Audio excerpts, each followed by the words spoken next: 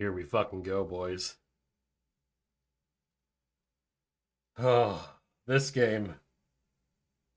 Well, before we get into the game, how's the audio sound? This is the first time I've used an Elgato in 7 years. So I'm not, I think things are set up right, but just want to make sure before we start fucking around with things. Okay. Okay, good. Excellent.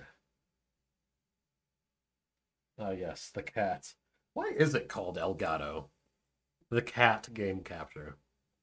Strange.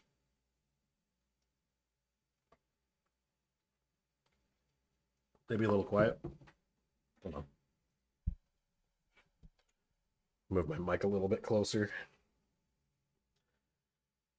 I have a bit of a weird setup here. This was not a desk space that I had intended to well, shit, I didn't intend to stream with this desk when I bought it in the first place, but certainly not to have an Xbox at my feet and wires everywhere either. Why Halo 5? Why not? Why the fuck not? At my feet? Well, I can't fit it on my desk. I don't have any space left. I have two monitors in front of me. I have my laptop in front of that because I have the game running on one monitor, which means that I have to use the HDMI instead of DisplayPort, so I can't use this to see the chat. The other monitor right next to it has the Elgato capture on there so that you guys will be able to see that. I know it's on the intermission screen, don't worry, I'll change it. And then you guys are technically on my drawing tablet, which is on. So I have an L shaped desk. So my main two monitors are right in front of me. To my right is my drawing tablet where I see all the stream stuff and you guys. And then I have my laptop right in front of me so I can better see the chat. So I have a little bit too much. And then I have my Elgato wires all over the fucking place. Are you drawing us to look pretty? No. Not quite. We are art. There you go. Something fun for y'all. Yeah, I thought it would be fun to revisit a classic. Can we call it a classic? It's been 10 years. Chat is Wolf's artistic masterpiece. Playing Halo 5 for the first time was a very interesting experience, gameplay wise at least. Yeah, this is the first time, well, not this stream. I have played it in prep. I played it on Legendary, got all the skulls and audio logs and shit. Because mostly, I had to get used to playing Halo on a controller again. And I think I'm getting used to it. Halo 5 in particular is kind of fucked up with its controls. They had to do an update early on when the game released because the dead zones were all fucked up. And so Halo 5 is the only game in the entire series where the shooting does not feel like literally every other game. And so I had to not only get used to playing a first person shooter with a controller again, but I had to do it in like the most fucked up control scheme in the entire series. So so I played through the game on Legendary and got all the collectibles and shit, so we're not gonna worry about any of that. And now that I played it on Legendary, I never have to do it again. At least not solo. Solo Legendary in this game fucking sucks shit out of the ass of Christ. Absolutely goddamn horrible to play. Especially when it gets to the fucking boss fights. Luckily, this time I knew about the Warden Eternal skip at the end. I didn't know about that when the game came out because I just blazed through the whole thing on Legendary my first night, or rather, the first night it came out. And I remember that fight taking me like an hour and a half because it was such fucking horse shit. Only to find out like 2 months later that you can actually skip the entire thing if you like dash off a ledge and then ground pound onto the ledge where the bridge previously was. And I did it that time, and it was great. I loved it. I didn't have to fight that horrible goddamn three warden boss fight. But I also did a little bit of research because I remember it being such a big deal. I guess we can turn on the. There we go. Now you guys can actually see something. I remember it being such a big fucking deal when the game was being advertised that the guy who did Republic Commando, he's the director. I'm not sure if he's the director, but I know um he worked on Republic Commando and then he worked on Halo 5. And I remember 343 making this big deal of that like, oh shit, the guy who worked on Republic Commando is working on this and it's going to have like Republic Commando style team mechanics and shit. And so I was like, all right, well, how about I play Republic Commando and compare? And holy shit, if you guys haven't played Republic Commando, you should actually do it. It's actually kind of good. So I played it before, but it was a long, long time ago and on my PC. I played this one on. I played the Xbox version because I wanted to compare the control scheme specifically. And the game's story is like basically vapid. There is no story really. It's just like a clone on your comm system telling you do this, do that, do this, do that. Explosion, new mission. There's not really much of a narrative to Republic Commando, but the gameplay is actually pretty awesome. I was playing it on hard because I firmly believe that like you will never really understand like the mechanics of a game unless you play it on its highest feasible difficulty, and especially if you want to stress test how those mechanics actually work. And while Republic Commando is actually a pretty easy game on its hardest difficulty, it really did get me to engage with the squad mechanics a lot more. And like throughout the game, I am using the squad mechanics almost as often as I'm actually moving and shooting.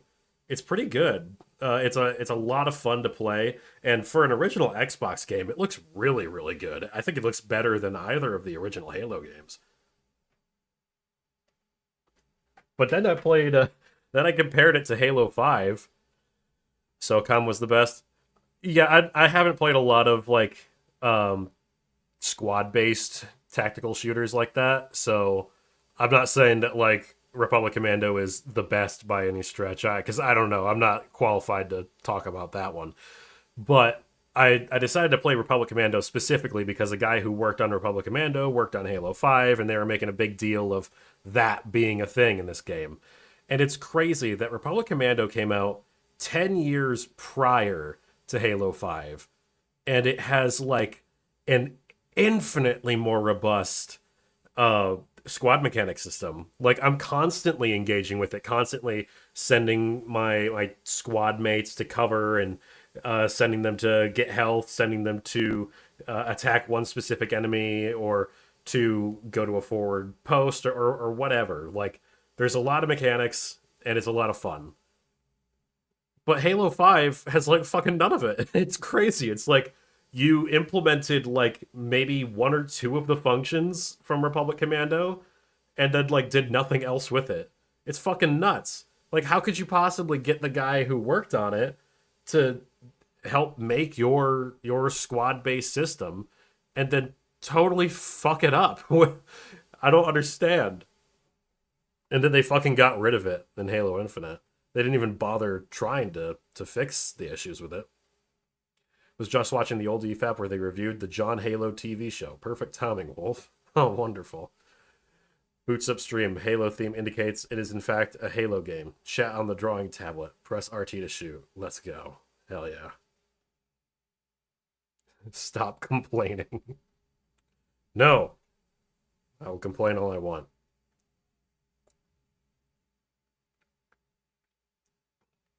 Remember what RLM said. They're starving African children. Do you think Locke was a starving African child before he became part of Oni? I don't know. He doesn't have much of a personality. But it'll be fun to play it. It'll be fun to talk about it. And it'll be fun to give my hot take and justify that hot take throughout the course of the stream. Here's my fucking hot take. Halo 5 is an infinitely, yes, pun intended, infinitely better game than Halo Infinite. It has a better story than Halo Infinite. It has more compelling gameplay than Halo Infinite. And its level design is way more interesting than Halo Infinite. I know we're kind of scraping the bottom of the barrel when we're like, what's better than Halo Infinite? It's like everything. But I feel like there's a lot of people who like saw that the art style was like not as cringe in Infinite and saw or listened to the music and was like, that sounds kind of like Halo is supposed to. And then they just kind of like totally bypass the fact that the story literally doesn't make any sense at all. Like I was thinking about it the other day, and genuinely, you have to do way more homework for Halo Infinite to make sense than you do for Halo 5. Halo 5, rightfully so, got shat on for having to read like 12 different books to understand what was going on. And it's a little bit excessive, or rather hyperbolic. You don't really need to read that much. I mean, granted, I think any external source material that you have to engage with to understand the plot of a game is bad, no matter what, because you shouldn't have to do that to understand the plot of the game. But you can generally understand, like, going from Halo 4 to Halo 5, you can tell what's going on. The problem is when Cortana's like, oh yeah, the domain saved me. And it's like, what's that? And the game just doesn't bother explaining it. Or why is Buck here? And then, well, that's in a book. So like it's weird things that are like, what happened to make you here? But otherwise you can generally tell what's going on. You have literally no basis for who the Banished are unless you play Halo Wars 2, an RTS game that most Halo fans aren't even going to engage with. I mean, imagine going from the ending of Halo 5 to the beginning of Halo Infinite, and suddenly there's a new Covenant force called the Banished, and you haven't played Halo Wars 2, and you have no idea who these people are. The Guardians are just gone. The Prometheans are just gone. It's not just like a bunch of like external like games and books that you have to engage with for Halo Infinite to make sense. It's also like a sufficient amount of meta knowledge, because like the meta of why are there no Prometheans is that, well, people didn't like them, so they took them out. So like there's just so much you need to understand for Halo Infinite to make sense. And like for me, and for a lot of like the most passionate fans, like who are keeping tabs on the series pretty regularly, like it was understandable, but then I have to like take a step back and say, like, okay, if you didn't play Halo Wars 2, does Halo Infinite make sense? And the answer is no. The answer is like fucking nothing in that game makes any sense. I can't believe I'm saying it, but Halo 5 has aged significantly better than Halo Infinite ever will. And I think there's a lot more soul to this game than Halo Infinite had. Because at least there was a vision. It wasn't a good one, but it was there. Halo Infinite is, or yeah, Infinite is clearly the result of a bunch of people who didn't know what they wanted to do and didn't really care that much. And we are going to talk about it. Did the Didact die? What about Halo Epitaph? To my understanding, the Didact has died like 3 times. He died at the end of Halo 4, then he died in a comic, and then I guess he came back after the comic, and then he died again. This motherfucker dies more often than Kylo Ren loses.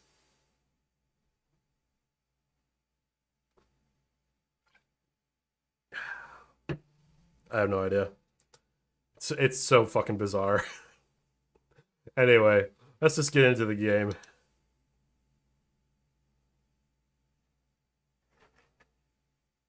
That's hilarious. I know. They could have had something with that guy, but they're like, nah. What if we never do? I've never played a Halo game. Any chance of getting the first game anywhere not on Xbox? If you have PC, you can get the Halo Master Chief Collection, and you can get all of the Halos that are actually good, but on PC. And you get a shitload of mod support too. Remember Halsey? Fucking sequel games never allow you to stop for remembering Halsey.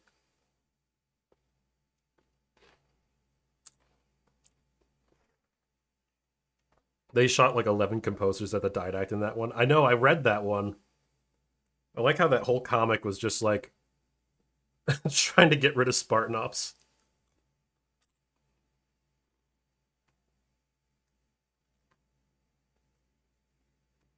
I like how that cutscene has nothing to do with the game. It never comes up again. There's no audio? Oh shit, I'm sorry. I'm retarded. They fixed MCC by now, right? It's been playable for a while, yeah. There's like tiny little things here and there that are like, eh. But for the most part, it looks good, it plays good. Over the last 72 hours, 5 colonies have experienced identical events. Massive destruction, Forerunner and Origin. And Dr. Catherine Elizabeth Halsey has managed to contact us. She claims to have information on these attacks. Halsey is currently in Covenant custody on the surface of Kamchatka. Your mission is Here I am playing another Xbox One disappointment on PC. James, are you playing the Gears of War remake? Don't tell me you're playing the Gears of War remake. Understood, Commander. Good luck, Spartan Locke. Infinity out. Tracking gear online. Affirmative. Say, before we make this jump, anybody want to say a few words? I figure if God Dead Rising 3? everyone else. I never played those games. Locke, you buying first drink when we're done? You ask, you buy. Right. This was 1 year after The light is green. after Avengers: Age of Ultron, and so they were like, "What if we just literally ripped off the beginning of Age of Ultron?"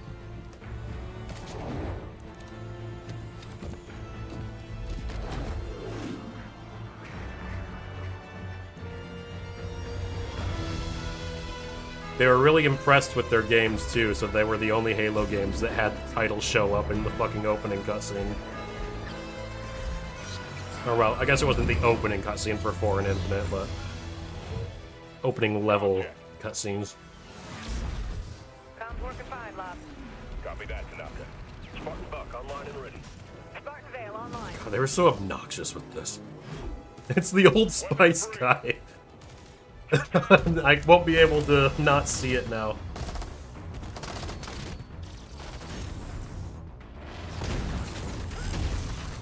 Halo Infinite apparently is getting its story finished with a book called Edge of Dawn.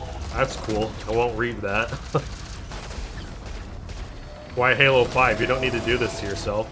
Because on average I get more super chats if I play shittier games.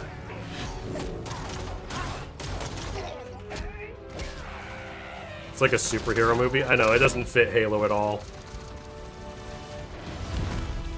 People are like, oh, but it's accurate to the lore how they move. And it's like, yeah, I don't give a fuck, though. It looks like stupid shit.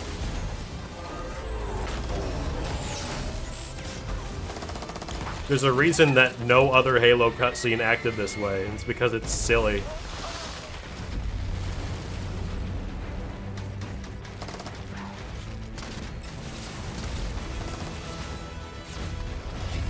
This cutscene looks like it would have been a neat level to play. Oh yeah, like jumping down the hillside.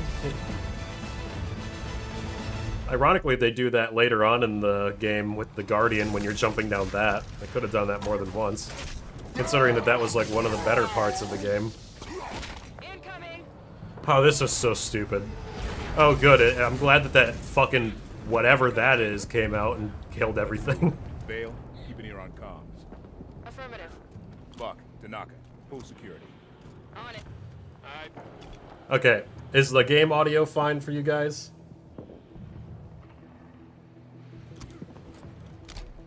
It's not like too loud. It's balanced alright. I could change it if I must. Also, I do know that it looks a bit washed out.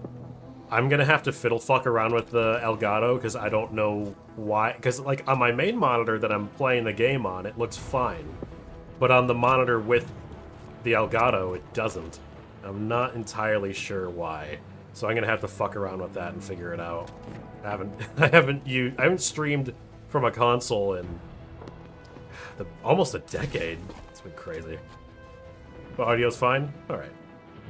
I can hear you over the game, so it's good. Okay. I've yet to play a 343 Halo game. Am I missing much? You're missing a lot of disappointment. Halsey and Jewel aren't just gonna wait around for us. Maybe we should get a move on. There are some, like, good, like, gameplay things in, like, some of these. Like, Halsey and Indama hold up inside a forerunner structure ahead. I will say, I played a bit of the multiplayer recently, because I haven't played Halo 5 in 6 years, I don't think. God, when did MCC come to PC? Because that was the last time I had a... That was the last time I even had an Xbox. Once it came to PC, I was like, oh, I didn't need this anymore. Which is funny, because I ended up regretting it a couple years later. Contact. But the multiplayer of Halo 5 is pretty fun. It just doesn't feel anything like Halo.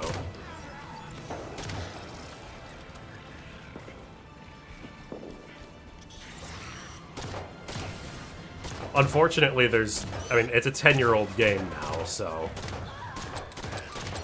God, my aim is fucking shit in this game. So, like, there's not many people playing Halo 5's multiplayer. And the ones that are, they're mostly just playing either Warzone, or they're playing Ranked Slayer. So if you're, like, down for getting really sweaty in multiplayer, it's great. Because the competitive scene for Halo 5 actually was pretty solid. Move on toward Halsey's position.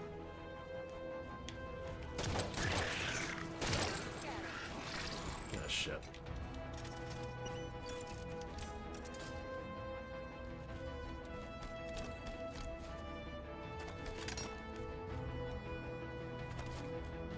The Magnum sounds so wimpy in this game. I don't like the sound design, but I do generally like the gun itself. Like, it's fun to use for the most part. I just wish this game wasn't so fucking stingy about ammo. You could tell that they only cared about the multiplayer component of it. Because, like, Halo 4 was stingy about ammo already. And then they were like, alright, well, what if we gave you, like, half that amount of ammo in Halo 5? And I think it works fine for multiplayer, it's just that it doesn't work fine for campaign. I don't understand why they didn't just, like, have a degree of separation between the two. That would be rough. Might want to consider flanking them. Move smart. Fire with control.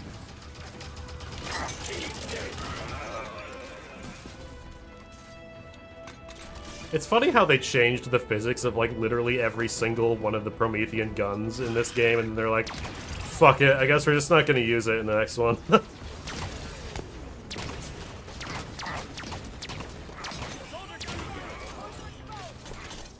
Halo 5 was ultra disappointing for me, though it's kind of representative of how my first year in college went. Trash.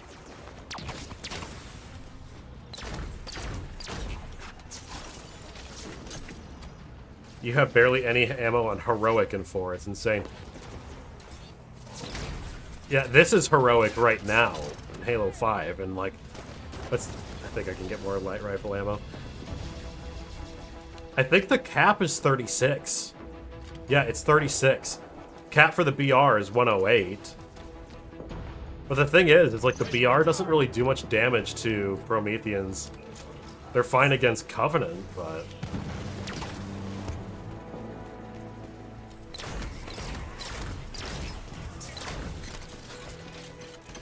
Promethean design philosophy is we thought it looked cool.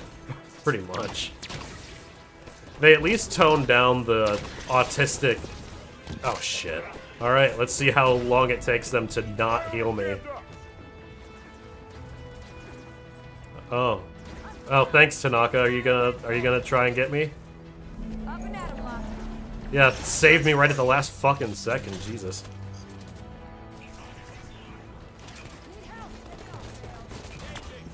When I was playing this on Legendary, I got really good at pausing and then quickly going down to resume from last checkpoint. Because on Legendary, well, anyway, on any difficulty, the friendly AI is fucking useless.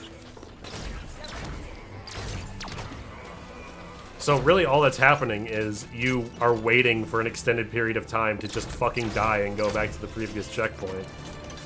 So it's like, alright, well, I guess I'll just fucking not bother engaging with the mechanic and revert from checkpoint instead. Hear about infinite now? Oh god, what happened? Oh, not being so infinite now? Yeah, I like how the 10-year plan didn't even last half that long. I think anyone who says that we're gonna have a 10-year plan, like that should just be the point where you say, alright, I'm passing on this game. Destiny did it, didn't last. I didn't even realize this until recently, but I forgot the Anthem had done that too. They wanted to do the 10-year plan. I don't even think they lasted 6 months. That Infinite was like 10 years. And it took them 4 years to have like about as much content as was in Halo Reach on launch. And it definitely, and they have the amount down, they don't have the quality yet. Never will either, because they're stopping development.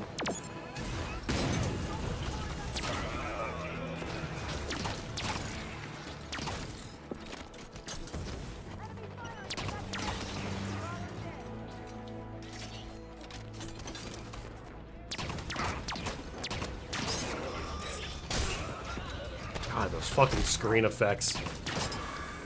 It's like they wanted to give you an epileptic seizure while you were playing the game.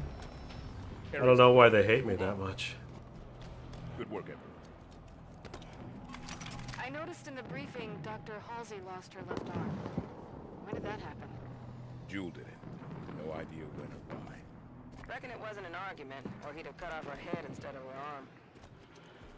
I love that exchange right there, because it's one of the funniest fucking things I've ever heard in a video game. Because for those of you that don't know, in Halo 4 there was this game mode that tried to replace Firefight called Spartan Ops. Spartan Ops was supposed to be like an episodic campaign continuation, which on paper sounds great. I'm like, yeah, fuck yeah, give me more campaign content.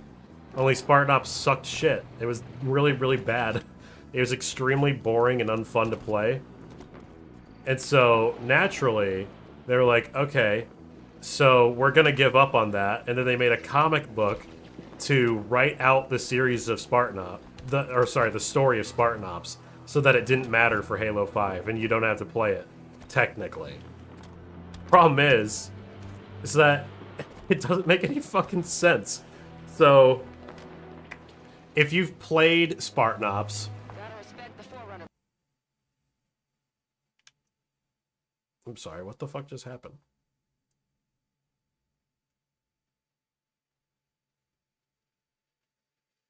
Oh, God.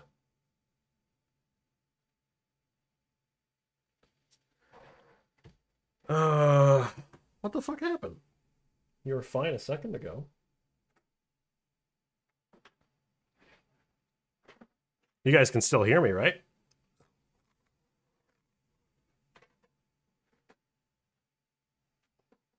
Three, 4, 3 shut me down. Peak Halo right there. Okay, you can hear me? Okay. Hold on just a sec. Oh, I think it's... No. What the fuck? You haven't moved.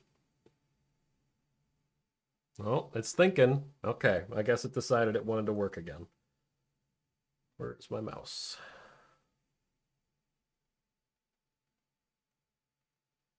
What the fuck? Where'd my mouse go? Okay. Alright, let's see. Planet without tripping over something they left behind. The rate of discoveries has been... Jesus Christ.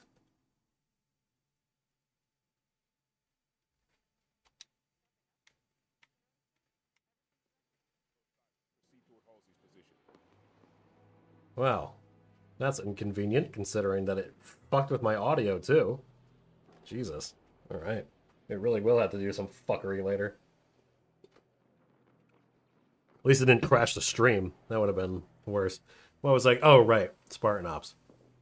Okay.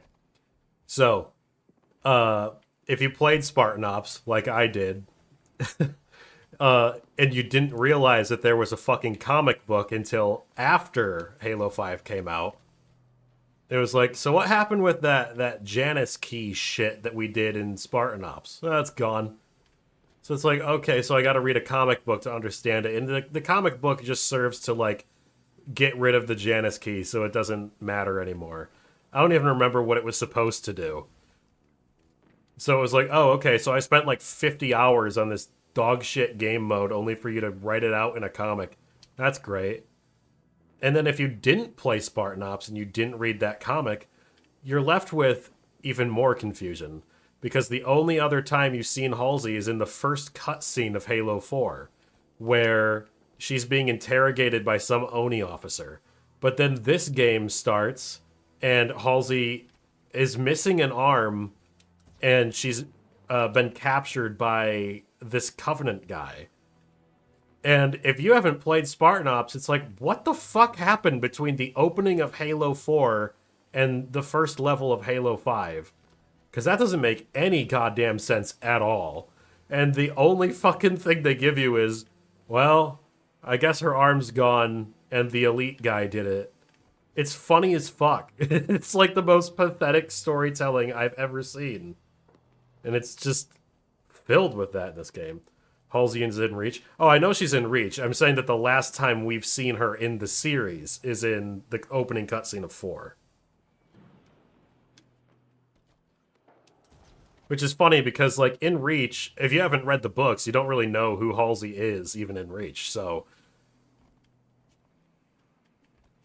it's really confusing. It's like, wait, why is she important again?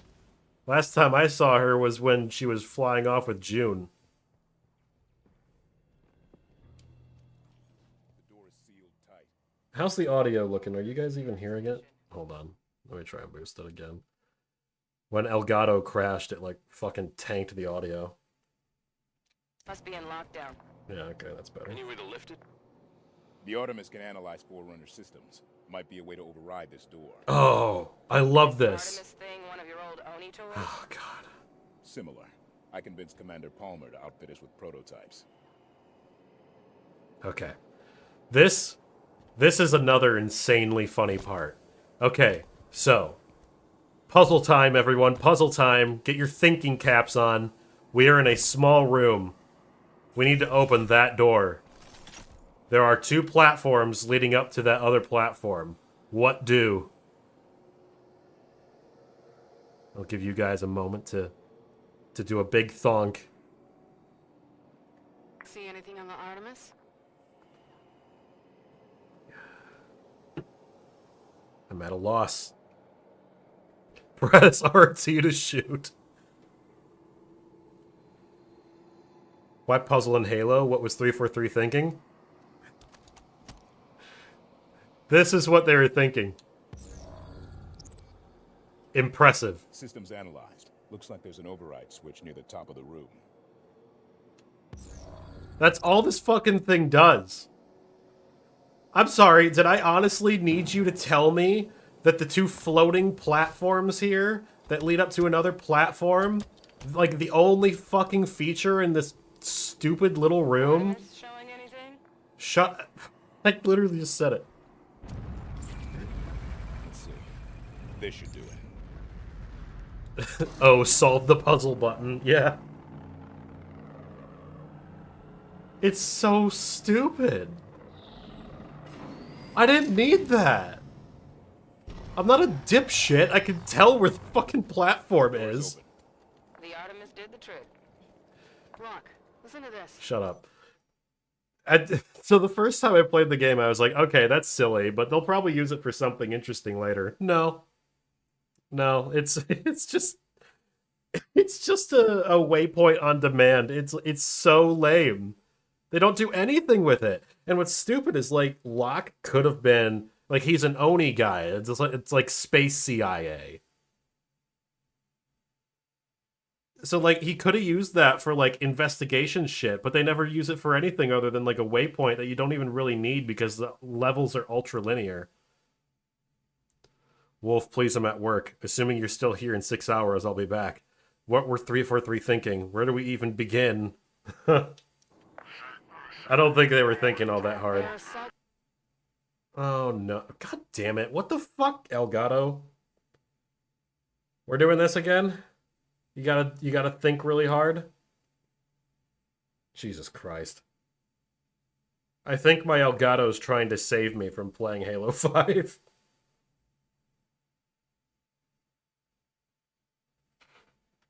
Hold on. Let me see if...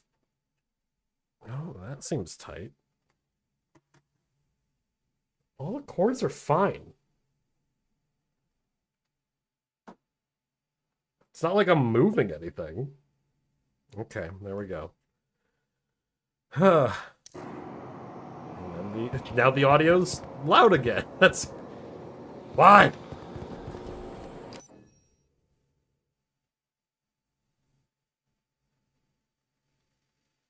I'll keep it at 20, let's see. And now it's too quiet. The game is doing everything, or Elgato is doing everything in its power to not make me play the game.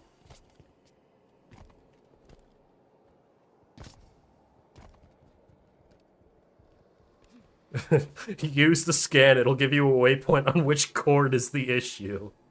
That's a good idea. Let's do it. Didn't work.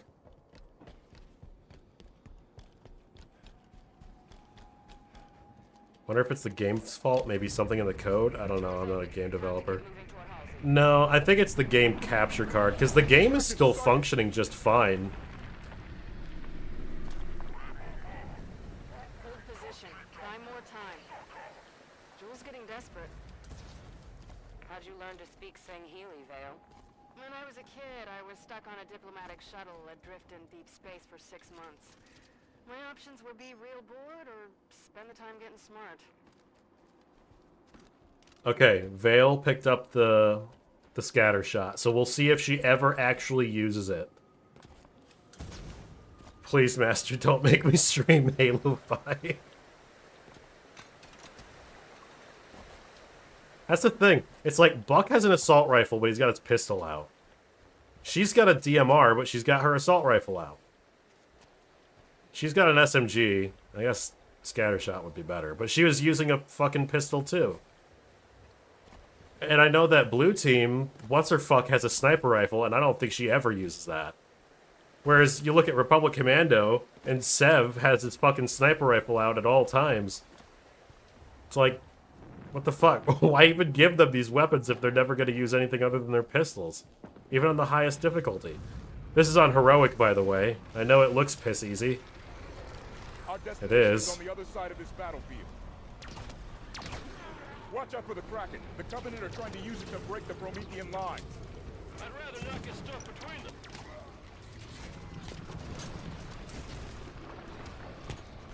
This is one thing I can say for this game. It does scale in really cool, big events like this really, really good. Which is something that Halo Infinite doesn't attempt to do at all.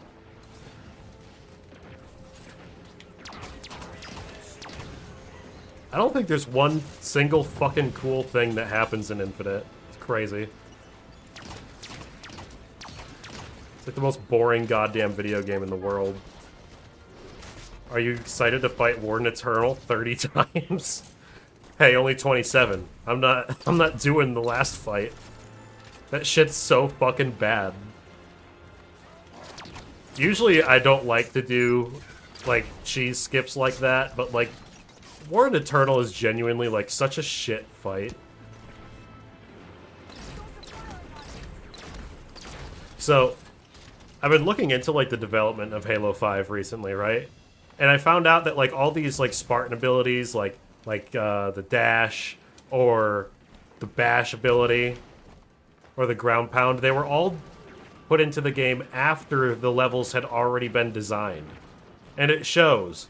Because look at this shit. What the fuck? Why even bother? I can walk around. This has slightly more justification. But you could just jump down from there. There was no reason to do it like this. And like, I'm totally cool with the idea of having these abilities to allow us to traverse the map in different ways. That's cool. I want to see more of that. It's too bad that they did it in, like, the lamest possible way. Oh, look at this! Oh, oh, we might even be able to climb up here. I wonder what's up here. Nothing.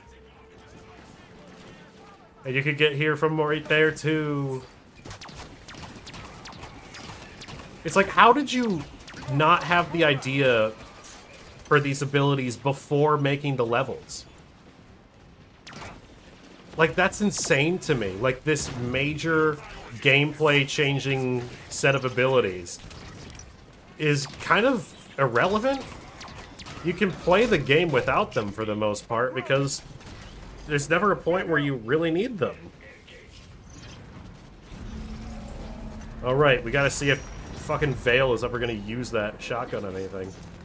What the fuck? She's using her SMG! Why did you pick up the fucking shotgun if you're not gonna use it, you stupid cunt?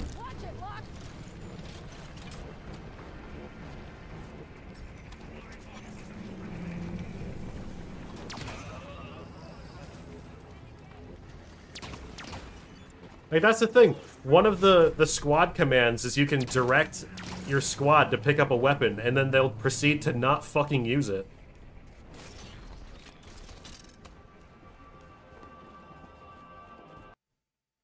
Really? We're doing this again? Good lord.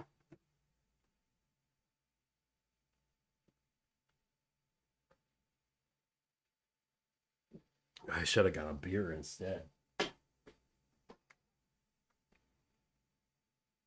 Are you there, God? Hold on.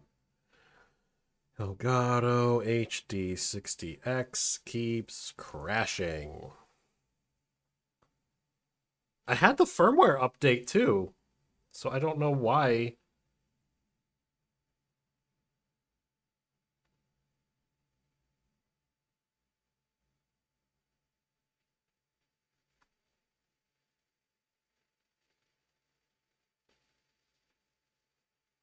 What resolution and refresh rate? Oh, that's great. It's a whole Reddit thread of people saying, yeah, I have the same issue, and no one having any excuse, any way to figure out how to fix it. Okay, so it seems like it's the software itself, not the actual card. Our team investigated the issue, and it only happened with version 2.101.16. Which version do I have?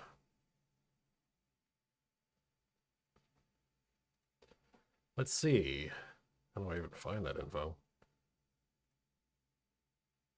1.0.3. Well, that doesn't seem like the same one. Wait, this is this different software. What's this?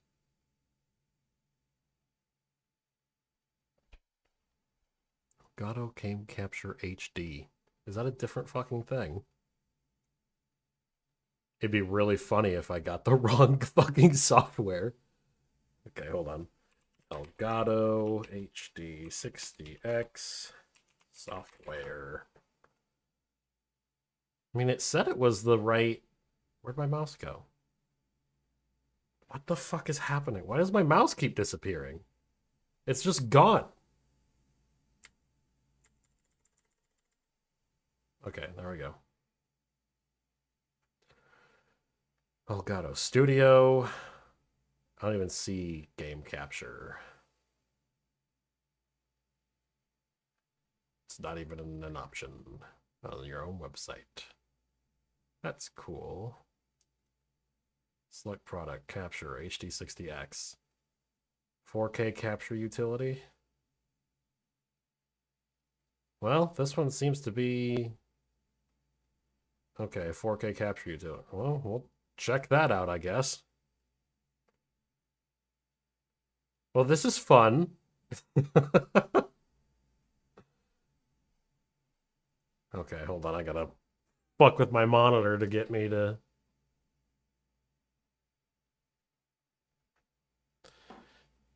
to see where I'm at. Merry Christmas. Played Space Marine 2? Also, you should get drunk again like you did in Gollum. I have not. I'm not really interested in Space Marine. You're a young man, Wolf. You don't have to do this. Well, you know. Alright, well, let's fuck off with this game capture shit, since that one just seems to not want to work. And we'll try this other one. 4K capture utility. Please wait while the wizard prepares to guide you. Alrighty.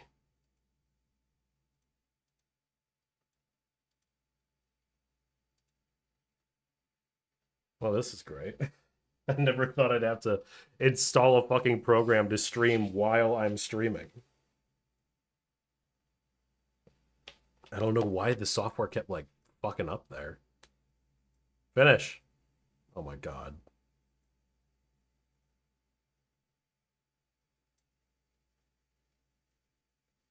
You know, I was joking before, but now I'm starting to wonder if if Elgato really is trying to prevent me from playing Halo 5. It would make sense. Okay. Let's see. This looks exactly the same. Slightly different. Oh! Hold on. Is that better quality I see? Is it actually doing HDR this time? Oh, maybe not. It still looks slightly washed out. Let's see. Settings. Device. HDMI color range.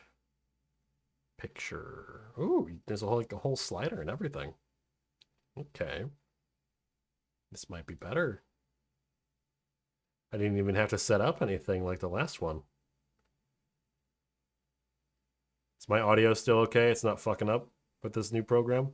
This is next level content. Okay, hold on. Let me...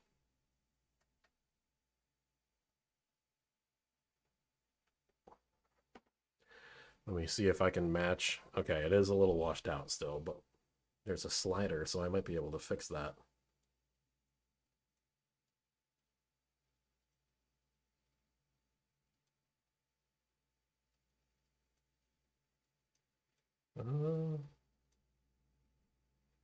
Well, you know, maybe if the slider actually showed me the differences while I was making them, that would, you know, possibly be better. Now, how do I do full screen?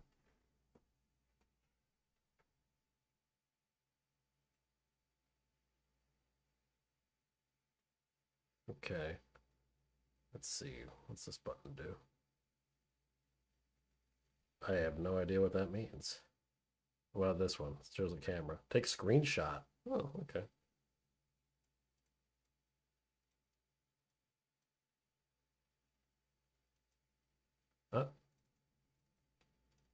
Not quite.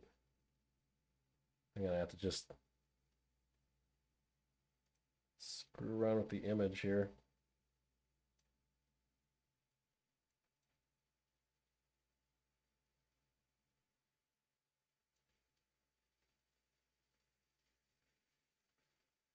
Not a perfect solution, but it does something at least.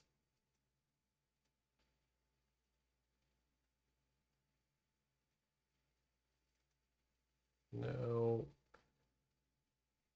Library? What's all this? Oh, that's just recording stuff. Okay. Well, this might work.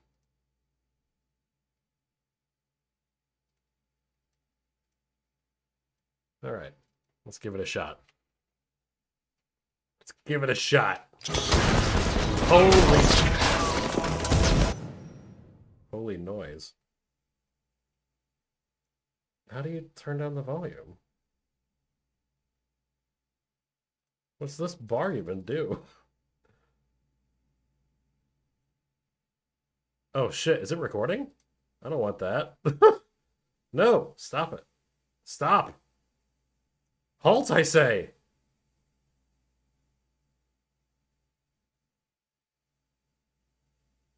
I don't... Okay,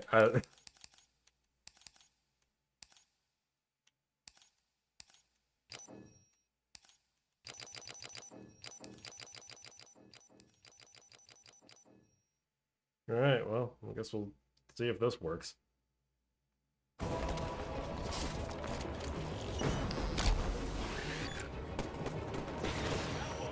Seems to. I'll turn it down just a tiny bit more. Oh yeah, this is the glitch that was in Halo 4. The fucking scope, like, dematerializes.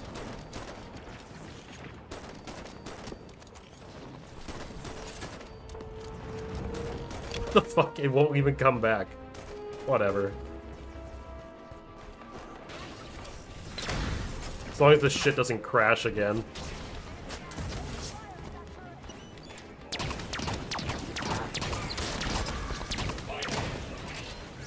The wizard is taking over. You shouldn't have trusted him. Oh yeah, go to the rock wall, you fucking idiots. No. Take that turret out.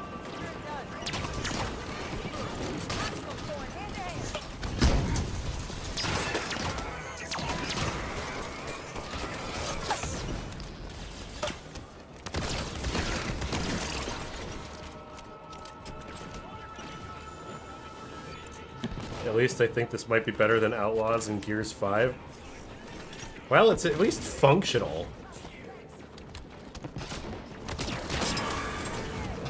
Like, it's not a good game. Well, the campaign isn't good.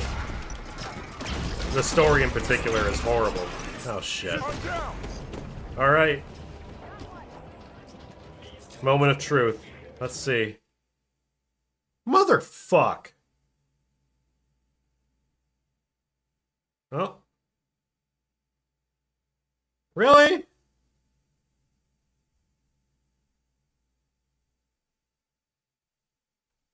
I don't even have audio on my end. Dude, how is this a program? I might just give this fucking Elgato back. This shit sucks. It really does not want me to play Halo.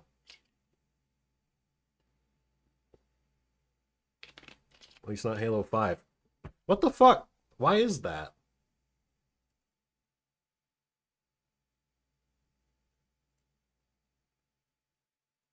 Like, this one fucked up so bad that I don't even have audio coming from the actual thing anymore.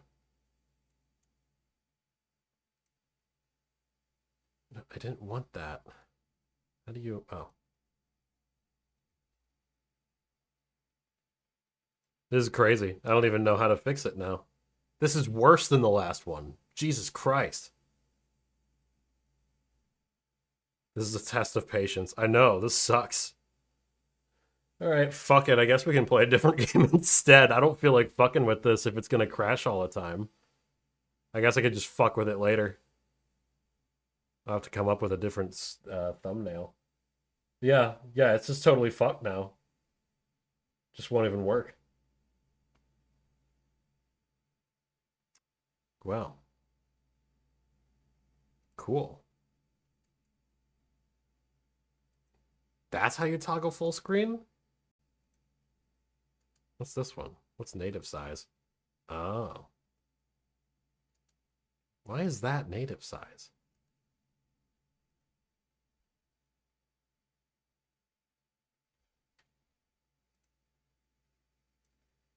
Yeah, it's... what the fuck? Alright. Well.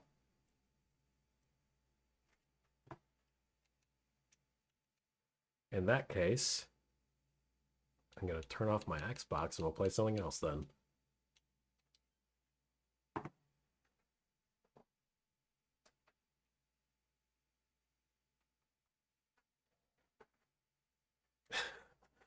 Try a more action-packed game like Stardew Valley. Did you ever play the RTS Halos? Yeah, I didn't really like them.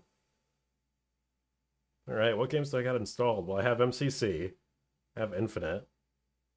Oh, you know, we could play multiplayer. I suppose that would be an option. Most of the games I have are, like, story-based.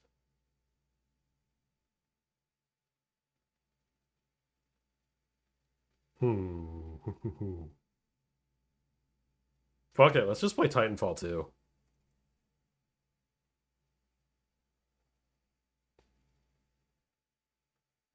Elgato was saving me from playing Halo 5.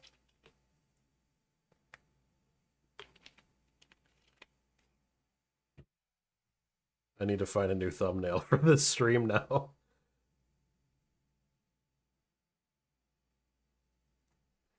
Titanfall 2. If I believed in God, I'd use this as evidence of divine intervention.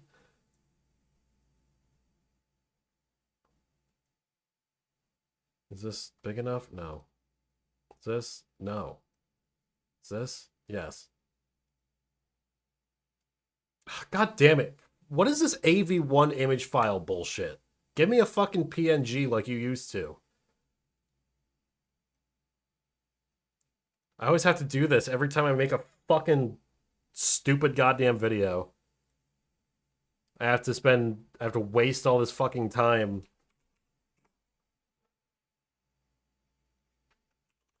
converting images to PNG because I guess fucking Google decided it didn't want to do that anymore. So now everything is like WebMP or something, or AF or AV1F. I hate it. The internet gets worse every year. Well, I guess I can bring you guys back off of the art monitor. Sorry, you're no longer art. No longer capable of being art.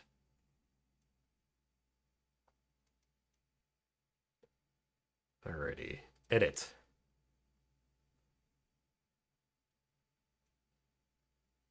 And I spent so much time on that thumbnail. A whole, like, couple minutes. Change. There we go. What are we going to call it? Titanfall 2 and chill. There we go. Gaming. Titanfall 2. Alrighty.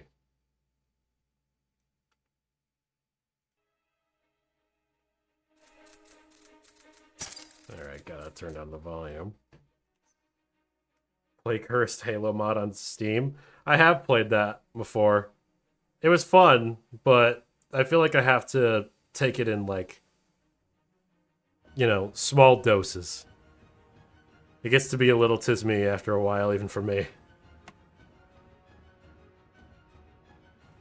Okay. There's a multiplier.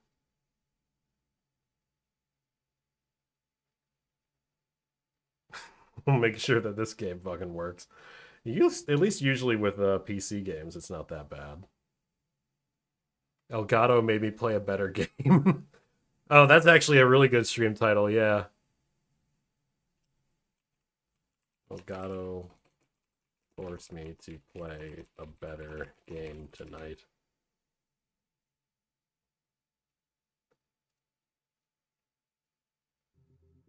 Good lord. Okay. Alright, pull up OBS. Oh. Is it not on borderless full screen? No. Oh. Huh. I thought Titanfall 2 did have borderless full screen. I guess I'm wrong. We'll see if it actually finds players. Sometimes it doesn't. Oh, good. Okay, hold on. Control 2? No, that's the wrong fucking monitor. That's great. Ugh. Hold on.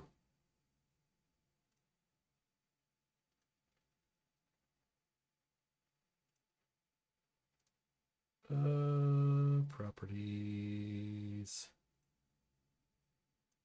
Oh. Yeah.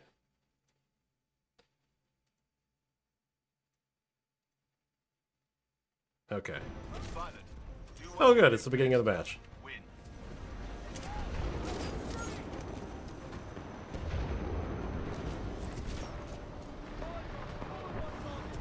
This game has always been reliably fun.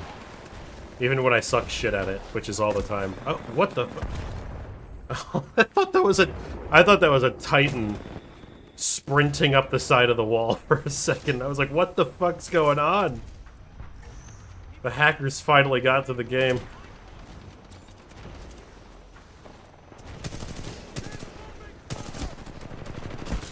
Oh. That's two down. Oh. Aggressive streak. Okay, I'm gonna call bullshit on the fact that I got those 3 kills. That was total accident. I should have died like 6 times over there.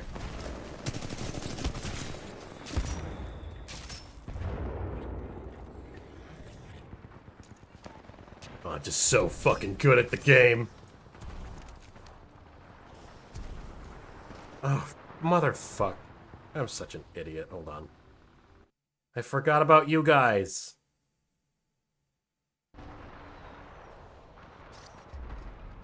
Oh, for that matter, but whatever.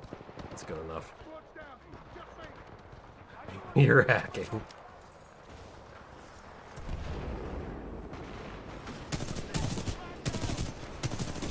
You know, I remember back in, like, OG Modern Warfare 2 days, seeing, like, one of those, articles about, like, here's how you hack your Xbox. And I remember it was, like, some retarded cope where someone, the guy who wrote the article, was like, hackers are just like you and me. They just have fun playing the game in a different way. And even back then, I was like, oh yeah, they have a lot of fun by making the game worse for everybody. How nice of them.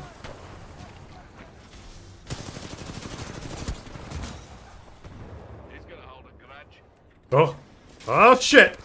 Oh, fuck! God damn it. I totally fucked that one up. Pilots, your Titan is standing by. Kotaku? No. This wasn't like a news article. This is just some, like, bullshit blog website or something.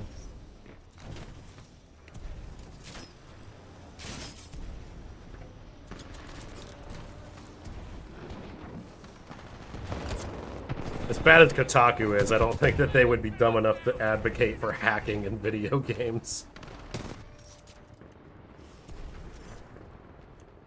I don't even think the people who would listen to Kotaku would be happy with that. Stand by for Titanfall. MySpace page probably. No, MySpace was dead before I even started. Oh, I didn't realize this is the Titan I had.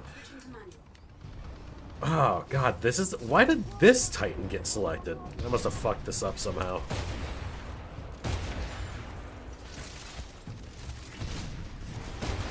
I'll figure it out. God, this gun sucks.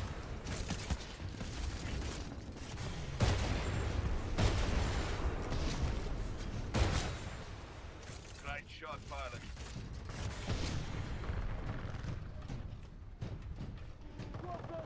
Yeah, no, MySpace was dead well before I ever started using the internet. God, I never use this Titan. I don't even know what abilities it has.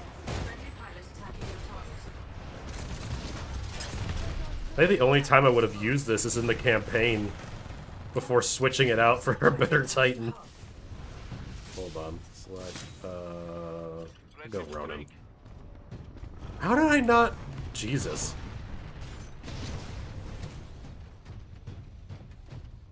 The enemy team must be insanely bad. Well, no, they're winning. What the fuck's going on? I feel like I'm failing upward in this match.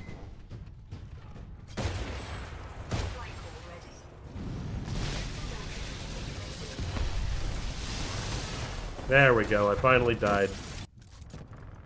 Oh, well, I guess I did die earlier, too. We'll go that one.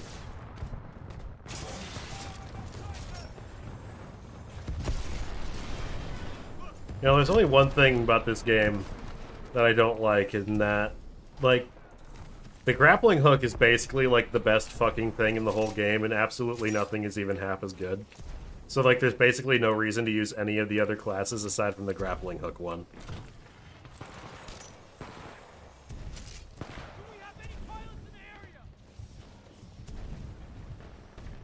Insanely strong shots when fully upgraded? Yeah, probably. I don't like the way it shoots, though.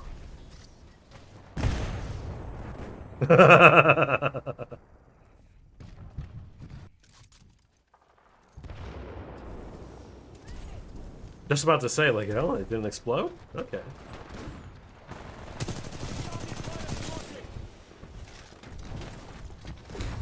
Oh! What the fuck? Did he just... Okay, I need to see that replay. Was he invisible? No, he was... Oh, he slid. That's why I didn't see him. You know, Halo has had slide ever since Halo 5, and I don't feel like it's ever added anything to the game at all.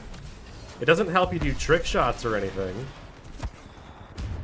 And it doesn't get you low enough that you can substantially avoid shots.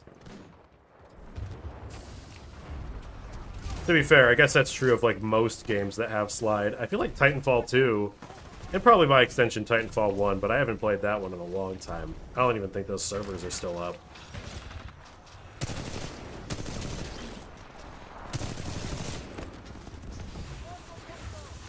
Like, the sliding actually helps a lot, because you can do, like, a whole bunch of trick shots and get around the map. Or, not trick shots, I guess just tricks, really. Because it almost, like, boosts you. There's a lot of, like, compilations I've seen of people that, like, can just race around the map like it's fucking nothing in, like, seconds.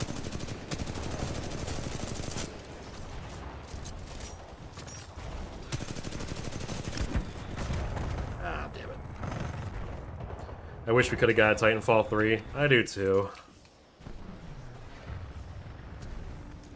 Titanfall 2 was like one of the last games where it felt like it was made by people who like actually gave a shit about making like a really good multiplayer game. It's so difficult for me to find any multiplayer games that I actually fucking like anymore. Like Titanfall 2 is one of those games I can play and I can like get my fucking ass kicked. And I'll still have a lot of fun with it.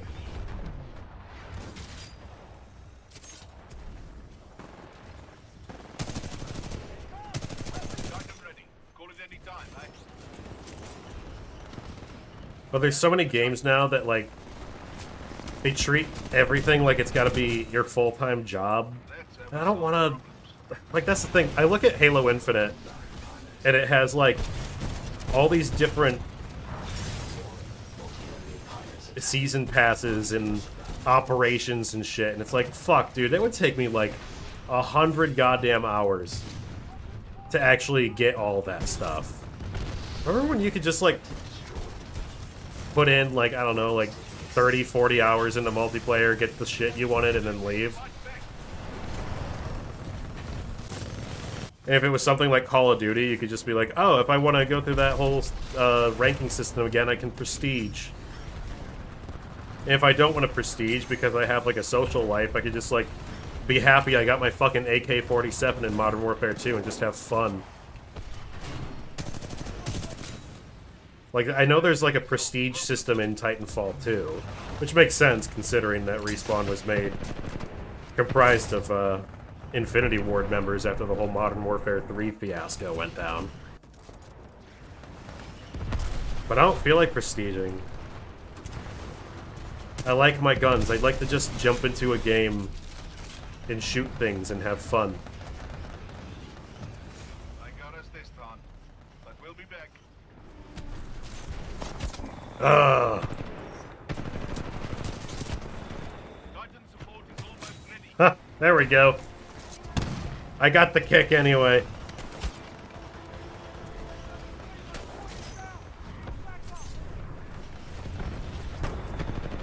Ah, shit.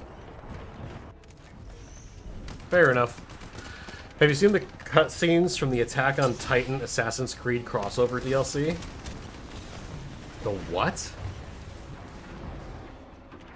Attack on Titan Assassin's Creed crossover DLC. What the fuck is that? I feel like you're speaking a different language to me.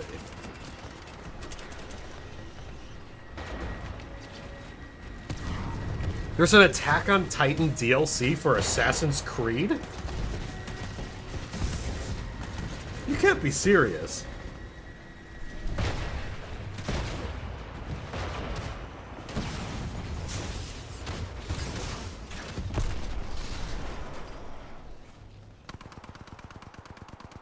There's really an attack on... In Assassin's Creed? The fuck are they doing? Hold on. Now I need to see that. Okay, that's the, there we go.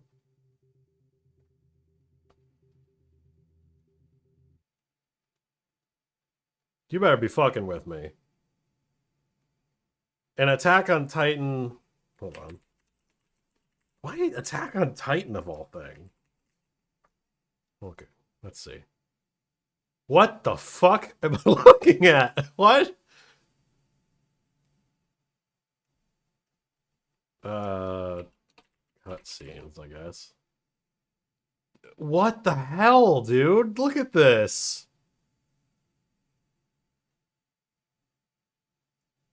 Look at that. Dude. That looks like a fucking PS2 model. What the hell?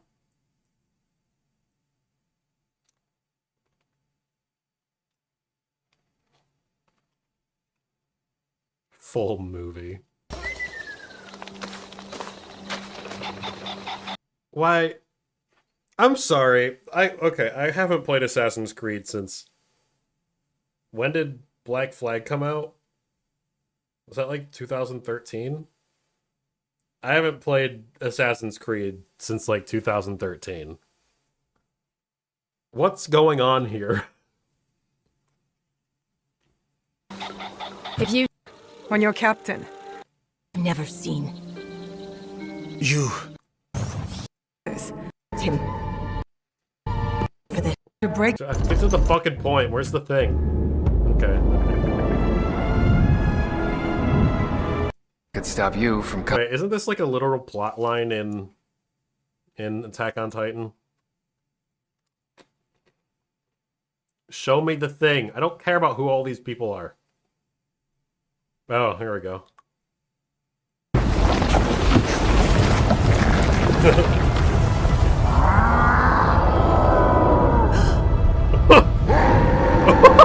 Oh my god, hold on. Jesus Christ. Why does he got tits? Holy shit.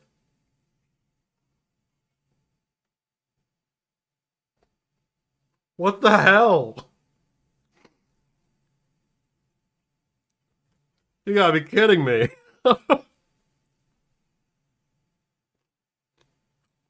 What were they thinking with this?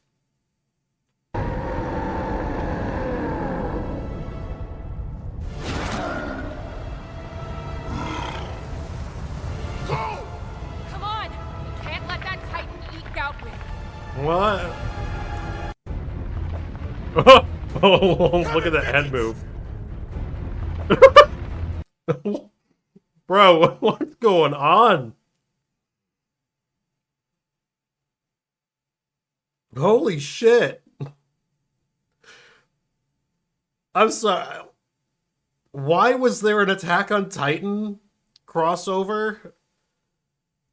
I'm so out of the loop with I'm so out of the loop with Assassin's Creed. Why was this a thing?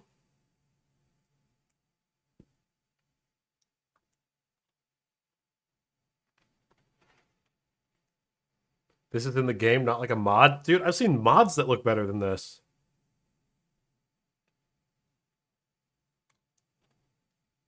Money? But why?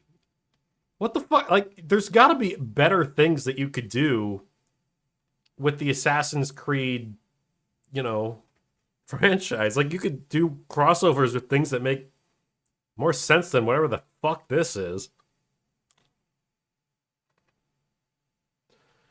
This was a real thing sold for real money. Wait for the Black Samurai scream. Facial animations are hilariously bad.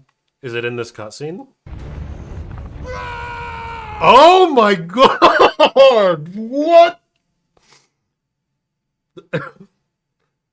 Why is he making the same expression I make when I'm taking a painful shit? His face does not match that scream at all. Roars. What? What the fuck was that? $70 game. What the fuck? I need to see that again.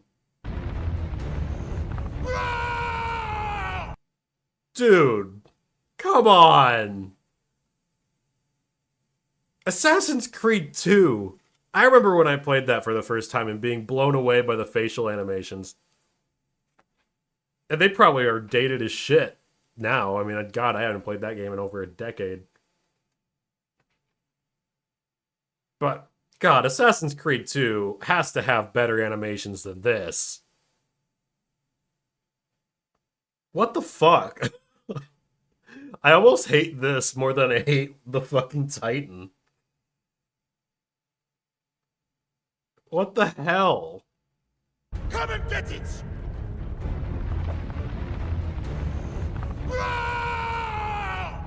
Oh my god.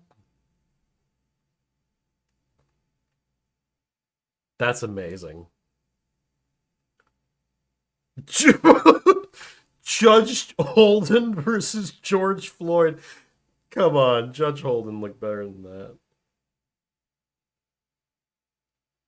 Wasn't Judge Holden bald? Pretty sure it was bald. What the fuck?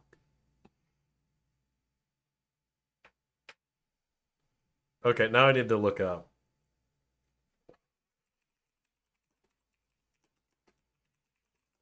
I know that they had better facial animations than that. Okay, hold on. Get to the point where Ezio's on screen. Oh, well. To wait. That's... Trust me, okay?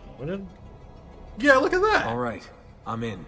Dude, that was better than anything from that fucking Assassin's Creed Shadows.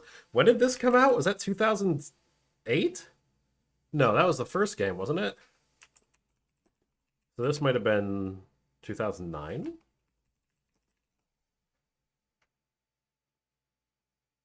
...2009. November 17th. Oh, damn. Just turned 16. Tell me what you need. Really? You're sure? I thought you'd Okay, I think this is one of the places I was thinking of. You have style, but endurance is what counts. Let's see how This many was of them you can 2009. before they get the best of you. No, show me some faces. Fratelli Auditori, why am I not surprised? You made quite a mess of yourself, young man. It's nothing, really. You must help him. That pretty face is his only asset. Fuck it. I gotta play these games again. I loved early Assassin's Creed. Save yourself the pain. Download the Ezio collection on Game Pass. Speaking of Titans, what's your favorite Titan class in Titanfall 2? Tone for life. Well, I actually have the discs for the Xbox 360 versions. Although, I'm still waiting on Brotherhood. That got messed up in the GameStop order somehow. But that's fine. By the time the game finally comes, I still won't even be done with Assassin's Creed 1. Ringy. When Ride to Hell Retribution looks better than a Ubisoft game. I'm pretty sure Ride to Hell Retribution at least had facial expressions, so... Oh, favorite Titan class. Shit. What is my favorite Titan class? I like the one with the machine gun. That feels a little bit generic, though. Hold on. I don't remember what the classes even were. But good to know that Assassin's Creed 2 looks as good as I remembered it looking. Let's see, Titan. Oh, I like Ronin a lot. That's fun. Ion's okay. Monarch. Legion? I wish I could like Legion more. I'm just really bad at it.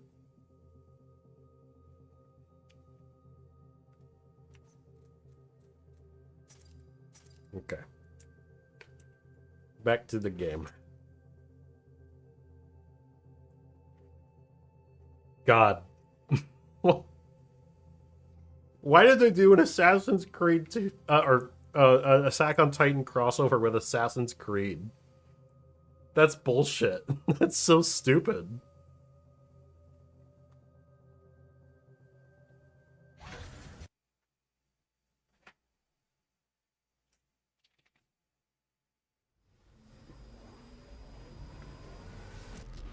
Because thing Japan, but like, why?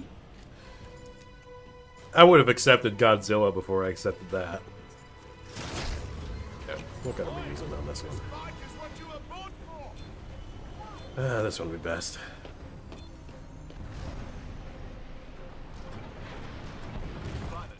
Do what you do best. You know, I love Titanfall 2, and I think it's an improvement over the first game in almost every way. But I do miss some of those maps from Titanfall 1. Titanfall 1 had a lot of really cool maps. Really imaginative. Way to get it started. I remember that one that was out in the desert where you had like those like flying aliens flying all around you. The flying aliens flying all around you. Yeah, that's great. The Demeter map was really cool too. There's also that night map. I don't remember what it was called, but... Oh, the one I loved the most, though, was that, like, Bayou map. I don't remember if... I don't think that one actually played all that well, but I really loved the look of it. Oh, shit. Hold on. I lost you guys. Technical difficulties all fucking day today. Where is my fucking mouse? Jesus. I keep losing the mouse. Keep losing Muad'Dib. It may pain you to know that Assassin's Creed Black Flag is getting remastered. Sorry to bring you pain. I barely played Assassin's Creed Black Flag. That was where I kind of tapped out of the series, because like I didn't care about the story anymore. Oh shit, hold on. Because once Desmond was gone, it was like, well, fucking what was the point of all that then? And then, I think it was Black Flag that did that thing where they're like, have you played our new game, Assassin's Creed Liberation or whatever? And I was like, wait, what? Like, it started to feel like Assassin's Creed was being a parody of itself, and I was like, yeah, I'm done.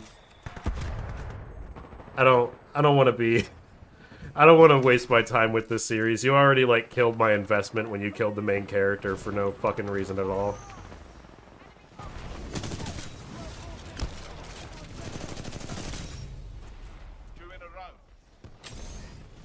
I know everyone, like, rants and raves about how great Black Flag was, but at that point I was just like, I don't care anymore. I'm sure it's as good of a pirate game as everyone says it is, but... yeah. I was just done with it at that point. I wish I could say the same about Halo. You have any idea how, like, great it would have been if I could have just dropped Halo after 4? That would have saved me so much heartache. Ugh. Desmond is now back as a digital ghost or some shit.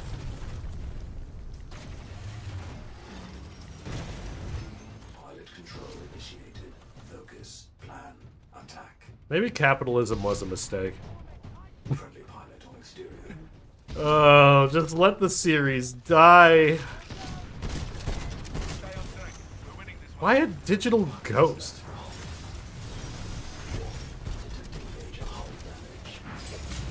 Oh, shit!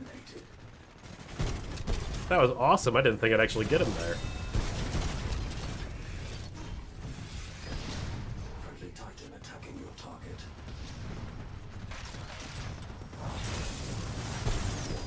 Enemy pilot attacking.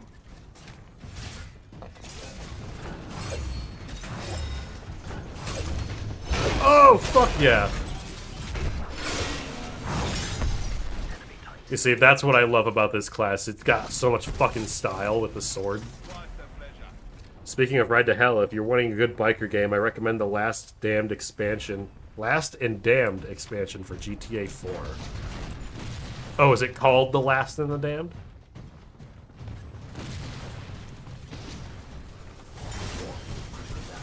I need to just play Rockstar games in general. I've never actually really played one. I played a bit of GTA 5. And I liked it a lot. I think I got sidetracked on something else, and then I just never got back to it.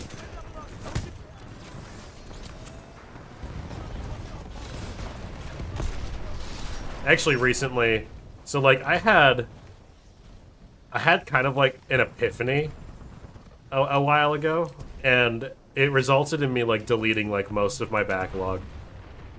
And I feel like so liberated now after doing that, because like I had something like 450 games on Steam, and there's like that website that's like howlongtobeat.com or something. And I took the time to put in every single game I have across Steam, Nintendo, well, I guess not really Xbox, and then PlayStation. And it was telling me that if I played like 3 hours every single day until they were all completed, it would take me like over a decade to do it. And I was like, you know what? Do I even care about most of the games that I fucking bought? Like, sure, like, I got most of them on, like, Steam sales and shit that I was like, ah, yeah, I'll get that at some point. But then years and years would pass, and I wouldn't get any of it, like, completed. I wouldn't even boot them up most of the time. And after a while, I was like, this is just sitting there, and it's making me feel guilty for playing games that I already know I like and want to play, because I'm not playing the games that I have but haven't played yet. And so many of them were like RPGs and shit, and at a certain, or if not RPGs, then big open world games that were going to take like 100 hours to beat. And after a while I was like, you know, it's been a while since I like just sat down and really mastered a game. You know, like I could say that like, and when I say mastered, I don't mean like, you know, being the best player, because I'm definitely not when it comes to multiplayer. I suck at multiplayer. It's fun, well, depending on the game anyway, it's fun. Oh, oh! Clutch.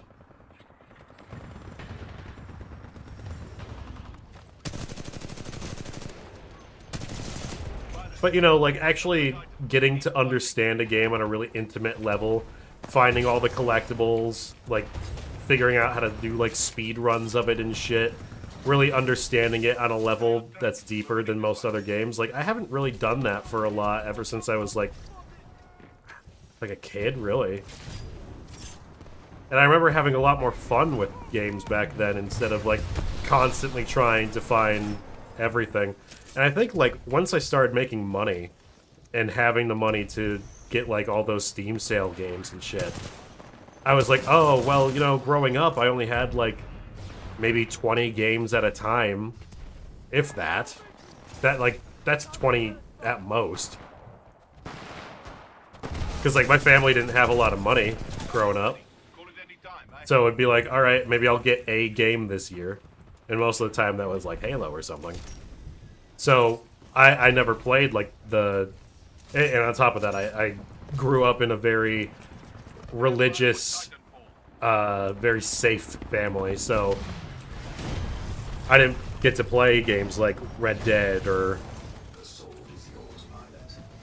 GTA. I didn't get to play a lot of games until a lot later, and so later on, then I was like, oh, well, now I want to play all the games I never got to play, either because I wasn't allowed to or because I didn't have the money for it.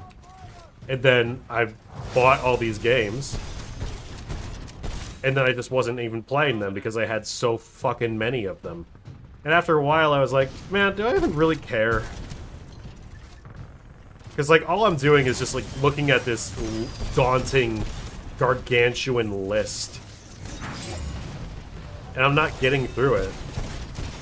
So one day I just went through, and I, like, really took stock of, like, what are the games I'm actually passionate about playing someday. And I lowered that, like, 450 games to, like, 120. And now it's like, oh, cool, so now I'm down to the games that I actually really do want to play.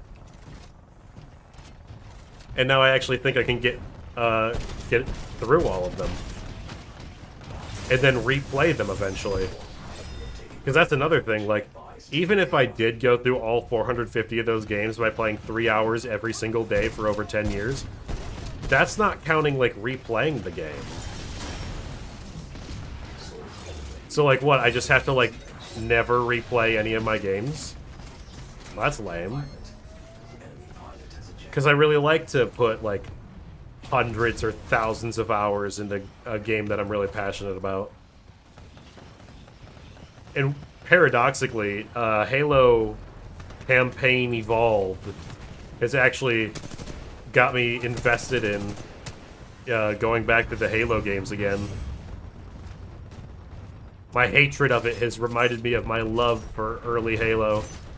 And I finally did that achievement that I've always wanted to do in MCC, where you complete, where you have to speedrun Halo Reach and complete the game in under 3 hours on Legendary. It was tough, particularly Long Night of Solace. Like, that fucking mission is hard as fuck on Legendary. Especially if you're trying to speedrun it, because I'm not very good at speedrunning. But I did it, and I got that bitchin' gamer tag. Or not gamer tag, it's like a little banner for your gamer tag in the menu. I know it doesn't mean much to anyone outside of me. But it was like, oh cool, I got that thing. I've been going through and getting achievements again just because I want to play them again. And so, deleting that backlog and actually narrowing it down to, like, what are the games that I really want to play, that was really good. That was really good for me. I wish I did that earlier, frankly. Well, honestly, I wish I didn't spend hundreds of dollars on games that I now don't think I'm going to play, but, you know, at least I got them on sale. I did the same thing with my music backlog, because there's so many bands that are like, you know, they're the ones that everyone says, like, oh, you gotta listen to this. Oh, if you're into this, you gotta listen to this. And I just have this daunting list of, like, so much music to listen to. But honestly, like, I remember first going through Marilyn Manson and being earnestly interested in what his music had to say. And I basically listened almost exclusively to him for 4 months straight. I still don't feel like I have, like, a full grasp of, like, everything all of his music is saying, but just, like, really getting super passionate about one band and taking a lot of time to go through it really gives me a lot more appreciation for it. Whereas instead, when I had that huge backlog, I was like, oh, I should listen to this because I haven't listened to it yet. As opposed to, oh, I really want to listen to it because I'm interested in it for this reason, or that reason.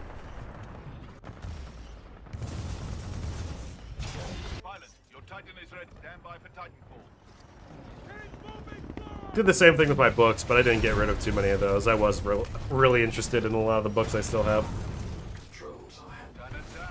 And with movies and TV, I was like, because there's a bunch of movies and shit that, like, people are like, oh, you gotta watch this.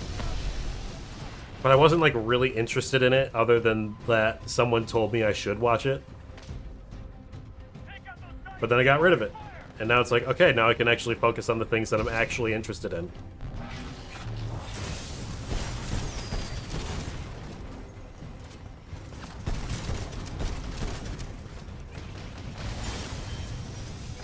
I don't know what got me on that topic. I forgot what the original question was.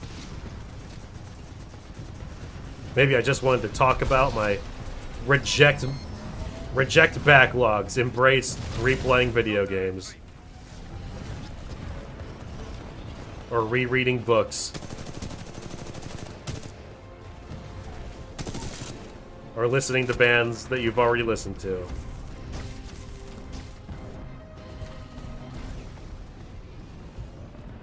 Do you still dislike Halo Reach? I dislike... So, there's a lot of things that Reach did that are really, really irritating.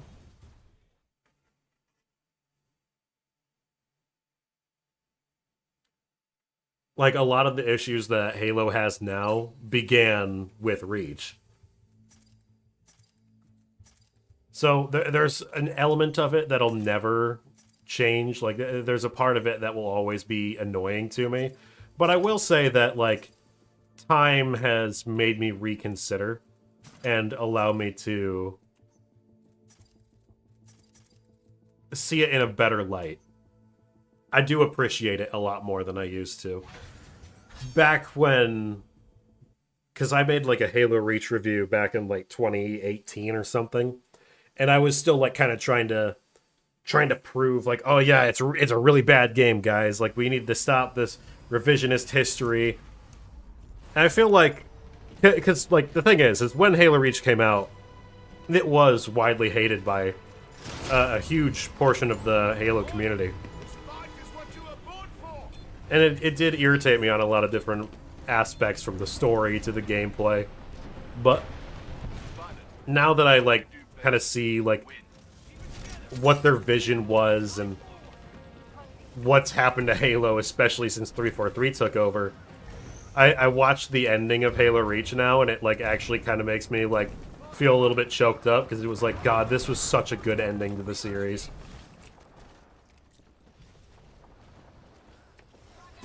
And while there's always going to be parts of it that are like, I wish you just, like, did it, like, you know, like all of the other games, I definitely appreciate it a lot more. And I do play it pretty often. So, I didn't mention it before when I was playing Halo 5, but I was playing it on the Xbox Series X. Don't worry, I did not spend $800 on that. Funny enough, my boss at work, my boss at work, as though I would have a boss anywhere else. God damn it. I'm so stupid.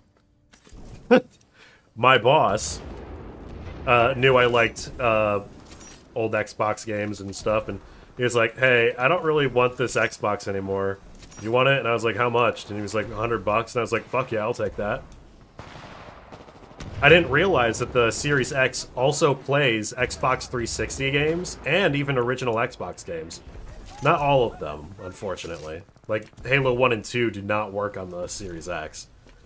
Which is kind of lame, considering that it's like, those should be, like, the games that work on it, but whatever. I still got MCC, and they're still going there. But I was like, oh, let's see what they're going for used at GameStop, and I was able to get, like, all of the original Halo games for, like, $8. So I was like, yeah, fuck it, let's do it. And they're not FPS boosted, and the resolution is a little fucky. But I've been replaying, like, the OG versions of them, and it's kind of neat. It's kind of neat. I noticed that Nightfall, the third level of Halo Reach, is darker in the original version, like, darker in terms of the lighting, than it is in MCC. I know that there's, like, little things here and there that MCC kind of fucked up. They're still playable, and, like, even for me, someone who's been playing Halo all my life, a lot of those things I would never have noticed if someone didn't point it out to me before. So, like, if you're gonna buy MCC, you don't have to worry about it being like, oh, this is the visibly inferior version. A lot of the things that are, like, wrong with it visually are things you just, like, literally wouldn't even notice if someone didn't, like, show you a side-by-side of them. Except for Halo 4. Weirdly enough, Halo 4 got really fucked by MCC. Well, that's okay. Halo 4 is not a good game anyway.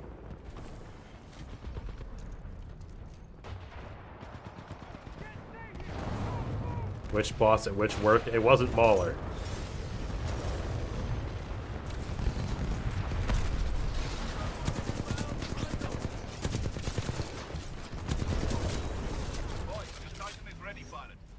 Oh, one thing I did, I'm sure some people will be excited to hear it. Since I was like, alright, well, I guess I want to get some Xbox games, since I now have an Xbox. What should I get that isn't Halo? Naturally, I picked up the original Gears of War games. 1, 2, and 3, that is. I didn't fuck around with Judgment. I remember that game really sucking ass.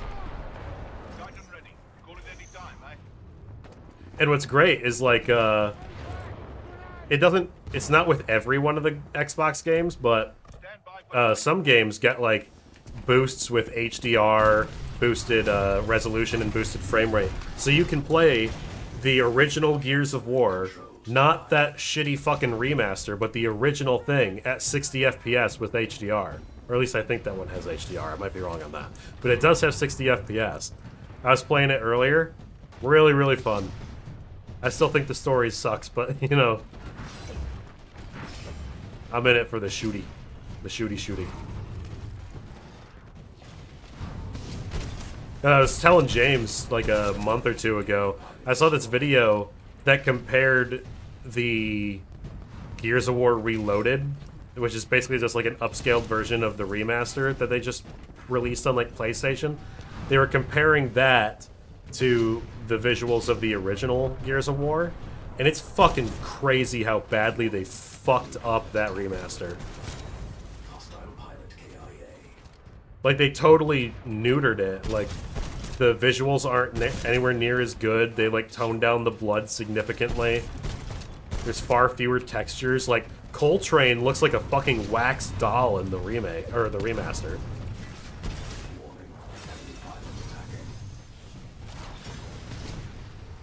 So I was happy that, like, they're not only playable on Xbox Series X, but they're actually in a better shape. So I can play the original at an acceptable frame rate. It's great. I'm actually kind of excited to play Gears 2. I remember that one being a lot of fun, even though the story is like twice as retarded as the first one.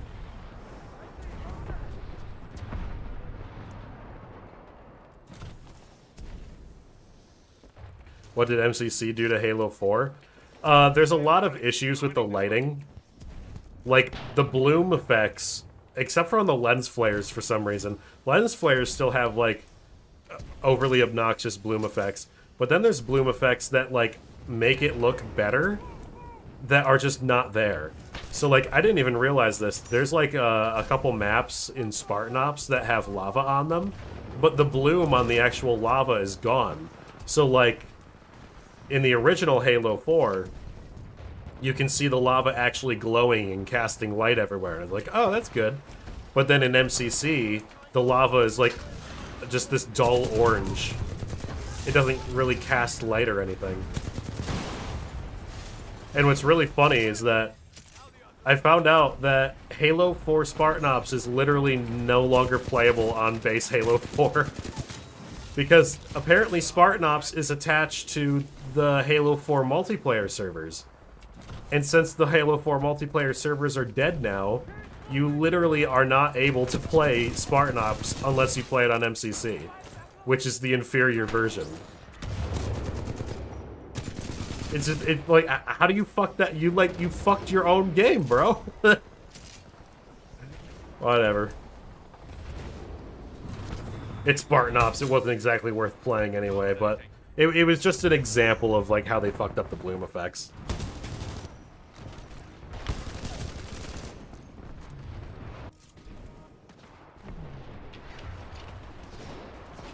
Gears 2 has outright the best gameplay.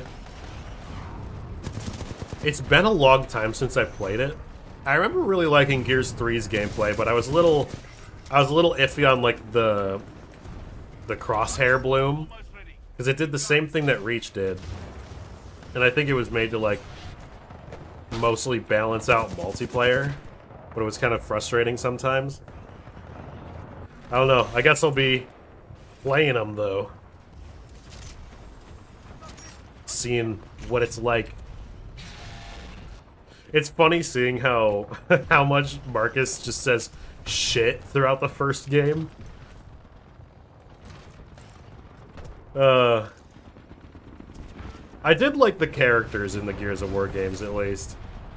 The story is bad, but, like, the characters are really, really funny. And chainsawing my enemies in half is pretty fun, too. My two main issues with Gears of War is that the plot is fucking garbage, awful nonsense. And the gameplay like never substantively changes in any of these games, aside from Gears 5, where I guess they changed it too much to the point that it doesn't even feel like Gears anymore.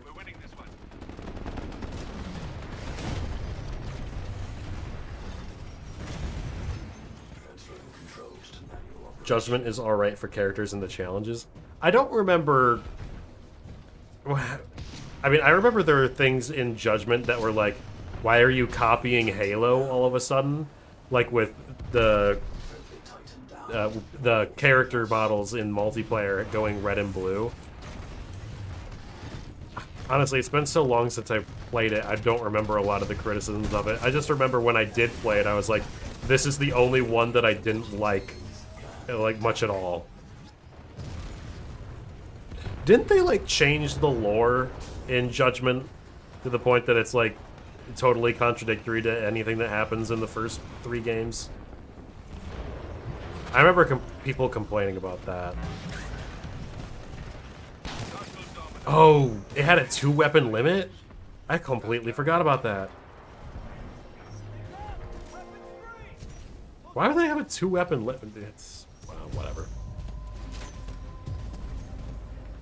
Who cares? I didn't even like that game anyway.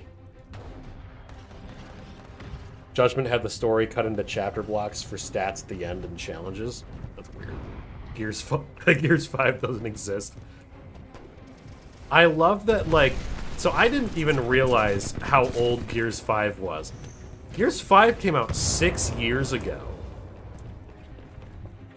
And they're releasing that prequel soon instead of Gears 6. But they're still insisting that they're still going to make Gear 6? So, like, what? Do they have to... do players have to wait fucking 12 years to get a resolution to Gears 5? That's crazy. Somehow Gears of War died, like, twice as fast as Halo did.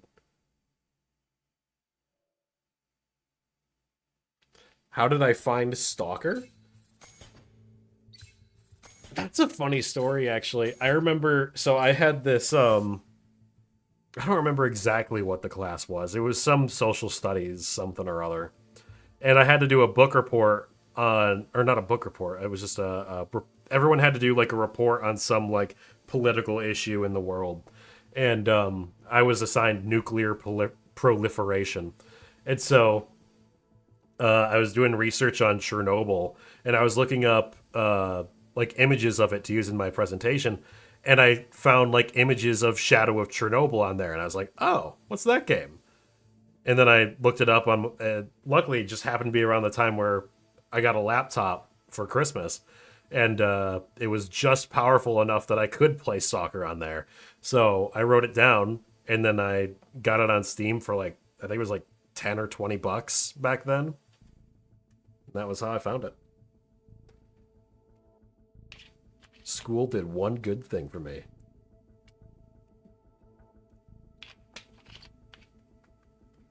You want a Discord call? I can tell you about Gears 4 and 5. Sure, let's do it. Hold on. I mean, I played Gears 4. I don't remember it all that well. I just remember really not liking that one.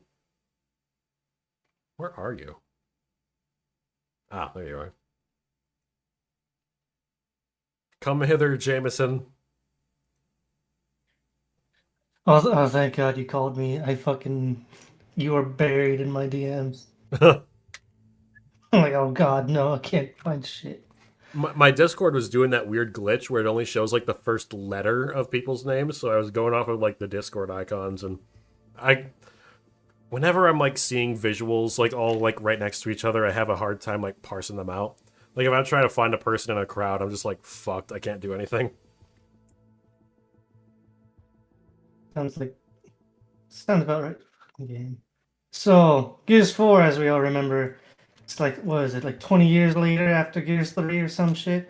Everyone dies. Well, anyone you like is mostly dead or relegated to the end of the game. It's great. It's exactly what everyone wants.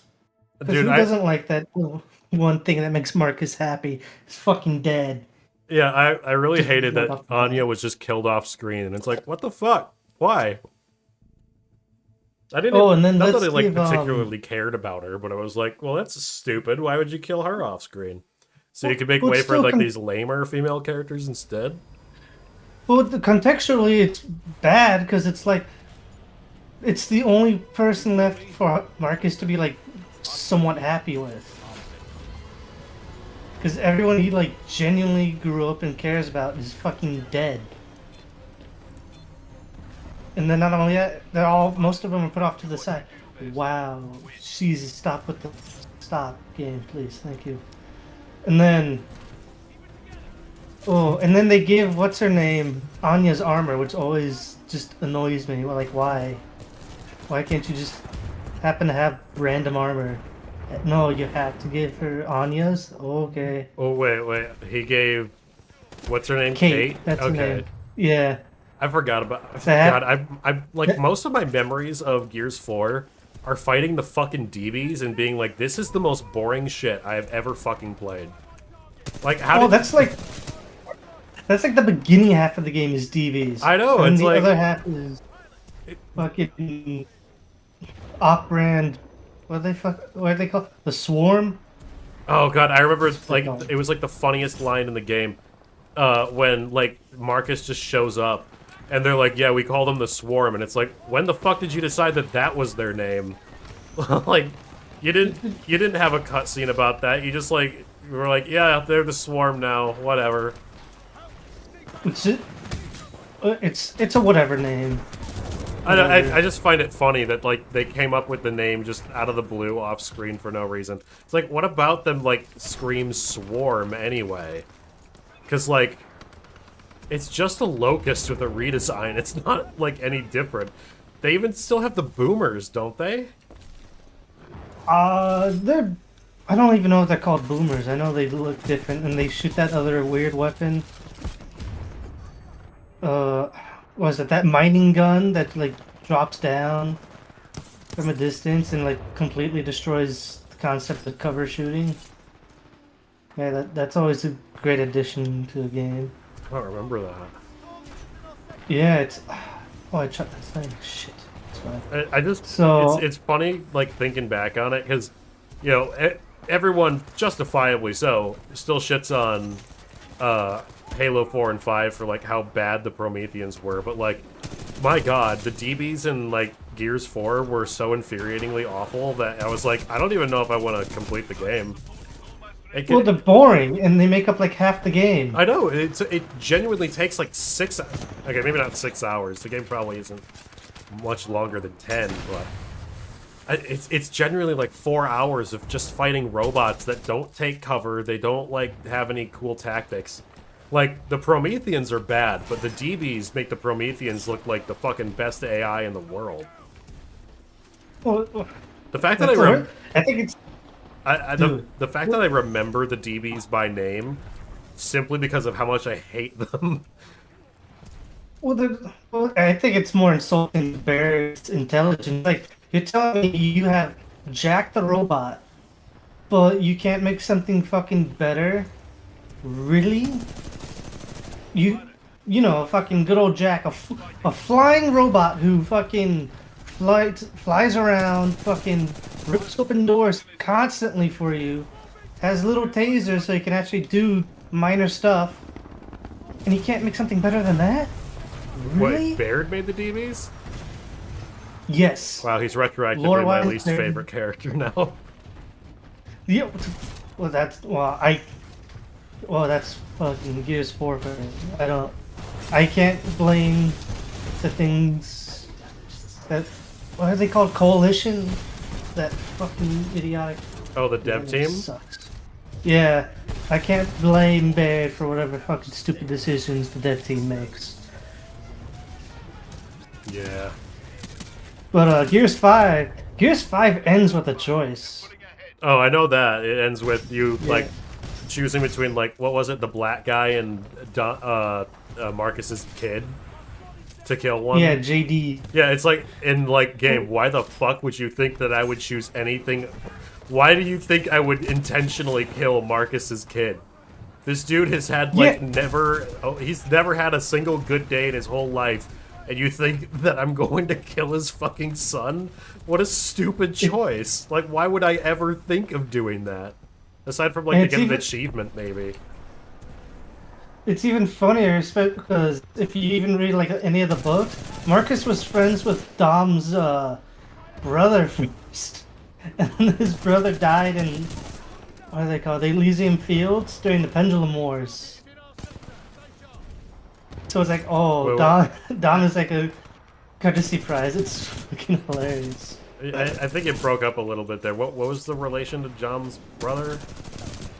Marcus was friends with Dom's brother first.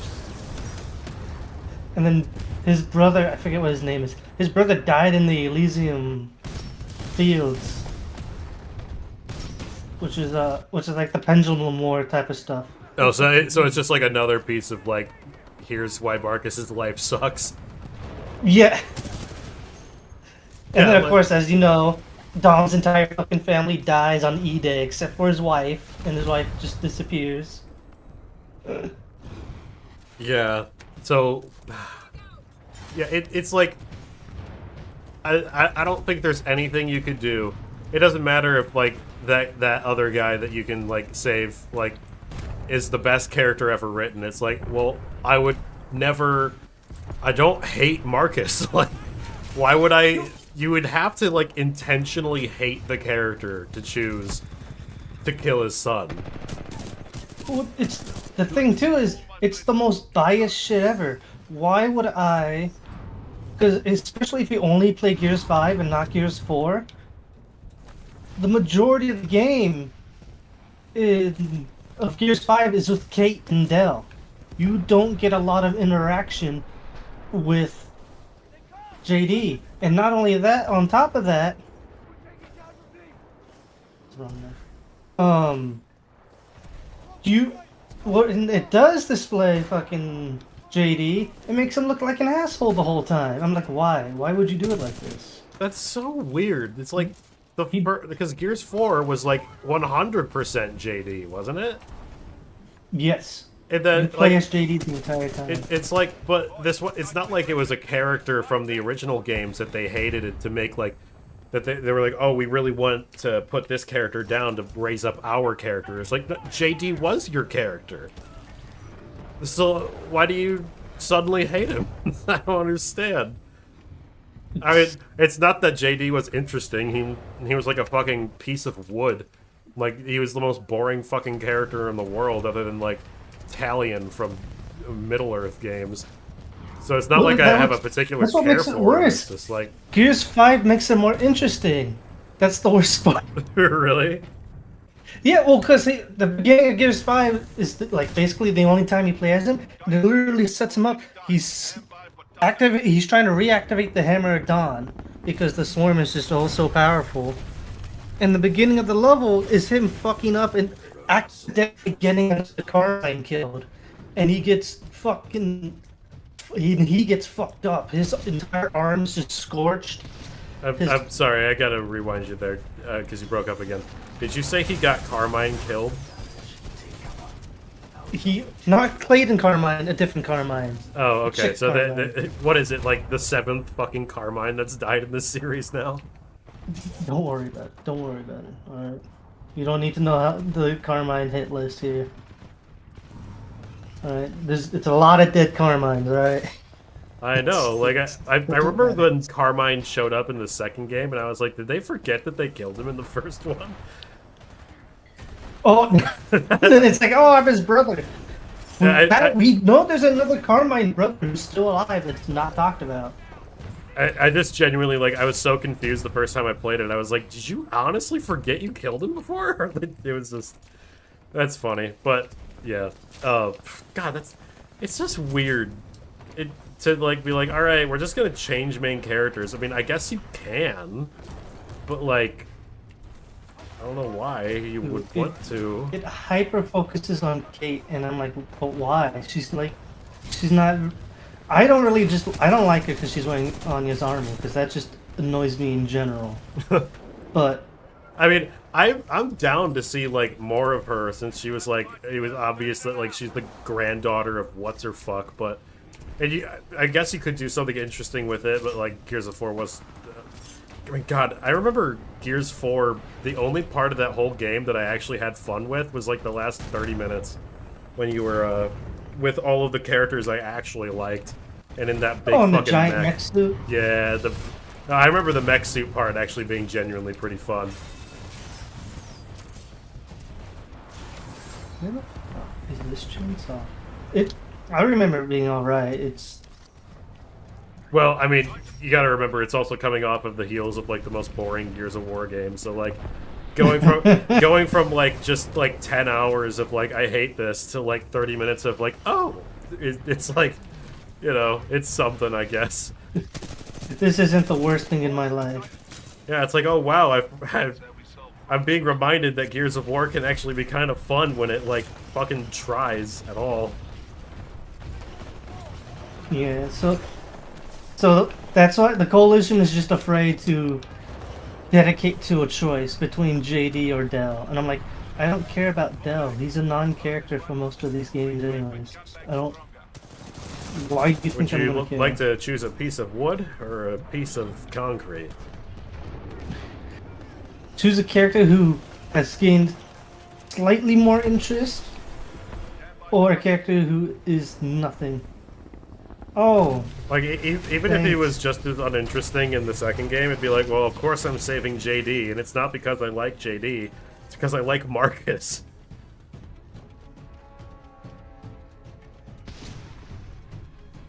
It really annoys me. And it shouldn't, but it really does. Wait, JD orders his men to kill civilians? Here's the thing! I swear, I don't want to replay Gears 4, because I really don't. But, to my knowledge, Dell already knew that.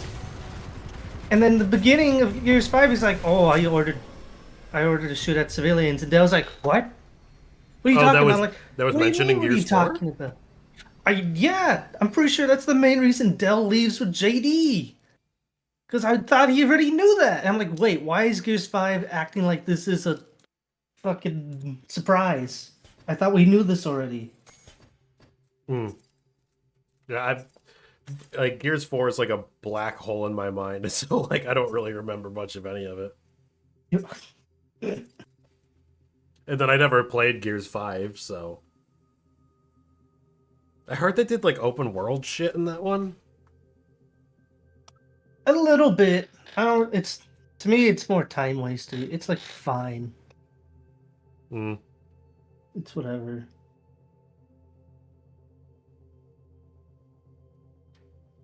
I'm kind of excited to play Gears 2 again. I remember there being a lot of really fun levels in that game.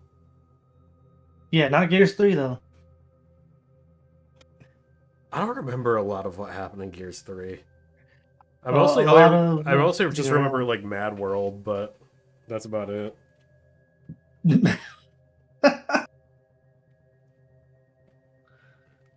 That's funny.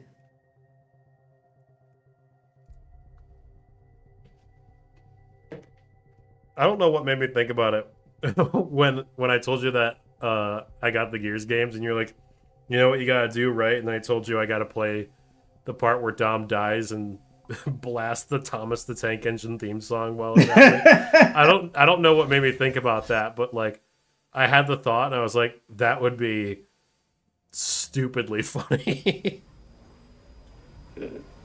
That'd be so good. Oh, fucking it. Ooh, that was almost bad. Yeah, now I'm playing the Halo Reach of Dead Rising, which is just Dead Rising 3. That's gross. I remember. So, do you remember that? Oh God, what was the How It Ends trailer for Gears 2? You remember that? No. Please tell me it's funny. No, it's really cool actually. Oh, is it? Yeah, no, the song that plays in the trailer is called "How It Ends" by a band called Devachka. Oh, okay. Yes, yeah, it's like a CGI trailer. They all start off in like a sunset field, and then they get into like those drill things that go underground, and then the trailer ends with the the pod door opening and they're about to go in to fight the Locusts underground, and then it like cuts to Gears 2, the title, and it's like, oh, that's fucking cool. I remember seeing that all the time when I was a kid. I was like, oh, that's a fucking cool ass trailer. So, the trailers that usually stick out in my mind these days is always it's always the Transformers trailers. The Bayformers trailers? No, for the video games. I don't think the only Transformers games I played were the ones based on the first 2 movies. Oh god, yeah. See, already missing out. Already missing out. I You can't even remember- get most Transformer games anymore. You have to fucking emulate them. I remember very the tragic. first one actually being kind of fun because it was open world and you could just like, it was like a fully destructible environment, so you could like just like literally nuke every city everywhere. The two trailer. Someone brought it up in chat. The 2 trailers is always for Fall of Cybertron. Holy shit, those trailers are fucking bitchin'. I miss that. I miss those. You can't buy them anymore, and it makes me sad. Like you can't buy the games, you mean, or? No, because it was a deal between Activision and Hasbro. And Oh, they so fucking fell they apart. so they just like don't sell them on online stores anymore. Nope. But you can They get like don't- the they- physical editions if you find it used, right? Probably, but you know, I want it on PC, and I'm not allowed. Oh, Fall Cybertron never came to PC. No, they took it off the market. They took But would you be able 90%. to like? Could you still find like a physical disc for it? Man, I have no idea. You might be able to. Can I give you this? You pussy. What'd Fine, you take just this fucking tiny call me? knife. What'd you Not just you, fucking this call me, you fucking fucking bitch? No, this kid. You fucking No, bitch, this and fucking you, guy. you ain't fucking calling me a pussy bitch. I tried to give this guy a giant flaming Reaper blade, and instead he insults me by not taking it whatsoever. Oh, so he's like the AI from Halo 5. Where I'm like, hey, Buck, take this beam rifle, and he's like, sure, and then he never fucking uses it. Thanks, Halo 5. Motorcycle. I like actively went out of my way to try and use those squad commands to see how much I could stress test it, and it was like, you can't do shit with this. Like, it's like fucking vapid and empty. Of course it is. It's like every Just like the fucking end. every fucking thing that 343 ever tries to do, they just give up on it. And like I don't understand, a lot of them were like decent ideas that they could have just expanded upon, and then they just give up. Well, it's the what is it? It's the Nintendo way of thinking. Where you have to do something new with every game, or else what's the point? And that's why we never have seen another. What? I don't remember what that space game is called. The racing space game. That's why you've never seen one again, except for the '99 version. It's just I don't know why Nintendo has it. That fucking weird thing. We have to do a new mechanic with this, or else there's no point. Well, it's weird. the It's like weirdest there were like mindset. ideas that like were fine. Like, the main issue with Halo 5's multiplayer was that wreck system. But like, take that out and like just do some like balancing tweaks, and Warzone totally could have kept just being a thing in Halo. Because, like, that's a lot of effort to put into one mode and then just be like, oh, fuck it, we give up, we're not using it anymore. Warzone was at least way better than what's it called, the Spartan Ops. That's what it is. I don't know why I forgot Spartan. Well, Warzone was like PvPvE. It's kind of a cool idea. Like, it was mostly the rec packs that fucked with it. But like, take those out and like just do some balancing tweaks, and I think that could have actually been like a great mainstay for the series. I still would have preferred to like keep Invasion. I don't know why they never brought it back until Infinite, and even then it was a shit version of Invasion. It wasn't the same kind. Dude, I don't. Dominion wasn't a bad... Well, actually, Dominion was kind of like almost a prototype Warzone. It wasn't great, but it wasn't bad. Ricochet, that was fun. Or there was like there was that one game mode in Halo 5 that was like based off of paintball. Do you remember that? I think I remember that. Like you have one life, it's like however many rounds, and you're armed with like SMGs. I don't know if you have shields or not. It's almost like it's like capture the flag, but you only have one life. I remember that actually being really fun and competitive, and then they're like, fuck it, we're not gonna use it anymore, I guess. It's like, why? You have like some good ideas in there. And I'll even say something a little controversial. I think that they actually could have kept some of the advanced mobility shit. I think they should have toned a lot of it down, and I think like some of them just shouldn't have even been in there. Like there's no reason to have slide in the game. Like take it out, take out sprint, take out slide. Or if you're going to have sprint, it needs to be totally neutered. I think it could have had that bash ability, but it needed to, like the BAPs needed to be more catered toward having it be useful. Because like, when I was playing that first mission of Halo 5, you know, when Elgato was okay with allowing me to stream it, the issue that I kept having is like, yeah, you can bash through some walls, but like, they didn't lead anywhere.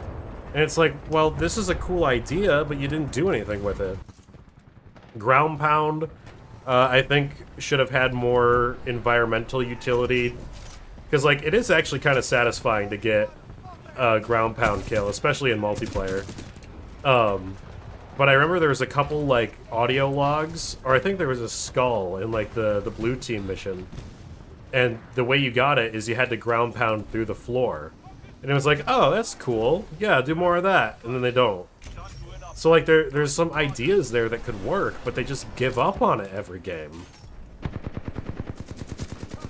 And I feel like, could you imagine, like, someone not knowing the meta of Halo and jumping into the series and being like, Halo 4 to Halo 5 to Halo Infinite, and, like, the gameplay systems are so schizophrenic that none of them play anything even remotely alike. Well, I mean, that's why the multiplayer is so divided on MCC. You see people clearly don't play some over others. Yeah. I mean, I understand it with Halo 1, because, like, Halo 1 is, like, a fun fuck-around party game, but if you actually want to play, like, something that feels at all fair, Halo 1 is not a very good one to play. Halo 2, I feel like, and H2A, they're good, but I feel like, it's just kind of like, there's like a element of it that doesn't feel very, like, welcoming, I guess, to a lot of players. It's really tough in a lot of respects. Whereas, like, Halo 3 and Reach are, like, clearly the main winners. Even though Reach has problems. Reach does have problems, but at least it's, like, mostly playable, and, like, the problems it has are, like, competitive issues, because, like, socially it's fine. And then Halo 3 is obviously the best. There actually is, like, a population that still plays Halo 4, because it's probably the most casual friendly. Oh, it's that COD, so... Basically. And then, well, let me rephrase that. It is slightly fixed bad COD. Because release Halo 4 versus MCC Halo 4 is a very different experience. Oh yeah, MCC Halo 4... well, to be fair, a lot of the MCC Halo 4 bits were done at, like, the ass end of Halo 4's life cycle. But a lot of people didn't see that because most people quit Halo 4 by then. Yeah. But there's a lot of things with, like, Halo 5's, like, competitive scene that, like, there's no reason why you couldn't have kept this. And they just got rid of it anyway. And at least, like, movement abilities, like, I think the armor abilities in Reach and 4 were just, like, bad. They were bad additions. They shouldn't have been done. But Halo 5 felt like a much better version of that. It still wasn't perfect, but it didn't take that much tweaking to make it better. And then they just gave up on it, took it out, and went back to Halo 3 equipment. Which is fine, it works, but it's like, Jesus, it's like you regressed. And then they're regressing some more. I don't know, because I know Bungie has always talked about wanting to put that fourth pillar. I'm not sure if Halo ever needed it. I mean, I'm sure it would at a certain point, because, like, you can't just have, like, every single game be Halo 2 over and over and over again. I think the closest we ever would have got to is probably that grapple hook. Grapple hook was a lot of fun, yeah. That and throwing fusion cores. Because that's, like, with Titanfall 1 and 2, there's not really a huge difference between the gameplay in those. And I don't necessarily think there needs to be. Well, to be fair, Titanfall 1 and 2 were 2 years apart. Yeah, that's true. And there actually were, like, a decent amount of changes. Like, the class system with the Titans was totally different in 2. I miss how bulky the Titans were. They feel a bit fragile in 2. But... yeah, a little bit. But I feel like they're better balanced in 2. Oh, yeah, of course. And then we'd have no idea what might have happened with a Titanfall 3, and we never will, unfortunately. Yeah, pilot AI. That would have happened. That would have been lame. Have you not seen that footage? Wait, what footage? An ex-dev from...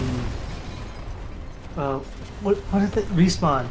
When they left the company, they had their portfolio footage out, and one of the videos included in it was pilot AI. Oh. Well, that seems and a little they were bit actually weird, like considering... they were running fast and they were kicking and doing all kinds of crazy shit like you could do. Looked awesome. But wouldn't that, like, kind of defeat the purpose of having AI in multiplayer, which was just supposed to be, like, you know, cannon fodder between you and the, you know, the regular players? Well, maybe if it was the more Titan AI, I would feel a little bit more adverse to it. But normal pilot AI, I would kind of treat them, you know, like how we treat the, what to call it, the Reapers. The little short, bulky mechs. Are they called Reapers? I don't remember.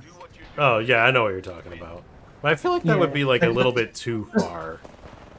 Because those are, like, mini bosses, and you get extra points for it. So I would have just treated them like those. You could even have them pilot other players' mechs if you kill their pilot. Maybe. Dude, I can't believe that this game is like 9 years old and has a higher player population than most Halo games. Yeah. I mean, I can consistently find games in MCC. Just, you know, not on every game mode. Granted, I haven't tested the other game modes in Titanfall 2. I think I only ever play attrition, so... But I never have issues finding games in this. I mean, I guess I did for a while when the server clients were down. But, when the players had to DDoS the game so that they could fucking get Activision's attention to it. Well, wasn't the, well, that was EA. But wasn't, I don't think it was, like, them getting attention to it. I think it was the DDoSing that caused the issue, because it would have been, like, it was completely unplayable at that point. You had to use, like, the North Star client to get, like, a bootleg version of it working. It was something, I remember something like, because it used to be way more rampant with cheaters. And you know, they're putting all their attention on Apex. They're like, We need something to do. Can someone do something about the cheaters, please? Yeah. And it took forever to get them to do something about it. At least they did. Most games wouldn't even bother. Especially when it's as old as this one is. It feels bad, man. Yeah. Well, I mean, it feels good now that it's actually, like, fixed. Still probably too. I think the most recent, newest game I've been playing a ton of, that I'm not playing right now because it will distract me too much, is Arc Raiders. Oh boy, is that game fun. Is Arc Raiders, is that like related to that Ark survival thing, or is that totally different? No. Okay. Completely different. It's it's an extraction shooter, PvP, VE. And Oh, it's like extraction probably shooter. the best PvP, PvP, yeah, right? I tell myself that too, and then I played Arc Raiders, and now I have over 100 hours in a month now. It's only been out a month, and I have over 100 hours. See, I just don't like the whole, like, oh yeah, you can just lose all of your shit. Because then it's like, well, that's not really fun if I'm, like, you know, putting a lot of time and effort into something, and then some, like, bullshit can happen and fuck me completely over. Dude, I've been playing, and there's a huge difference between, like, North American servers and South American servers. Oh my god. Those South Americans are... Why are not you to be on racist, South but they're American pieces of servers? shit. Because one of the friends I play with is in South America. Oh, okay. And, dude, those people are fucking pieces of shit. No offense. They are it is... You play North America servers, you say hi to someone, there's a 50-50, they're like, oh hey, do you know where this is? Oh hey, can you help me with this? Nothing. Nothing in fucking South America. It is shoot on sight, dead silence. If you're lucky, if you kill them, they say, oh, good job. Make it quick. That's it. I'm like, what the fuck? It is... Someone in the chat says, for anyone who played the Dark Ages, how's the mech gameplay? Fucking sucks, bro. It's so lame. It's like consistently like that part of the game you get to and it's like, oh, fuck this shit again. And it happens like, what, 4 or 5 times? And it's like the same thing over and over again. And it just gets dumber and dumber to the point where you start punching Cthulhu in the face and it's like, this is fucking gay. Like, this sucks. Knock off Cthulhu? Yeah, well, who was it? I saw like Metal play it, I'm like, this is...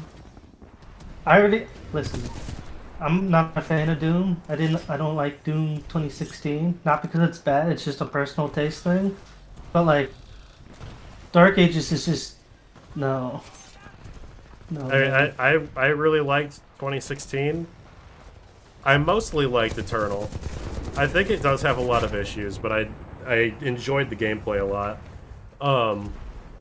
But the Dark Ages, like, I have like 40 hours logged into that game, and I genuinely can barely remember any of it. Like, I 100%ed it. I think I was playing on like the 3rd highest difficulty, and I got like all the collectibles and shit. And I got to the end, and I was like, I don't think I'm ever gonna play that again.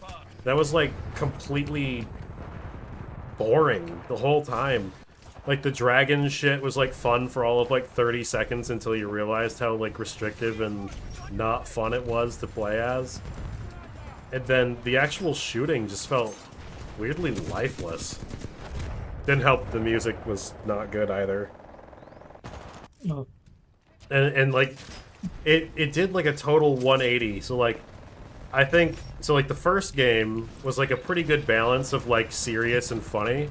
The second game was way too funny and not at all serious. And then the third game was like not funny at all and completely serious, but in like a really cringe, like, look at our grim dark fantasy fan fiction story kind of way. And it's just like, dude, I don't give a fuck about the King of Temeria or whatever the fuck this is.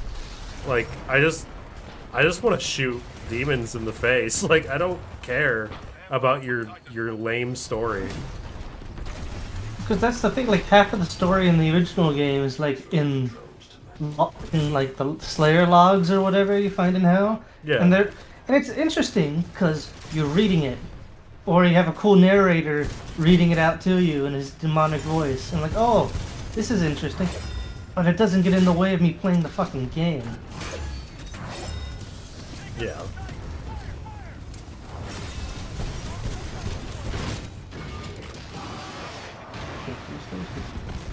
Yeah, it's like, I didn't feel like any passion for, or any excitement for the Dark Ages when it was announced, and when it finally came out, it was just like, I don't even know if I want to play the game.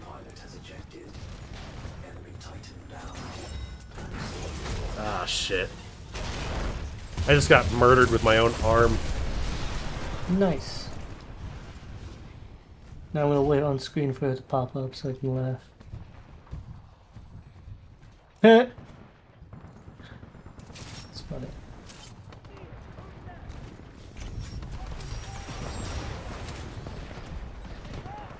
Wait for my alien drumstick to cook. That's a swap game. You're what? Dead Rising 3 was an game. I swapped to a abiotic factor. Your alien drum? Is this still the zombie game? No, I got off Dead Rising 3. It was annoying me. Oh. I swapped to a abiotic factor, which is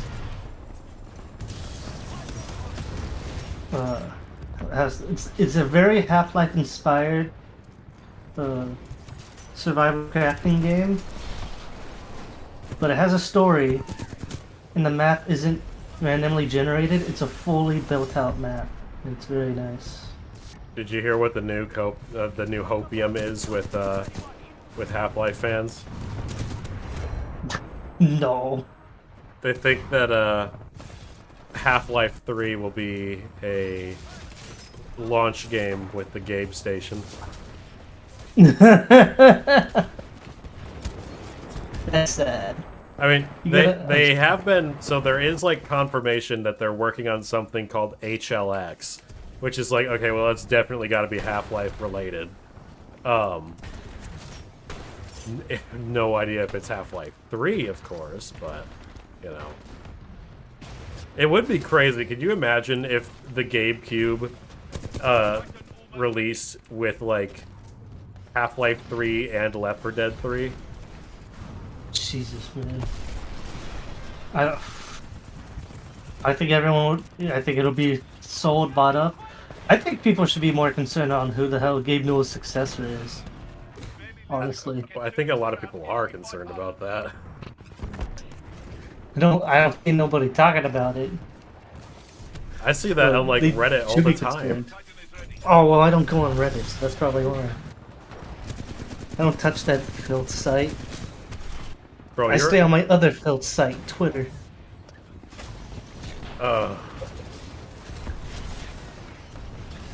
That's where all my artists that I follow are on Twitter, both me. Both my funny memes, the suggested. I got off Twitter like 4 years ago, and everything I've seen from it now just seems like, damn, I made a really good choice. It was fucking awful then. Now it looks like 100 times worse.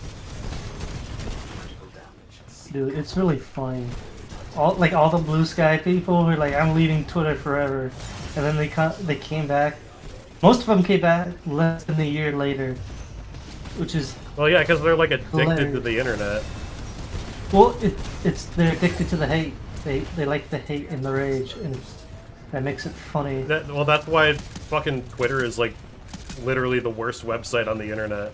It's like just a fucking cesspool where like everyone just becomes a fucking degenerate together. Fucking horrible website. The world would be a better place if we got rid of it.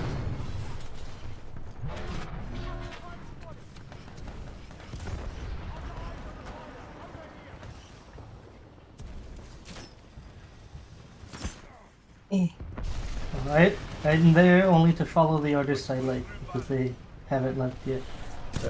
I wish I could follow them on like normal art websites, but all the fucking art websites are taken over by the AI shit. Oh yeah, that too. I was going to say furries, but that works. Oh, mind the furries. It's the AI shit the problem.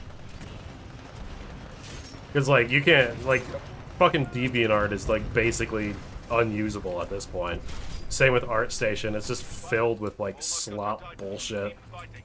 Like here's just like the same exact fucking image like a billion times with a different character generated over it. With like the same like soulless non-art style used.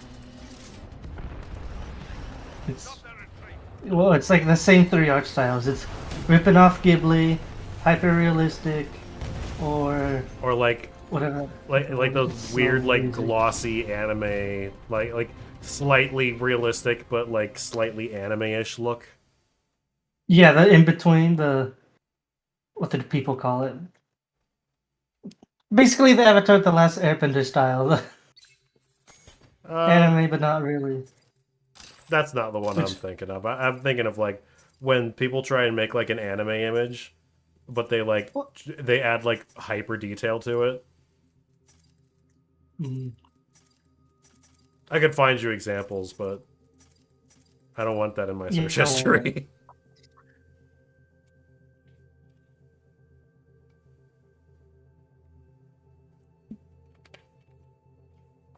Wait, there's a third? Shit. I need to reload.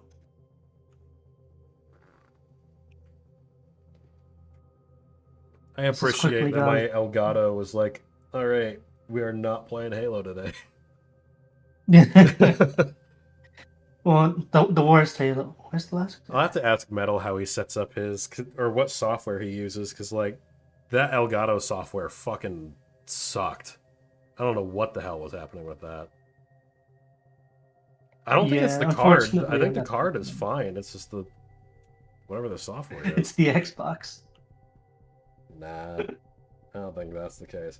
Because the Xbox was fine when I plugged it into my TV, but when I plugged it into the Elgato in my PC, it started fucking with like the resolution and shit. And yeah, I tried it once. I'm like, I don't like how this looks or how this is going. I'm just going good. I'm shoving you back in the living room. Yeah. Ordinarily, I wouldn't bring it in here, but I thought it would be funny to stream Halo 5. And I guess in a way it was funny because it didn't work, but... Pilot, do what you do best. Win. Am I hungry? No. Okay. There needs to be more first-person shooters that allow you to just kick a dude in the face and have it instantly kill them. Have you played the Dark Messiah Might and Magic? I have never even heard of it. What? Oh. Alright. How do you feel about Dishonored? I've played a little bit of it. I haven't played a lot. Okay. So this is the Dishonored before Dishonored. And you know, it's set in a, you know, it's Might and Magic, so, you know, D&D like setting. And you play as a, this is not completely representative of the game, but you play as a shitty wizard. So you have to do dirty tricks to kill your enemies. And it's like really fucking spawn funny. a dildo in front of them or something? So say you're on the edge of a cliff. Okay. And you're being chased by 4 orcs. Okay. And they have to run down the stairs to get to you. Are the orcs trying to you can fuck use you? it. So you can throw a magic spell on the floor in front of the stairs. The orcs will run down the stairs, slip on the ice, and then go sliding off the cliff. I noticed how you didn't respond to that. Are they trying to fuck you? So I'm going to assume that they are. Well, the proper term starts with an R because you don't want it. There's also other things. You can pick up barrels and chuck them down. It's a really physics-based game. It should be. I wonder if it's on sale right now. That would be a funny game for you to watch play, trying to figure everything out.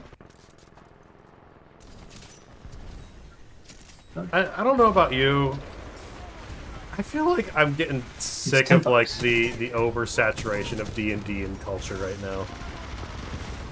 Well, it's not. The problem isn't D&D. It's bad D&D. But all D&D seems to be bad D&D.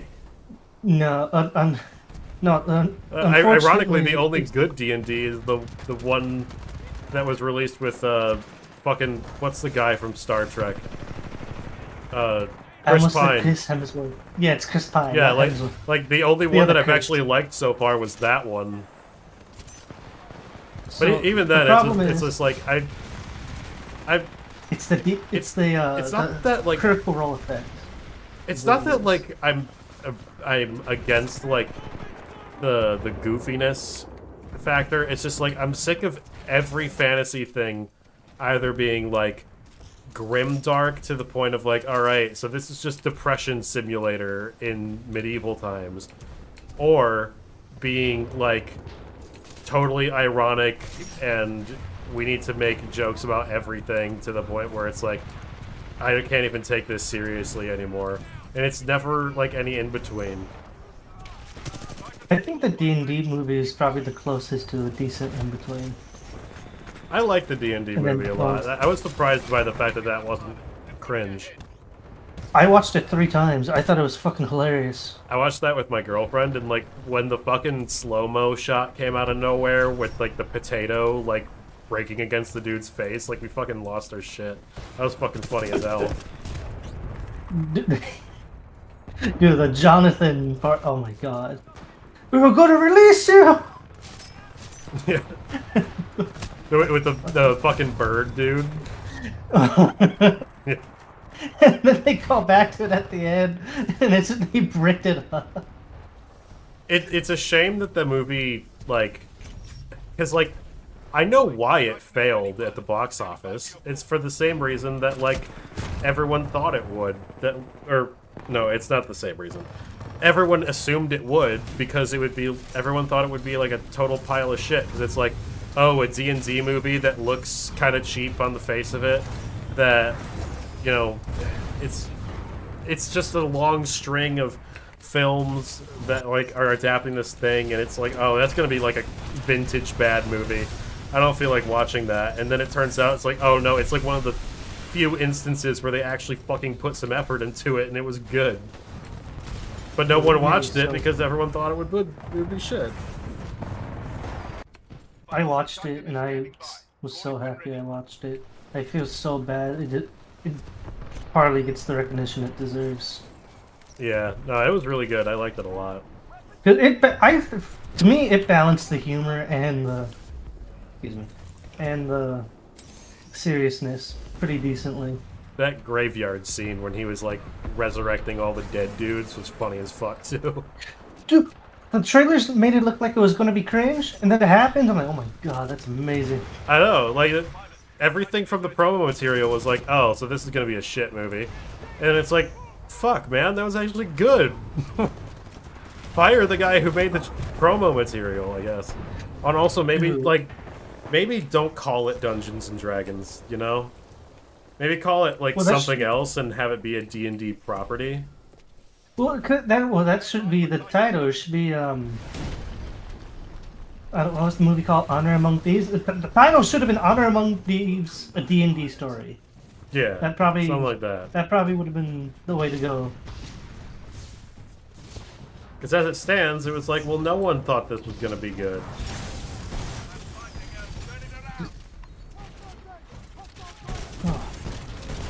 And then, of course, you got people like Ass, where it's like, well, Wizards of the Coast had been fucking with all of our customers for years, so why would I go support this movie regardless of if it's good or not? And it's like, oh man. Well, I would say what I think, but it might get me in trouble, so I can't.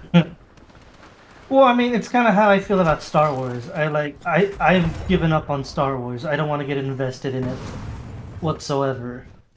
Mm-hmm. And that's why I haven't watched Andor. Despite whatever Andor's quality may be, I don't want to get invested.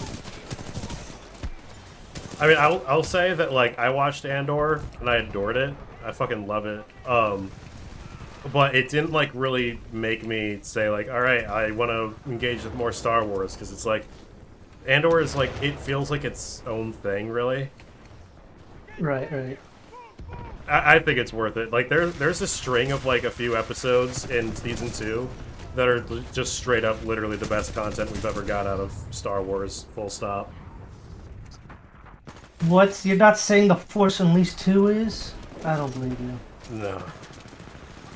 Yeah, dude, I love the first Force Unleashed, but it's like no, I can't live in a world where like Force Unleashed gets precedence over Andor. Andor is such a better fucking take on that. So I thought about that actually the other day. I'm like, oh man, instead of making Wolf play a multiplayer game, I should make him play Force Unleashed 1 and 2. That'd be hilarious. I actually do. So like when I got my Xbox, I was like, a couple of the games I played or that I got were the Force Unleashed 1 and 2 because I know that the PC versions were kind of fucked. And one thing that's funny about the Force Unleashed 2 is that the Endor DLC never came to PC. So I played the Endor DLC, and it was the first time I played it since probably that game came out. And it's funny because like Force Unleashed 2 is not a good game. No. But the Endor DLC is the best part of it because you could tell they didn't give a fuck. They were just like, fuck it. Let's just like make the dumbest thing we possibly can, and it's unironically better than the whole rest of the game. Well, that was the end of like Force Unleashed 1, right? Is where you do the invasion of Hoth. Well, the Force Unleashed 1 was like that. It had 3 DLCs. There was the Jedi Temple DLC, which takes place during the campaign. That was okay. It wasn't great. And then the Tatooine and Hoth DLCs take place after the dark side ending, where you replace Darth Vader. And those are actually some pretty fun DLCs. They were also kind of in like a fuck it, let's just fool around kind of thing. And they were really, really fun. But the Endor DLC is fucking hysterical. They turn Starkiller, so like the you know what the dark side ending in Force Unleashed 2 is, right? I don't actually. So like the whole game is like, I don't think Starkiller is a clone, and then like the dark side ending is lol he is, and then your clone just like comes up behind you and kills you in like the most bullshit like, are you fucking kidding me? That's how the main character dies kind of way. And then Darth Vader's like, all right, bro, go out into the stars and kill the rebels. And like the clone version of Starkiller is like 16 times more of an edgelord than Starkiller is. And then they give him like this really like fucking gay like red hood to make him look like really edgy and dark and moody. And then he fucking kills Han, Chewbacca, and Leia in that level, and it's fucking amazing. So like he beats the fucking shit out of Chewbacca, and then Han tries to save him, and then Starkiller puts Chewbacca's body in the way, and he has Han shoot Chewie to death, and then he goes up to Han, and then he just like stabs him and hugs him like he was fucking Tom Cruise hugging Katsumoto in The Last Samurai, and then Han dies, and then fucking Leia comes out, and I guess someone at LucasArts was like, I love Leia. I love her so much, I want to give her the fattest fucking ass in the galaxy. And you fight Leia, and she's like, I'm even better than Luke was, and she has like the most pathetic, like, not even putting up a fight kind of boss battle ever. And then you kill her, and then the Emperor's like, lol, Darth Vader, you're stupid and gay. And then he kills Darth Vader, and then he sends the fleet after Starkiller. And then that's how it ends. And it's like, wow, that was fucking stupid as fuck, but that was so much fun. I don't know, that sounds amazing to me. It was amazing. I never played The Force Unleashed 2, I just watched all the cutscenes, because it just seems like a wild ride. And you know, The Force Unleashed 1, that game has its own insane history with all the all the different versions having different. Oh shit! I left my thing over there. Because every port has a different version tied to it. It has different levels. Oh yeah, I originally played the PS2 version of the game. I didn't play the Xbox version until years later. I played the Wii version, and I was super confused. And everyone was telling me, "Oh man, isn't that Darth Maul fight great?" I'm like, "What Darth Maul fight? What are you talking about?" Well, the Wii that's version, not in the Wii version. The Wii version is the PS2 version, but with motion controls. Yes, I believe that's correct. There might be one. Even when people were telling me about the fucking the Yoda cameo, I'm like, "There's no Yoda cameo in the first game. What are you talking about?" Oh, it's the second game. To be fair, the Yoda cameo sucks in the second game. Yeah, it's so random. Because in the first game, like half the camp. Wow, thanks, J-Mac. Oh damn. Hell yeah, thank you, brother. Oh wait, is this not J-Mac? This is J-Mac slacking. Is this not real J-Mac? Wait, is J-Mac like a regular in Mahler's chat, or? J-Mac is a guy, I think he originally came from F&T. Usually drops a ton of donations that are like 50s, usually 50 gifts or $100 things. He moves around. I assume this is the real J-Mac. It's just his name is different and it caught me off guard. Gotcha. That's funny. Yeah, The Force Unleashed 2. So, funny thing about that game was made in 9 months. Oh, Jesus. Yeah. I didn't know that until recently. I was always just like, why did this game turn out to be like ass compared to the first one? And it's like, oh, they made it in 9 months, and it's like, oh, well, with that in mind, this game is like actually like impressive for being made in like the same amount of time that it takes to cook up a baby. Like, holy shit. The quality it has is amazing. That happens with a lot. That's the dichotomy. Oh, how long does this game take to make? It's either amazing or it's garbage. No in between. Yeah, I don't know why it was so quick compared to the first one, but you can tell, like, something I noticed, because I actually replayed those games fairly recently, is that Force Unleashed 1 has like so much detail and clutter in the environment, but then Force Unleashed 2, there's like nothing in the environment. Everything is super sterile and like empty. Like the fucking Camino levels, you have these big open rooms with like literally nothing in them at all. It's crazy. Really, I would think they would do like asset reusage galore for Force Unleashed 2. Surprisingly not. No, they put more effort into it than you'd think for a game made in less than a year. And weirdly and unfortunately, considering that the story sucks real ass, is that the gameplay is significantly improved in the second game. Because like the first game had a lot of issues with like the force powers not really like force throw in particular being really inaccurate and hard to control. But then Force Unleashed 2 is way tighter. There's a lot of issues in Force Unleashed 2. Like there's far fewer combos and the lightsabers are a little bit too quick. But there are a lot of major gameplay improvements that make it more... I don't want to say more fun, but more consistent. Right. And then the cutscenes are like massively improved. Like total... compare the first game's cutscenes to the second, and like the actual animation quality is astounding in the second one. It's even great by today's standards. And has like a really strong art style too. It's great. Oh yeah, I remember those cutscenes. I hate how they made Juno just a total damsel in distress in that game. She has like no agency at all. The entire plot is like, I need to find my girlfriend, and then she doesn't do anything aside from get captured by Boba Fett. And Boba Fett doesn't even fucking do anything in the game. He's just like, he's there, he captures her, brings her to Camino, and then he fucks off. He's not even Like, literally, you actually get to fight him in the Tatooine DLC in the first game. But then the second game rolls around and he's just a dude in a cutscene.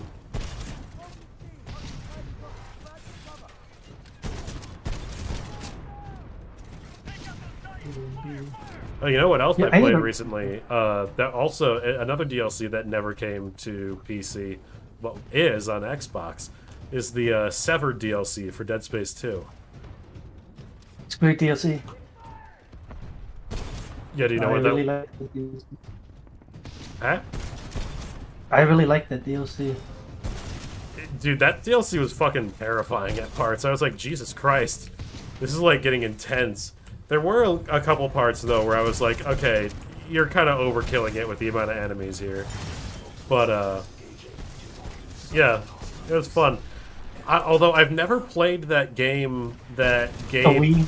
Yeah. That's fucking baffling. It's like, why would you put a Dead Space game on the Wii? And, like, you can't it's a rail shooter. Yeah, like, you can't even play it anymore. Like, not unless you have a Wii, and it's like, well, why the fuck would I buy a Wii to play a Dead Space game? What? Well, why would you buy a Wii now? Especially that's a game they should port to the Switch. That would be a funny Switch game. Oh yeah, the Wii version of Force Unleashed is on the Switch. Oh. Ooh. Although now I might buy it. So I was with my girlfriend for most of last week, and when she was at work, I just like played on her Switch 2 for the most part, and I noticed that like the Cloud City level of the Force Unleashed, like it has like this total catastrophic bug. It happens at the same elevator every single time where the game crashes. So I don't even know. I don't remember that happening in the Switch 1 version, but Switch 2 seems to like be totally fucked for some reason. On that one specific level. Although I did play, have you heard of, oh god, what's it called? Fusion Racers or something like that? Fusion Racers. It sounds like a, what you call it? Like a Cartoon Network thing. It's like it's a Switch 2 racing game. It's fun as fuck. Like, it's genuinely, like, really, really fun to play. It's, like, the concept is you have, like, all these different, like, speed boosts, and all the collectibles on the map are there to help you boost your speed, and you have to go, like, insanely fucking fast constantly and keep up that speed and use your boosts kind of strategically to get around. And it's actually really difficult to get first place on all the maps, because, like, if you fuck up even a little bit, like, it can totally destroy the run. So it's got like a pretty high skill curve, and it looks surprisingly good too. It was a lot of fun. I was liking that game a lot. We actually played that, and my girlfriend was getting super into it. She was like, God damn it, I need to beat you. But she beat me at Mario Kart, so I guess I beat her at the cooler game, and she beat me at the shittiest version of Mario Kart. You know, there used to be an old PSP game called Pursuit Force, where you would play as a cop fighting gangs, and you would be, and the whole premise of the game is you're driving, chasing after these criminals, and you would literally either shoot at them from your car, or you would get out of your police car and leap at them, and then shoot them in the head while they're driving, and then take their car and go after their friends. It was fucking awesome. Wolf, do you and have sometimes there's boat levels. Those are funnier. Like, the character's literally launching himself from his vehicle. And so, if you have enough, I forget what it's called. Basically, you can get a slow-mo. If you had enough slow-mo, you could literally shoot them in the middle of the air as you're leaping from vehicle to vehicle. And then just kick up their body off. And keep going. Awesome. Someone in the chat said, Wolf, do you have a Switch 2 and is it worth it? I don't. My girlfriend does. I mean, the thing is that, like, it's kind of... I guess if you don't have a Switch already, it could be worth it. Especially since, like one thing I'm looking forward to, Because like I'm not gonna buy one because like I'm planning on moving in with my girlfriend next year, and it's like I'm just gonna I put my profile on her Switch, and it's like I'm just gonna play hers instead. Because I don't think it's worth it for me at this point if she's already got one. But I do want to play Tears of the Kingdom at like an acceptable frame rate because like I tried to play it. I was playing it a bit on my Switch 1 back when I still had it, but it was like, God, the frame rate was fucking ass for both Breath of the Wild and yeah, it was real bad. Like it was. Dude, that sucks. I had the complete opposite experience. Breath of the Wild would have the occasional crash. Tears of the Kingdom ran perfectly for me. Yeah, like for me, like the frame rate in Breath of the Wild was never good, but it was acceptable at most of the time, or at least it was playable. But Tears of the Kingdom, I had so many fucking FPS drops, and I was like, I can't play this. This is like actually hurting my head to look at. And so that's crazy. Yeah, but I tested it out. I bit the bullet, and since I already owned the game, I was like, all right, let me just get this like $10 upgrade to see like how well this runs, and it runs so much better on the Switch too. Like having it go from like suboptimal, like not even getting to 30 frames to a pretty consistent 60 was like, oh, this feels great.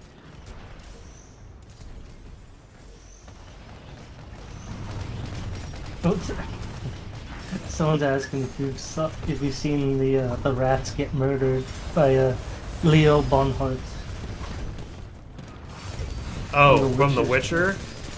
Dude, no. I mean, I know of it, but I'm not going to watch it. No, I gave up on The Witcher after season 1. I haven't even touched the others. You haven't seen that clip though, of the Leon Bonhart killing all those rats? Nah. I don't really care either. Because, like, for me, it's like, I watched the first season back when it came out, and I was like, that fucking sucked. And then I remember me and the friend I watched it with, we were like looking for a show to watch, and we were just scrolling, and it's like, oh, the second season of The Witcher came out, and my friend was like, he looked at me, and I could like tell in his eyes like he didn't care about watching it, and he was like, do you want to see it? And I was like, not really. And we were like, okay. And then yeah, we just, after that first season, just neither of us gave enough of a shit to even give it a shot. That's funny. Dude, just watch it on YouTube, stay away from the show. It's like crazy how good the skyboxes are in Titanfall 2. Like, this game is fucking gorgeous. It's a very nice looking game. I know, and it came out like 9 years ago. Did you jump to the campaign? I was looking away. Well, that's No, you're still playing multiplayer. Yeah, no, this map takes place there. I was so confused because you're just staring at the wall, you turn around, and everyone's trying to murder each other. You stole that guy's kill. That's fucked up. How could you, you monster? You know, honestly, like, if games didn't really progress past this visually, I think that would have been fine. Absolutely. And the games being... The game realism is too much for me. I don't... It's sucking up too much power into the, you know, refining game mechanics. Like, that was the whole deal with the original Dead Rising. The gameplay mechanics are insane in that game. You can put a frying pan on a stove and then heat up that frying pan over time, and it does more damage. You could throw out a little oil can and it will make a spill, and the zombies will literally slip on it. And this was a 360 launch title. Yeah, I'll take, you know, because I've been playing original Xbox and 360 games like for a while now with this Xbox, and like I'm having so much more fun with it than all these like hyper realistic, like, oh yeah, we need to make everything super slow because real life is slow and boring and gay, and like I'm so much more interested in like those mechanically robust games, like fucking I was talking about it earlier, Republic Commando. Like, that game's fun as fuck to play. And it looks decent for, you know, an original Xbox game. Well, that's also one of the things I like about Aviatic Factor. Because, it's a survival crafting game, but it's science-based. You're in a lab, you're trying to escape a huge lab explosion. It looks like a fucking... It looks like a slightly more detailed Half-Life 1 of the original. That's the graphics it's going for. That's the style. But it looks fucking great. Because it's a lab setting. So everything looks wacky and weird. Yeah, I mean, all you really need is a strong art style. Like, have you ever seen Dusk? Yes. Like, that game pushes pixel art to its fucking limit, and it has, like, insane locations. Like, there's, like, this haunted city map at one point, and it's so fucking good looking, despite it looking like a game made in the 90s. Wind Waker, as someone brought up, Zelda Wind Waker, looks fantastic still. To this day, like the original and the remake. Like, meanwhile, you have, like, Hellblade 2, which is, like, the best looking game I've ever seen. Like, and it's not even close. Like, there's animation quality in there that's, like, so good that it has, like, briefly tricked my brain into thinking it wasn't graphics anymore, and that it was, like, actual live footage. But the problem is that the game fucking sucks to play. You know what? I can top a game that looks better than that, and is worse to play. What's that?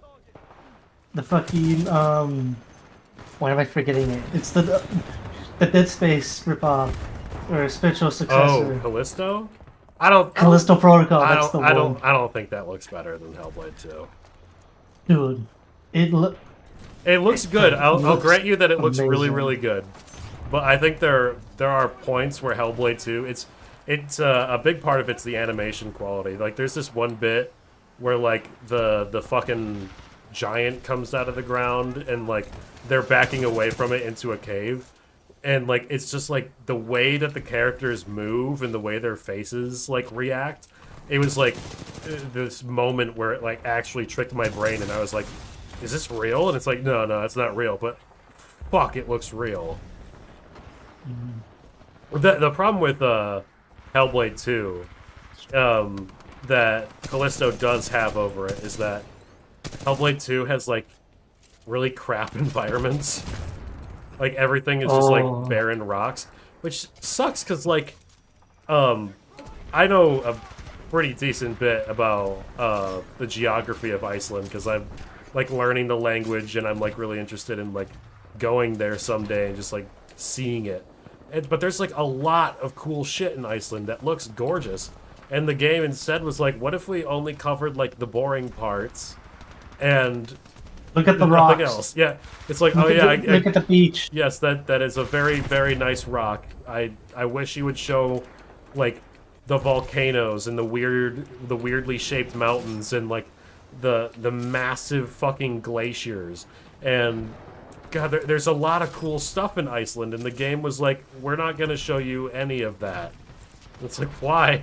Why would you set it in, like, one of the most interesting places in terms of, like, biome in the world, and then just, like, not have any of the interesting parts of Iceland in the game set entirely in Iceland?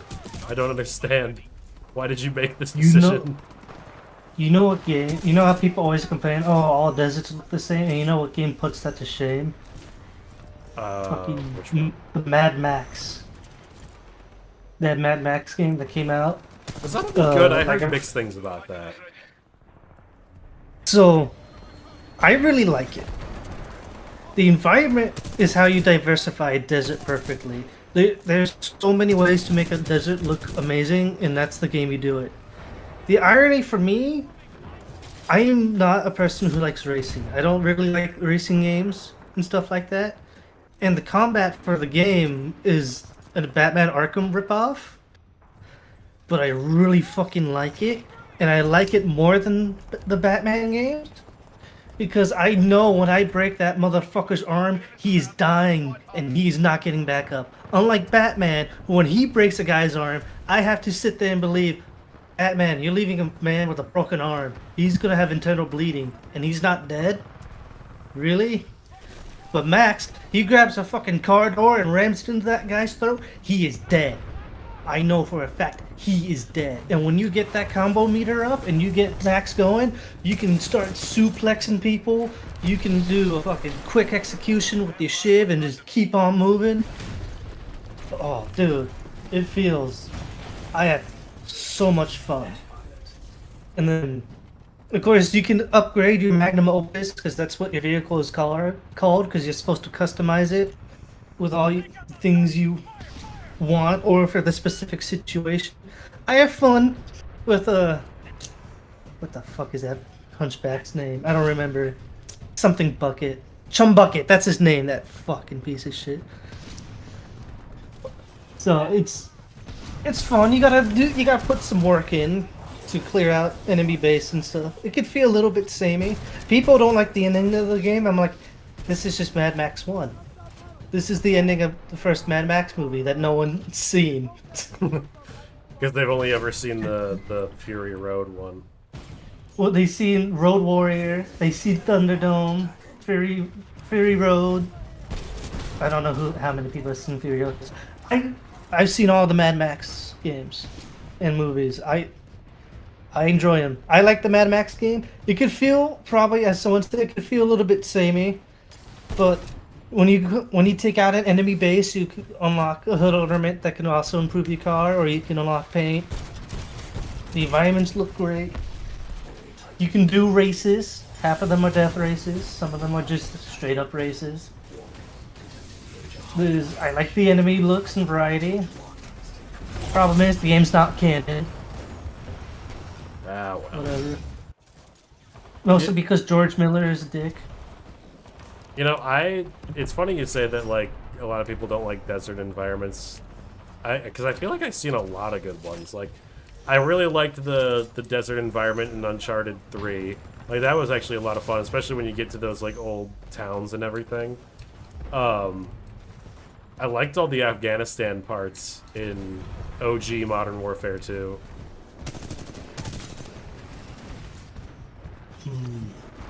Well, I think the older games probably do better jobs at making deserts look better, but a lot of the, when you think desert, most people go, oh, it's sand. It's just sand, and maybe the occasional rock. And then you look at something like Modern Warfare 2, where you get all the way in the sun-blasted country. Is it Afghanistan? Yeah. Is that Modern Warfare 2? Yeah. And you look at that, it's like, oh, this looks way more better. It looks better. It looks more realistic. Modern Warfare 2 is like a genuinely, like, astoundingly good-looking game for being made in 2009. A lot of the gods are. Like, there are points in that game where it's like, God, this looks better than anything from the newer games. Like, I remember there were bits during that boat chase in, like, the final level where you have, like, it's like the contrast between, like, the sand-blasted, like, rock mesas around you and, like, the reflections off the water. Like, it just looks fucking great. And it's like, you don't need, like, 100 gigabyte download for the campaign. You don't need ray tracing. It's just baked in lighting and it looks fantastic. Even to this day. Meanwhile, that Black Ops 7 game looks fucking dog shit. All the AI they used. Oh man. It's just... I hope that this is the one that actually, like, causes a turning point, because, like, Infinite Warfare caused a big stir, but, like, this is different, I feel like. Infinite Warfare was just like a... What was that? What did Infinite Warfare... I hear a lot of people like Infinite Warfare. It's not a good game. I'll get into that in a minute, but, like, the main thing that people didn't like about it is that, like, that was the third of the advanced mobility ones with, like, the wall running and shit, and people really hated that. So, like, when they saw that, like, oh, we're getting another one of these after Advanced Warfare and Black Ops 3 both sucked, and then Infinite Warfare was honestly the worst of the three. But, yeah, that was the main reason, and that's why they ended up going back to they had the whole back to boots on the ground shit. So, like, That was where that all came from, because like people hated it, and then of course Black Ops 7's doing it again. It's like, guys, come on, you didn't learn the first time. But yeah, no, Infinite Warfare, it's still not a good game. People pretend like the campaign is better than it actually is. The story is kind of lame. Half of it is like all these like fetch quest bullshit missions.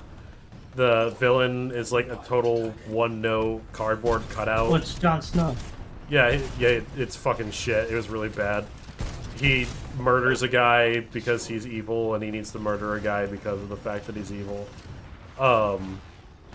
Yeah, it's got some cool ideas, but it's not very good at executing any of them. One of the biggest issues is like it has like all this flight shit, but like it's mostly kind of like on rails feeling flight shit. There's a lot of dumb things in the campaign. It's not very good. Zombies is like the fucking worst well, the worst it had been at that point for sure. I don't know. I've seen Black Ops 4 zombies, and that shit looked like fucking completely incomprehensible to me. And the multiplayer was horrible in Infinite Warfare. Just butt fucking awful. Not even remotely fun to play. Well, I think I have to look up a list of what I played. I know I played Advanced Warfare, and that game is funny. That is a game you play. You look oh yeah, for that's the one. where, that's the one where Kevin Spacey declares war on the whole world after you press F to pay respects. That's like the one thing that game did. Like culturally, that Advanced Warfare might be like one of the most culturally relevant video games in history. Not because the game was good, but because they had the most retarded fucking thing any video game ever thought to do. Like the most tone-deaf goddamn thing ever. Dude, that game is probably worth $20. I think I might spend $20 to replay that game. Infinity War. If only COD ever went on sale. Infinite Warfare had COD 4 remastered. That's true. They packaged that originally. But Black Ops 7 had nothing. It sold less than a third of the copies that Black Ops 6 sold. Still a decent chunk, but it's a sizable drop. Yeah, the main thing is going to be like the whales that like give them a whole bunch of microtransaction money. But it's gotta. I mean, I know that Black Ops 6 being on Game Pass really fucked things, so that's why the Game Pass like went up a ton.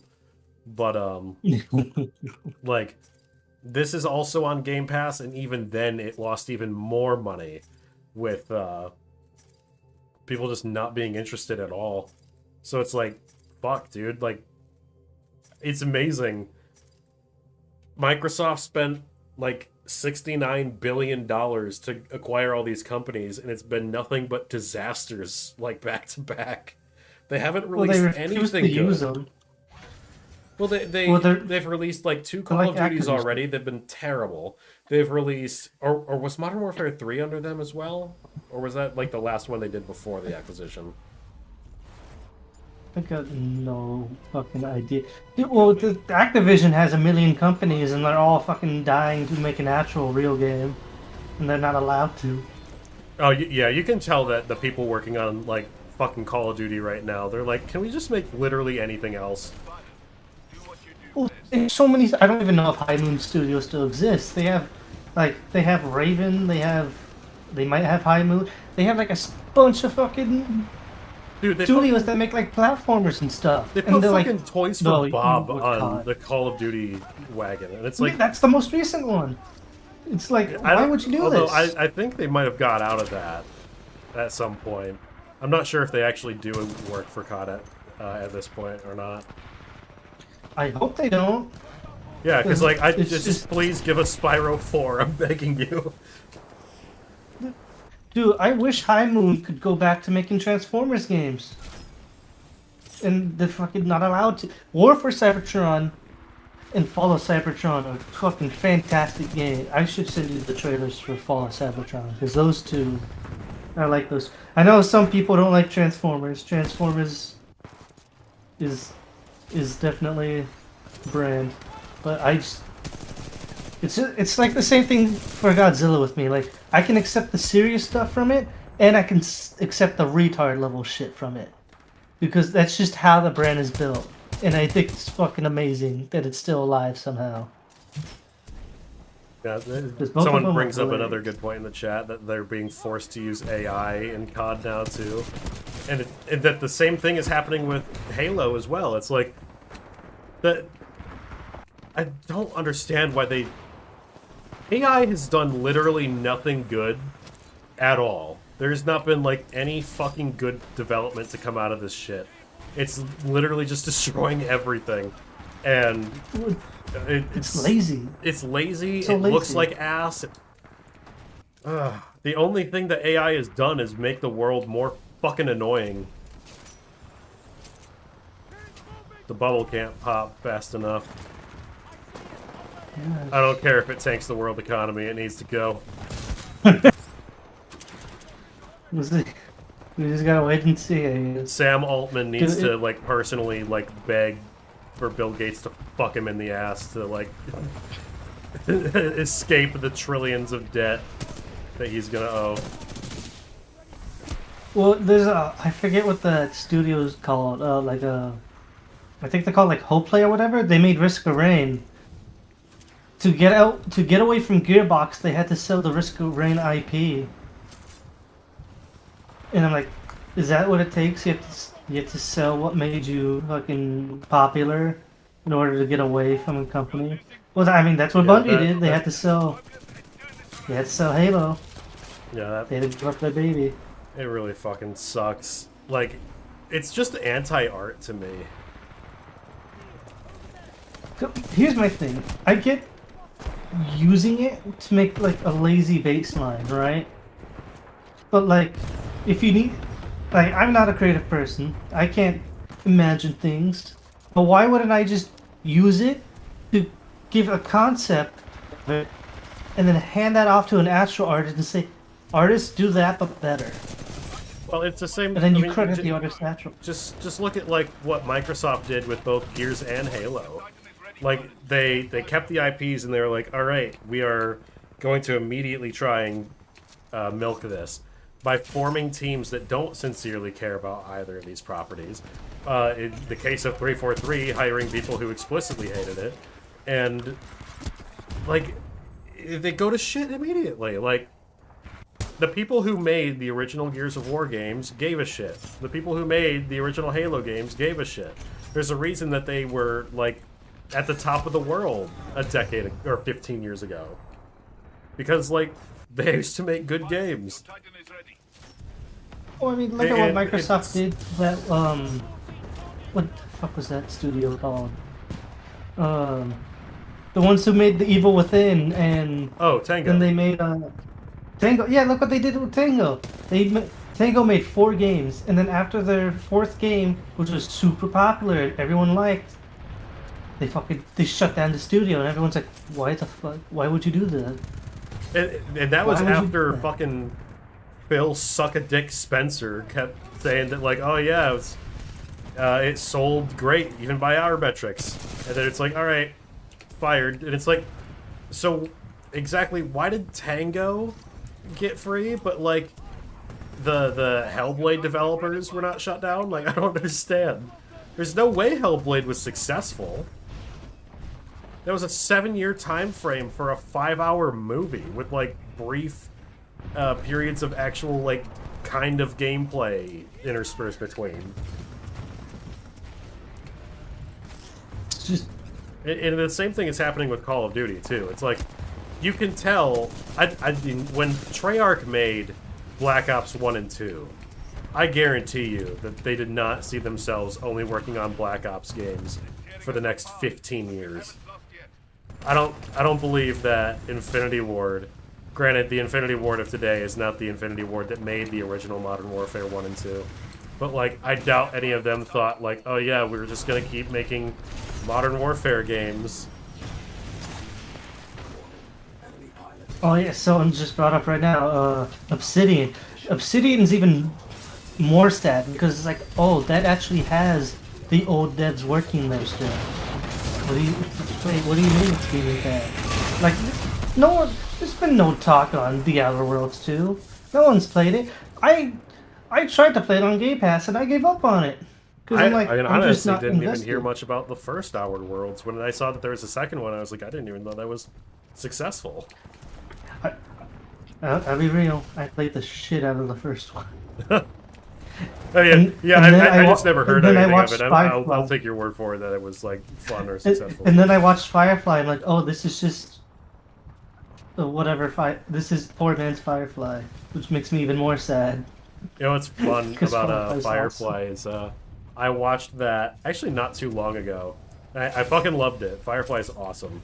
And one of the things I noticed when watching it for the first time was like, oh, The Expanse is like super fucking just a giant fanboy project of people who liked Firefly.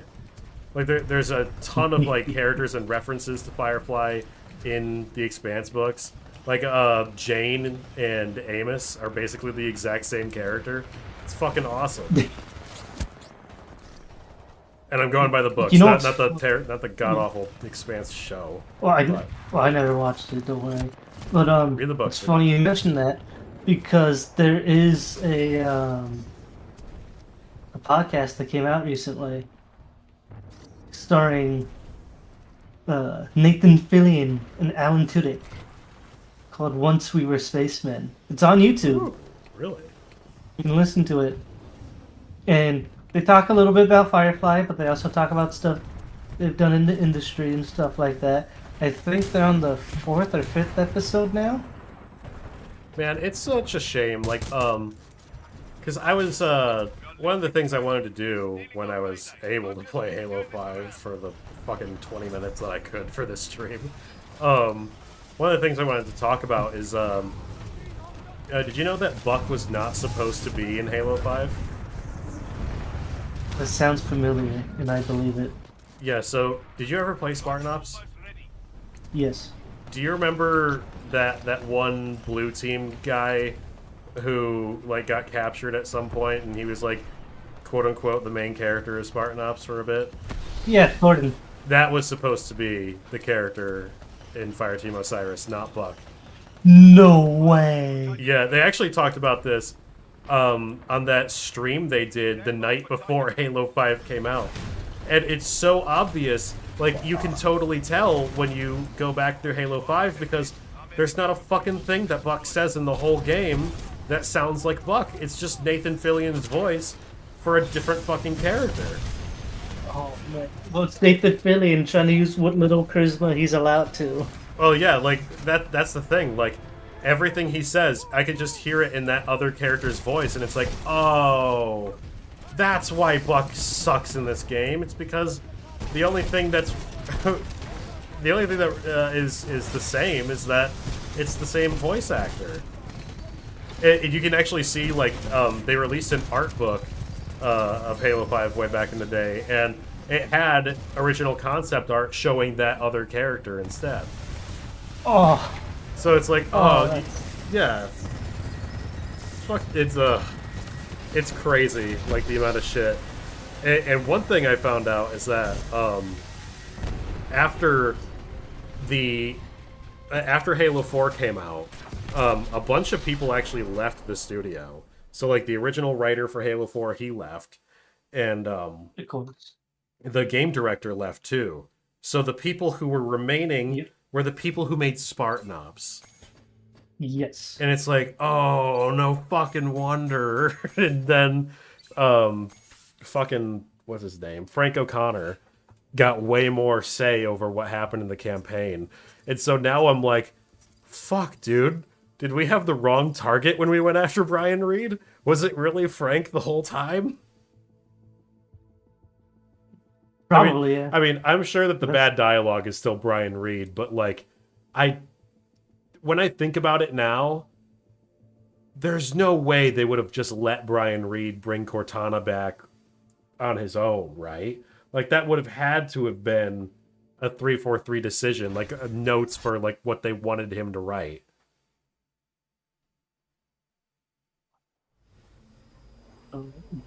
Isn't it tragic? Don't you love it? No, I don't love it. I don't know. I think it's even sadder in the case with Halo 4, because that guy, he tried to put some effort into the story, at least the emotional beats for Halo 4. He really tried. Oh yeah, I mean No. I saw this interview where he was talking about how like he based the rampancy Cortana was experiencing off of like his experience of his mother dying with dementia. Dementia. Yeah, Alzheimer's dementia. Yeah, like now Tragic. I don't know if that direction with rampancy was his decision or if that's just what 343 described it as. Because obviously that's not what rampancy was supposed to be originally. No. But you know what's actually kind of crazy is that when MCC came to PC, there was a whole bunch of audio files that were cut from Halo 4 that people found. And there's actually a compilation video of all the cut audio. And there's a shitload of audio that not only sounds a lot more like Cortana as she should have been, that just never made it into Halo 4, but there's a lot of dialogue that seems like it built up to what they were going to do in Halo 5. With her like having something a little bit more closely resembling what rampancy was supposed to be originally. And it's like, so something happened there where rampancy changed, but they still wanted to keep the direction that they would inevitably take in Halo 5. So it's like, fuck. I would love to just sit down with Brian Reed for like an hour or two and be like, how much of this was you, actually? Because, like, I wonder, I seriously wonder now, like, how much of it is actually fully to blame on him. I'm sure that the moment-to-moment dialogue is him. Because from, like, what I remember of that Spartan Ops comic that they did, which was also written by him, the dialogue was just as shitty and boring in there as it was in Halo 5, and it was like, okay, so he's clearly not good with dialogue, because, like, fuck, dude, so before I replayed Halo 5, I watched that Halo Nightfall movie. Do you remember that? Oh, the show that I only watched on Halo Waypoint, so I can get a decent looking set of ODST armor for Halo 5. Yes, I remember it well. The Halo Waypoint that no longer exists, so you can't get that armor anymore. What? Yeah, so, oh my God. Yeah, they shut it down. The only way to watch Halo Nightfall is if you watch the upload on YouTube that's in like 480p. Oh. It's crazy. Oh. Yeah, so like I watched that again because I hadn't seen that since like 2015. And then I played Halo 5 and like genuinely I can't name you a single personality trait from Locke. Like the dude is like a black hole where any personality goes to die. He has nothing about him. I can't tell you if he's nice or mean, or I can't tell you if he's a good guy or a bad guy. He's just nothing. It's like the most baffling fucking writing I've ever seen. There's nothing from any of the characters that even gleams, that gives you any kind of idea of what any of them are like as people. Well, the funny thing is, you have that, and then you compare that to the Forward Onto Dawn thing that was combined into a movie, and that has all kinds of personality from all the characters, even if some of them are stereotypical. Yeah, like you learn something about Lasky. Yeah, like I watched that recently too. I don't think it's good, but at least, you know, I at least can tell you at least something about Lasky. It's not deep. It's not. There's not a lot to it, but there's something there. And I'll give it this: that scene where the Covenant shoot the space elevator and like the bodies of people that were on the elevator come raining down and smacking against the ground. Like, oh, dude, that was actually kind of metal. Like that was great. It's like do more of that, please. Like straight up, like the last 2-3 episodes of that are actually pretty fucking decent. Dude, I remember when those were, because those came out on Fridays on on the now deleted Machinima channel. I remember watching those Friday mornings at school before the first period started. Because that felt like it had heart. They were trying to make something engaging. Like, oh, this is this upcoming character. And it's like... Yeah, I mean, the problem is that, like, nothing about that was really necessary to understanding anything. And if anything, it actually kind of contradicts the story in Halo 4. Because, like, the ending of that movie says that, like, they were going to Requiem because they picked up the Forward Unto Dawn distress signal. But then the game says, like, no, we found it on this Forerunner artifact on another Halo ring. And we're just a total coincidence. It's like, so what the fuck? Which one is it then? And then, like, there's nothing about Lasky having met Master Chief before that, like, adds anything to the story. It's a little bit silly.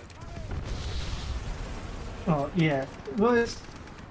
Hey, man, it's self-contained and they at least... Oh, okay. It was really funny how impressed they were with the Warthog model that they made, because they showed it at every fucking chance they got, and it was like, guys, it's not really that impressive. But whatever. I'm glad you guys got a nice looking Warthog to use for 2 or 3 scenes or whatever it was, but...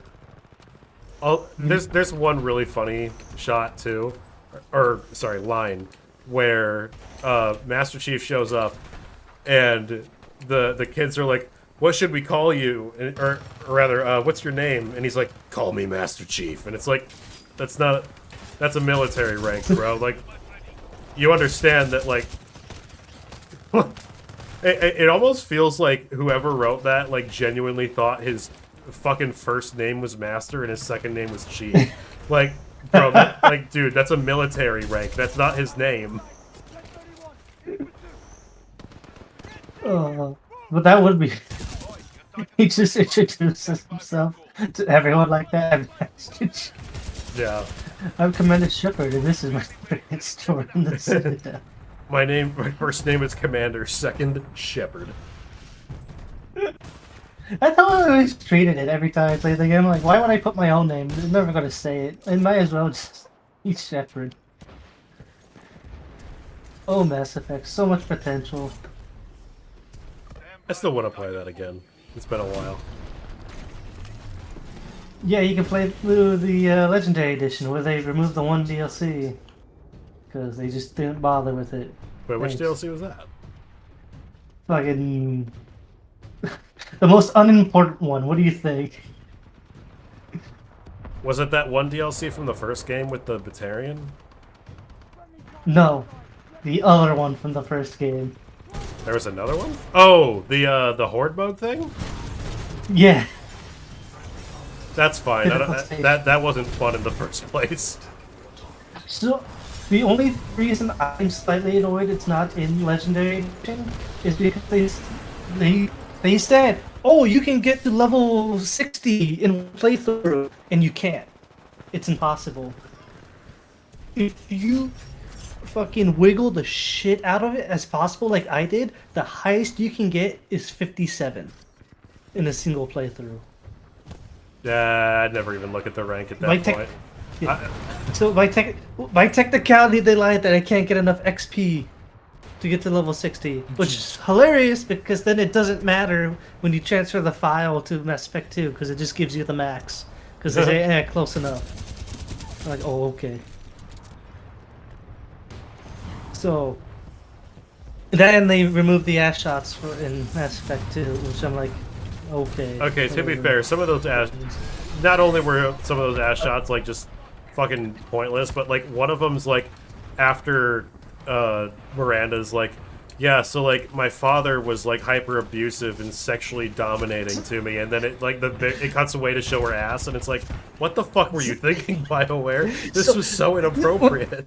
So that's my thing, is like, you should leave some of the ass shots, not the ass shots where she's acting depressed, or she's super deep in thought, talking about, oh no, my sister means so much to me, and then she fucking bends over and cuts to her ass. I'm like, You can't do that to me, Gabe. You're giving me conflicting emotions here.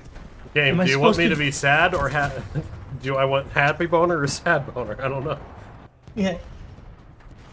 It's and I'm like, come on, work with me, game, work with me. So I just moved.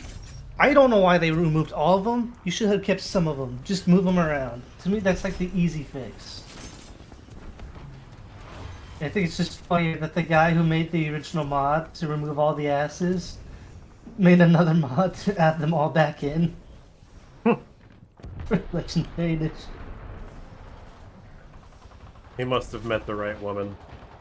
I understand. Yeah. I actually totally understand it. I went from being a boob man to an ass man. I mean, I still like boobs. But my girl has a really nice ass.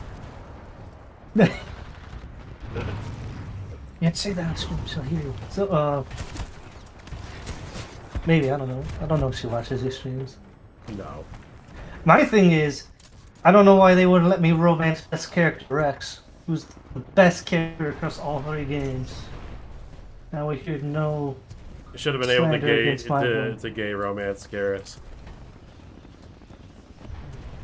I accept that. Garrus is the best companion, but Rex is the best character across all 3 It's games. so fucking stupid. Like, the one gay romance option you have as male shepherd is the fucking Steve. Caden? From the... Oh, right. Fuck, I forgot about Caden. Everyone does. Everyone kills him. Yeah, because he's a fucking useless character who would be better off dead.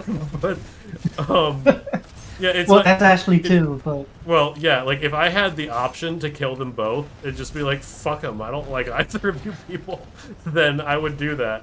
Because Caden and Ashley fucking suck. They're the worst characters in the first game.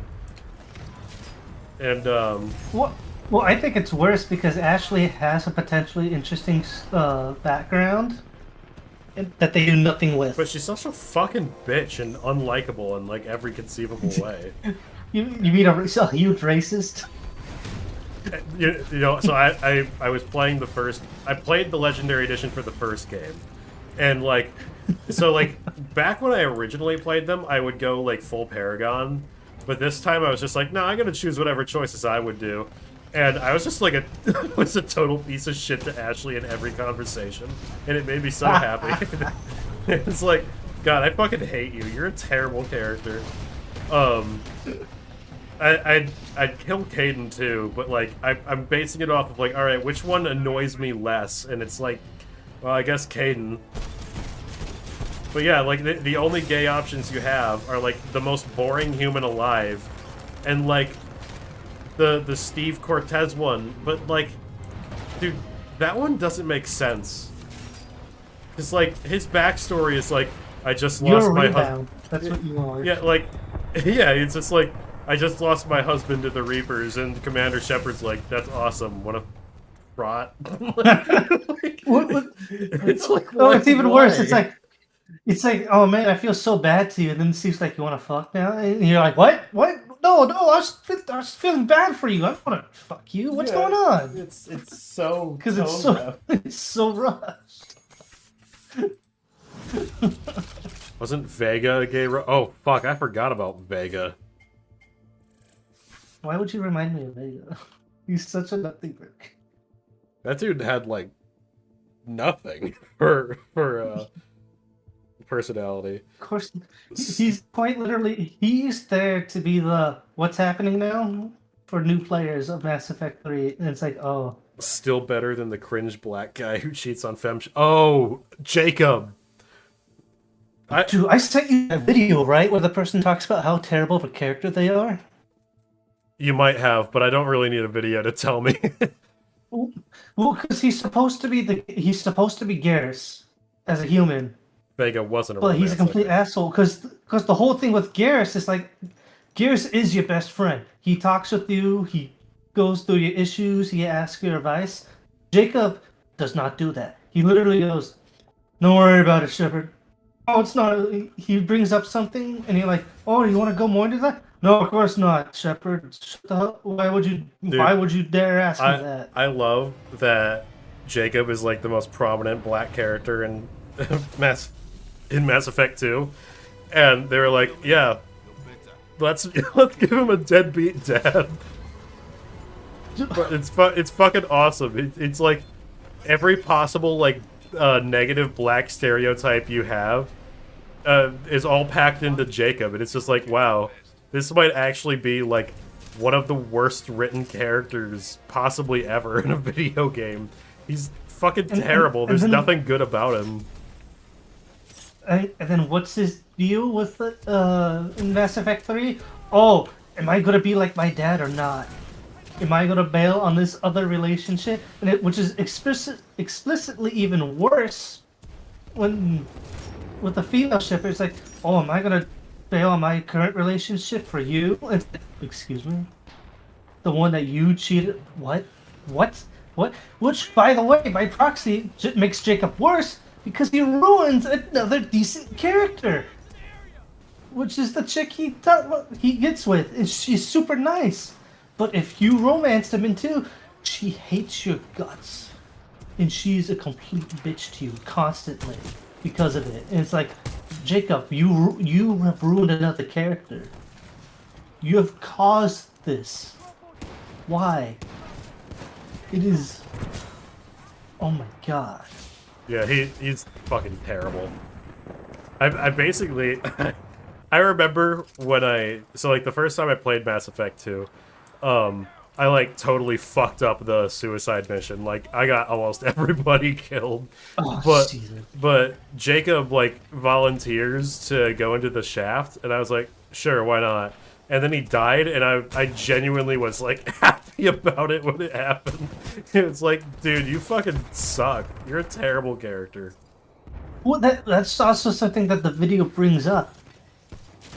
Almost every single recommendation that Jacob says is the exact opposite thing you need to do. Because Jacob had like, it's like he gives the worst advice. He sacrificed his brain for his jawline. Like he has nothing fucking. He has no activity in that fucking cranium there. Like dude's a fucking moron. Just like I'm afraid of becoming my dad as I cheat on my girlfriend. Like, what's wrong with you? Yeah, by the way, not just cheat on your girlfriend, cheat on your girlfriend in under 6 months and get another girl pregnant who's several months pregnant. Oh, I didn't even know he got another girl pregnant. That's what it is in Mass Effect 3. That chick that he gets with, he gets with that chick no matter what in Mass Effect 3, but she's pregnant. She's like a few months pregnant. Dude, who is the racist on BioWare's team who was like really having it out for Jacob? Holy shit. Well, they were like, we really want the black guy to be like the worst possible person. Like, we want to have the Reapers have more redeemable qualities than this dude. Well, half the cast already has fucking daddy issues, as is. There's another video I watched by this chick. I don't remember what her name is. But she talks about how Tali is basically defined by you as Shepard. Like, everything that she wants or, like, needs is completely defined by Shepard and her dad. And it's fucked. Going into all the details about it. Everything that Tali is doing is basically for her people. Everything that... And then, as soon as she accomplishes it, she immediately goes to Shepard for, like, what's the word? For, like, comfort and reaffirming this belief. Yeah, affirmation, that's the word, thank you. It's like, it's completely, because it's entirely based around and on Shepard. Because even when you get, if you romance Tali, which I don't, she gets with Garrus and it's a fling, and she's like, oh, is that fine? Is that fine with you, Shepard? And it's like, what? Why you're an adult. Why are you asking me? You don't need my approval. Was there like a plot line with her being like, because I remember her being like kind of treated like shit by all of the Quarians in Mass Effect 2. Yes, because of her dad. So would that just be like a part of her character after that, or is the complaint that she doesn't like grow from that? Well, because that's the thing. Well, that leads to being even more defined by Shepard, because she's basically giving herself to the Korean people, and if you get the Koreans to kick her out because to keep her dad's honor, then it's entirely based around you, or well, based around Shepard for approval, because everything she's doing is essentially, reinforced because of her dad and his beliefs, and everything is for the Korean people. I still love Tally. It's really fun. Yeah, well, yeah. I'm not saying it's a bad thing. It's just that's how her character is. She's a good character, but I don't romance her. She's a fucking. Go ahead. People call the Koreans space elves. They're not space elves. They're space dwarfs. That's what they are. They literally are the most mechanically focused species outside of like the Geth. They use every scrap they can. They constantly forge stuff. They rehash and do everything. They're space dwarfs that look like elves. That's what they are. I don't romance Tally. Literally just for two reasons. First, because I know that if you don't, she gets together with Garrus, and I don't. Well, actually, no. It's really just that reason. Like, I know if you don't romance her, she gets together with Garrus, and at the end, she's happy with him, and it's like, I don't want you to be sad when I inevitably die at the end of this game. So, it genuinely makes me upset to think of this fucking video game character as being sad. And it's like, she doesn't have feelings, but it's like, I don't want precious video game girl with cute accent to be sad when I die. So it's like, all right, give her to Garrus. I guess I'll take Liara, since that's the one that the game clearly wants you to be with anyway. That's the game. That's the one the game forces upon you constantly throughout the entire trilogy. Even with, people are like, no, the game doesn't force Liara on you in Mass Effect 2. That fucking DLC does. That DLC absolutely does. The game, it wants you to. That's also why most of the game wants you to be Paragon, because time you do anything Renegade, it just cuts the mission, and you get less items, and you get less XP for basically every Renegade action. Except in like Mass Effect 1. When I replayed, when I did Mass Effect 1 Legendary Edition, I was just like, alright, I guess I'll romance Liara. I got through the whole game and the romance option didn't happen, and I was like, oh, right, because I don't like her I don't like her in that way at all. So I just didn't have a romance scene in that game. It's and you missed that the achievement.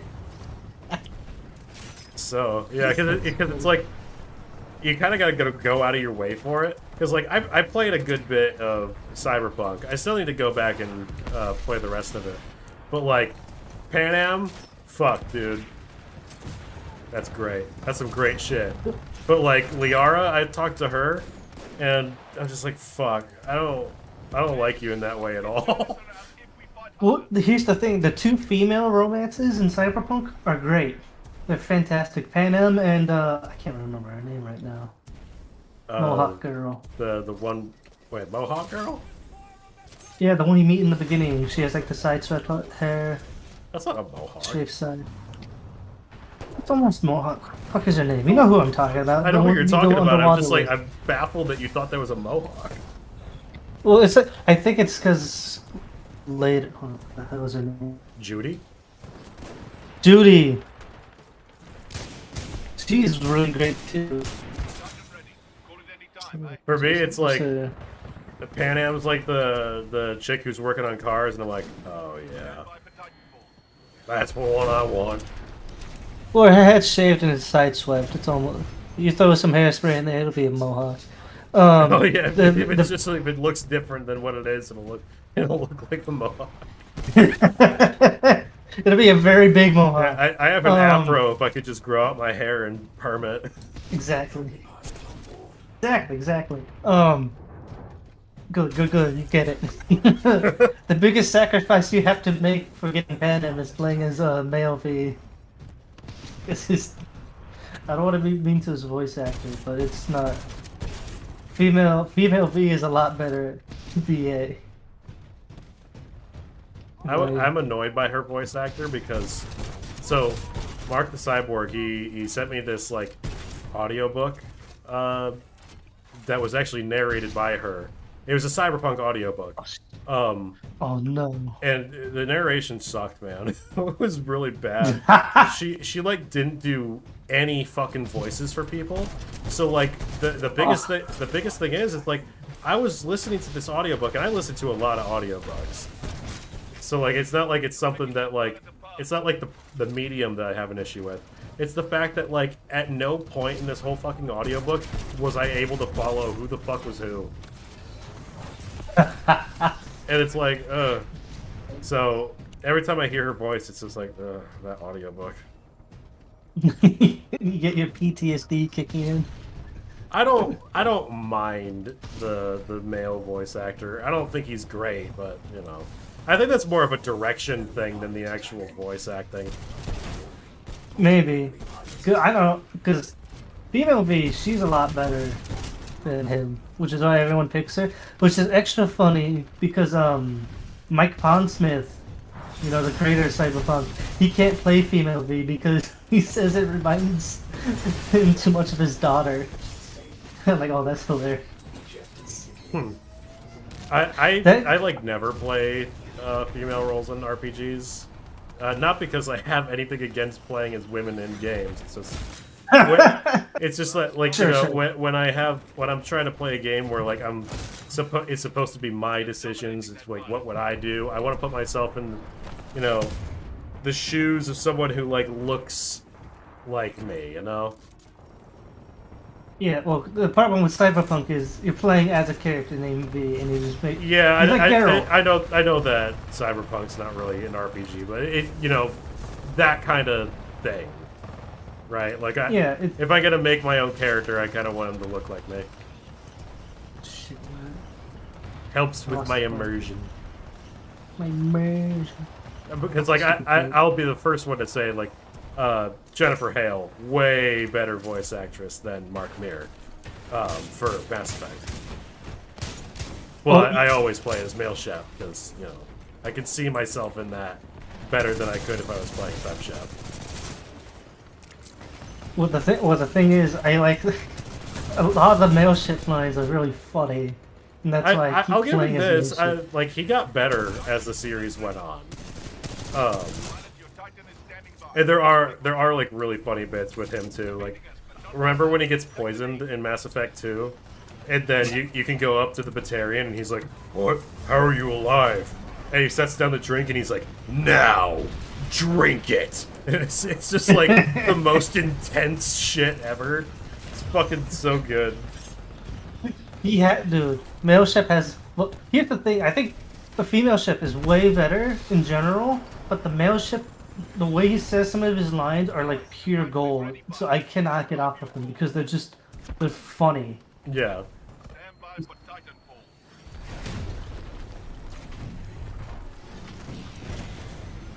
sword is yours, pilot.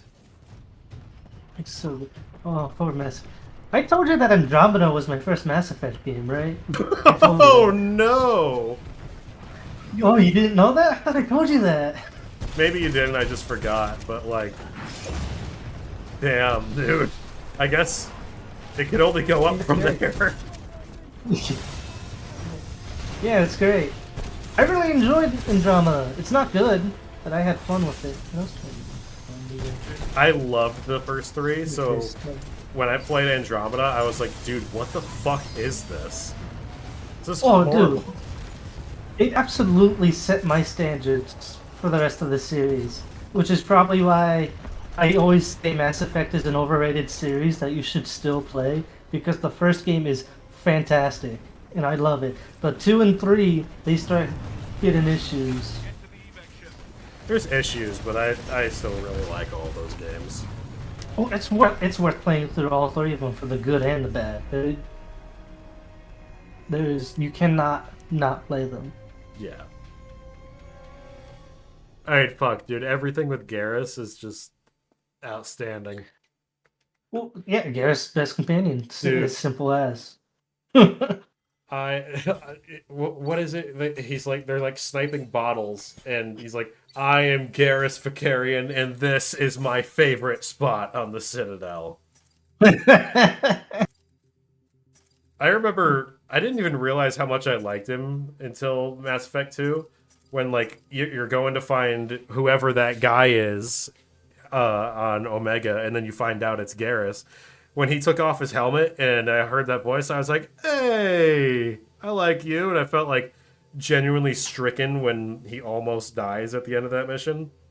And then because I got almost everyone killed in the suicide mission, one of the things that happened is I watched Garrus get carried away by those collector drones.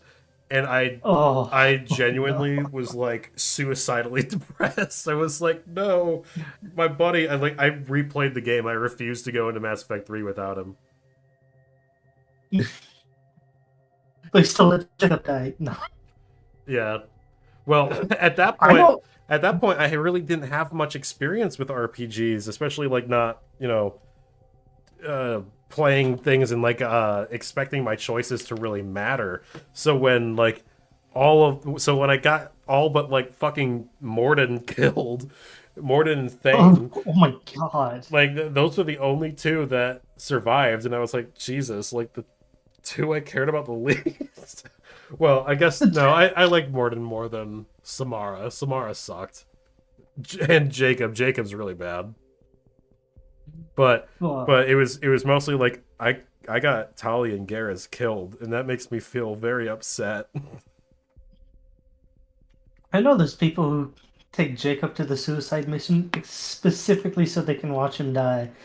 And in my immediate thought asset brain is, no, you can't do that. He's worth assets in Mass Effect 3. He gets me thinking.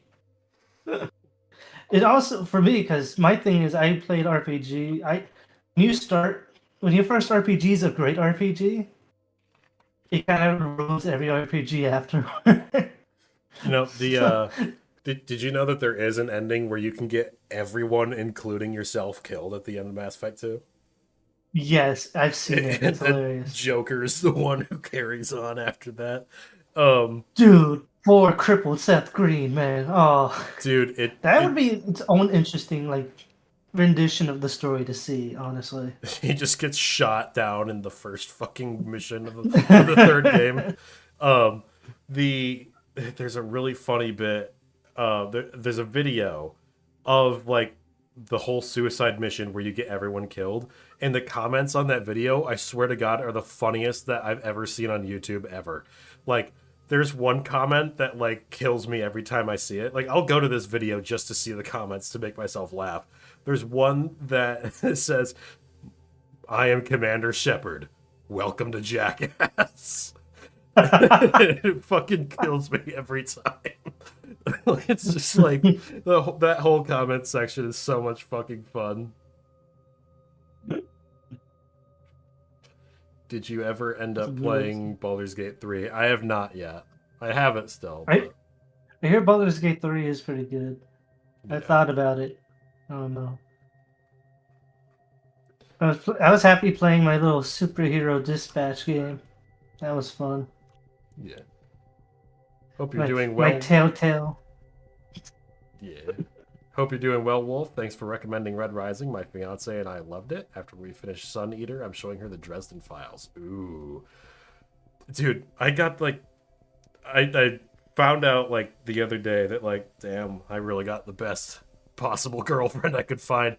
So, I won't be seeing her Don't need to rub it in. No, I'm gonna rub it in. God. I get to rub it in. It's my stream. I get to do what I want. Wow. So, I saw her for Thanksgiving, and we're not going to be able to see each other until, like, February. So, gonna be a while. And she was like, oh, I got your early Christmas gifts. And I was like, oh, sweet. One of them was a I guess you won't really understand what this is, but there's a weapon in Red Rising called a sling blade, which the main character uses. It's kind of like a curved blade that looks a bit like a scythe, and the main character is called the Reaper because of that. And she got me this like little thing for my bookshelves. It's like a little wooden plank that like you slide it in between two books, and then it has a replica of the main character's sling blade sticking out. And I was like, "Oh, this is awesome!" So I was like, slid it in. I got these custom covers for Red Rising, where the first three books is kind of like its own trilogy, and then the three, including the one that's not yet out, is a new series that takes place like 10 years later. So there's like a separate color scheme for those books. So I slid it in between those, and I was like so fucking excited to have that because it's like a nice little decorative piece on my bookshelf, and I'm like, that's fucking awesome. Like the fact that she knew about Red Rising, knew I liked it, when she had been to my place, knew I liked to decorate my bookshelves, and then decided to get me that. It's fucking cool as shit. Told you should have got that Lego Balrog. Got what? The Lego Balrog, the fucking bookend. There's a Lego Balrog? The bookend. Remember I sent you that like who knows how long I'm gonna pull it up right now. Lego store. You complained that it cost too much. I bet you can find it in our DMs right now. I thought it was the Death Star that was too much because that's $1,000, and it looks like No, ass. the Death Star one is the funny one because it's like a slice of it, but it's a huge piece. Here it is. I got it. I'm gonna send you a link. All right. In the meantime, I'm going to read. Make sure I got all these super chats. Oh, but yeah. When she gets to the Dresden Files, oh man, it's awesome. One ball to rule them all, one lock to lock them, one ball to find them all, and in the darkness, lock balls, lock balls, lock balls. It's funny that was like the the thing that caught on as much as it did. Hey man, balls on fire. Ah, my leg. Fuck. It's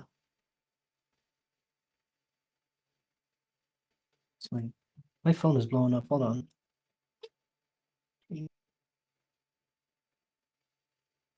Okay, I think that's all the super chats. Looks like it anyway.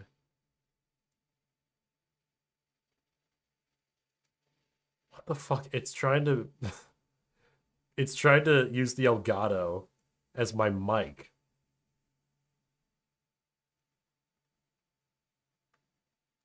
Continue, okay.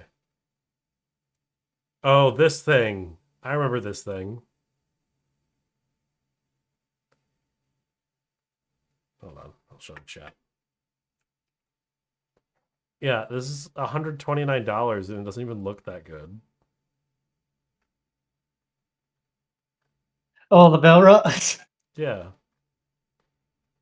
It doesn't even look like Lego. It looks like Mega Blocks. Well, they use that for some of the bigger pieces. I don't like it. Dude, I was a Bionicle kid. We had high standards back then. Have you seen Well, they don't like make some of those the anymore.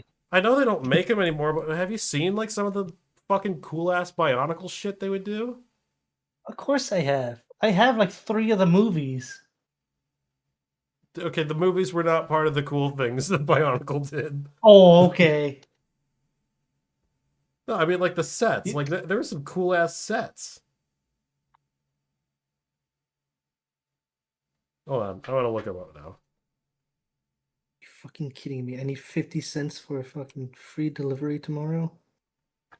I don't remember all their names. It's been because I was a little fucking baby when I played with these. What's that dude with the cape?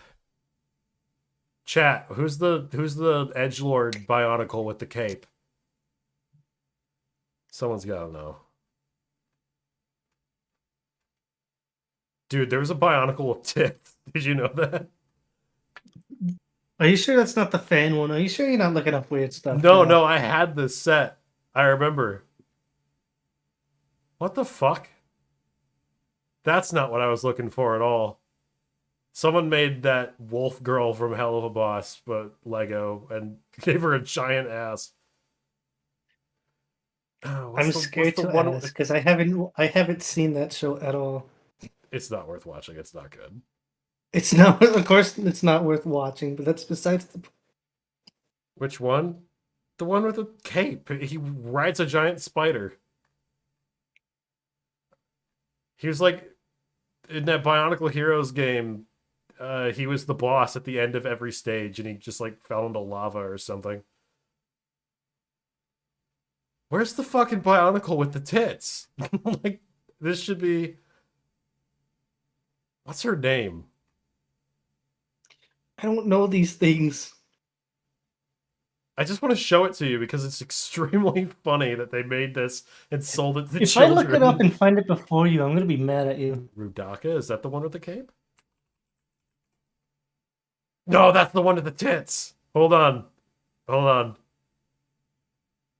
Hold on. I got it. Here we go.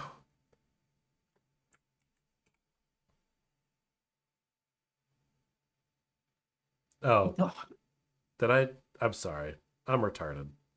Don't click on that. Don't click on this huge mess. Yeah, you can just show you. By the way, you could just show it on screen for the record. What the fuck? That looks familiar. I don't think I had this one.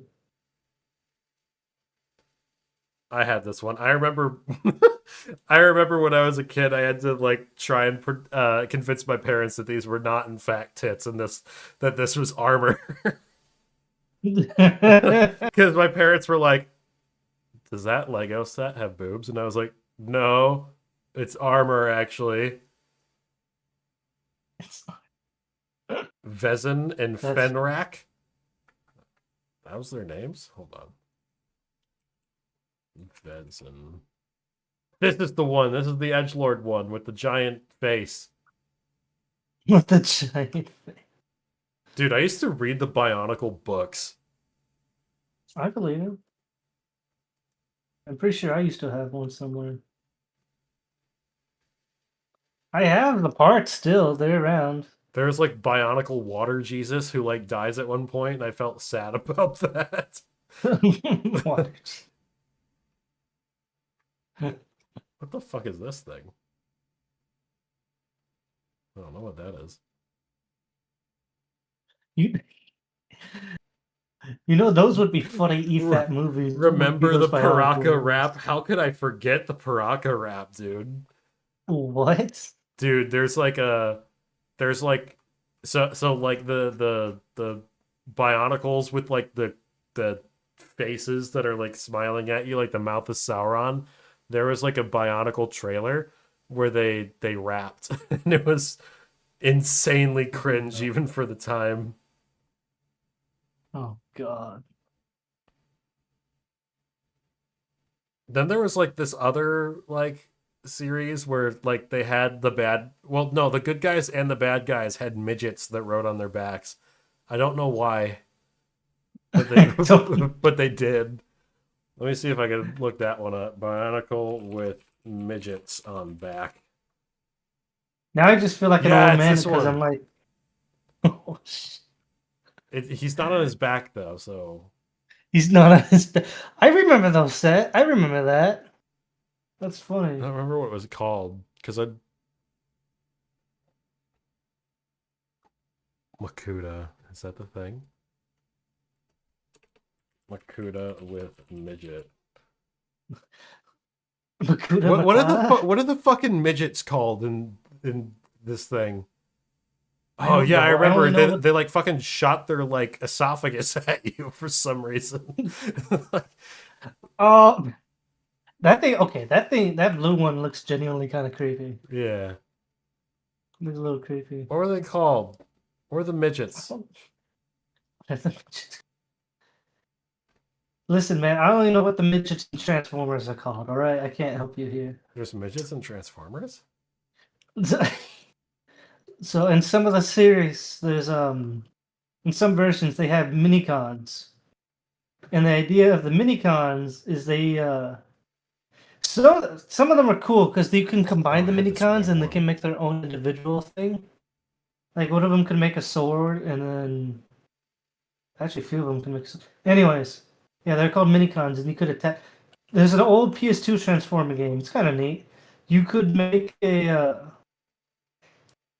and in that game you have to go around finding minicons.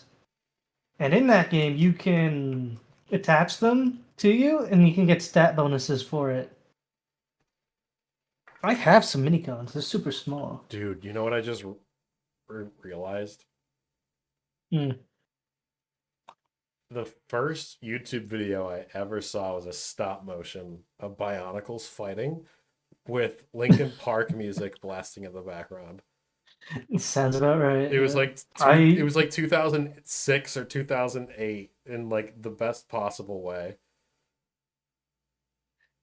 I used to watch a lot of the Brick films when I was in. I try to watch Forest Fire. Have you ever? And then it was revealed recently he was using AI to make his recent videos for animation. I'm like, oh. Was it Crawling? No. Well, I know the song. I think it's in their second album. It's the one where the guitar at the beginning is like. So,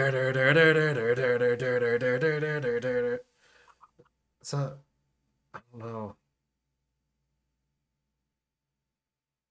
It's like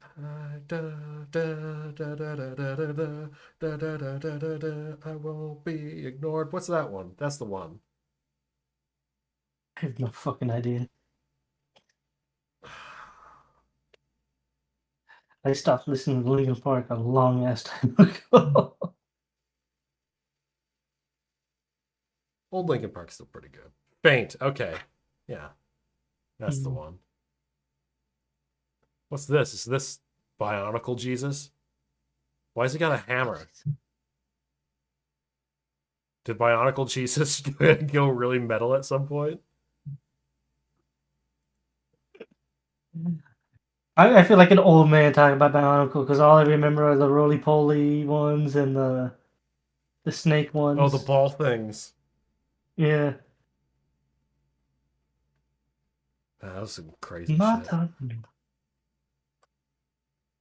Fucking screaming out, unity, duty, destiny. I like how they just like made their own like squiggly version of the yin yang. It's like, I see what you're doing. Did you know they got in trouble with like the fucking Maori people or something because they? What? Well, yeah, because like all of the names were like just literally one-to-one words from their language that were like, I guess they like considered it insulting that they were like, yeah, we just like basically stole your language to use as the basis for the lore of this thing. And I think they had to change some of the names to make it sound less Maori or whatever. That's hilarious. Yeah. Even though Hawaii is not real. Hawaii? Oh, you don't know about that? A lot of Hawaii is like a dead culture, and they take it from other cultures. I don't think. Are the Maori people from Hawaii? I thought it was from somewhere else. No? Alright. I'm not really sure. I might be getting the culture wrong. Bionic. Maybe I'm saying the name wrong because I said Maui. Maori. No, I think. Yeah. Yeah, because I yeah, think no. Maui, which is in Hawaii. It's Maori. From New Zealand. What? Oh, that's a completely different location.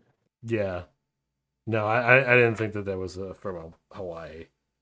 You wouldn't download a language. Indonesian Polynesian.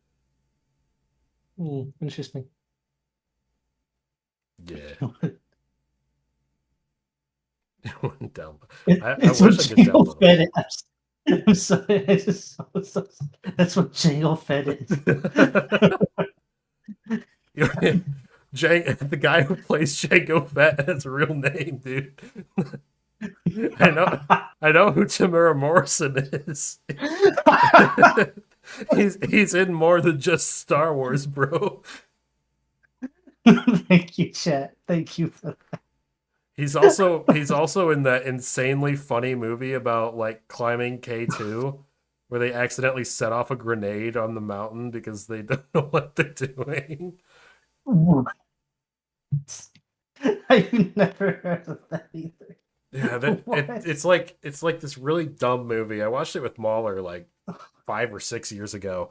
Um, the movie starts off with like a brother and sister climbing a mountain with their dad, and then like the string or the rope cuts, and then like the dad falls and he dies in like the most insanely funny way imaginable. And then like 10 years pass, they're like, we're gonna climb K2, and one of them wants to do it and the other one doesn't. And then there's like some weird shit with like these barrels of acid that just blow up for some reason. And then like they get stuck on the mountain, so the other one has to find them.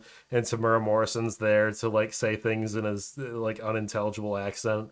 And then and then they go up there and like, if we have these hand grenades, they will allow us to do something. And then most of the deaths in the movie is a bunch of people accidentally blowing themselves up with the hand grenades. Oh my god.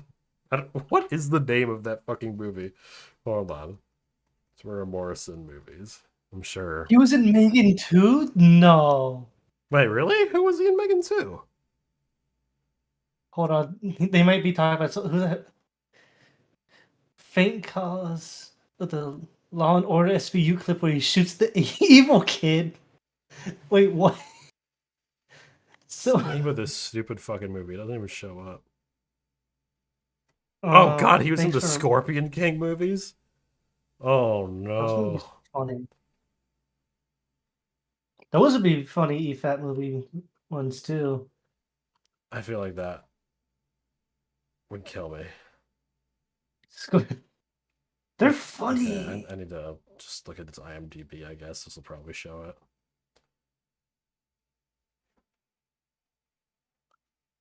Come on, it's like a mountain climbing movie. I wonder if he ever like resents the fact that people only know him from fucking Star Wars. No way. He fucking you see him talk about all of his Star Wars stuff, he loves that people love him. Listen, he may have done that stupid Jango Fett show, but the fact that he's like, I lost weight because, people call me Jango Fat, and we can't have that. So he actually worked out and lost weight so that he could be fit for the role. I respect him a lot for that, even if it's for shitty projects. Vertical Limit. Yeah, that's the movie. That movie's funny. I need to watch. No, yeah. Speaking of not funny, I should watch Mr. In Between again. What's that? Oh shit! It's a Australian TV show about a hitman living his life and all the chaos that happens throughout it. I see. It's really good. It's only 29 episodes, 3 seasons. I really enjoy it. Nice. And the character's name, his name's Ray Shoesmith. He is a fucking beast in that show. What the fuck was that?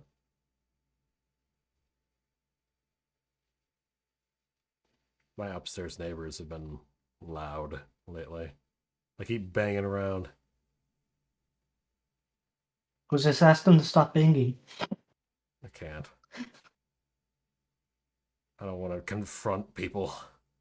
It's because you're short. Stop being scared.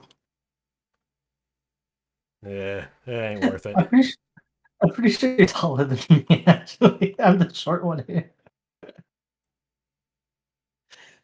What were you? Were you 5'8" or 5'10"? 10.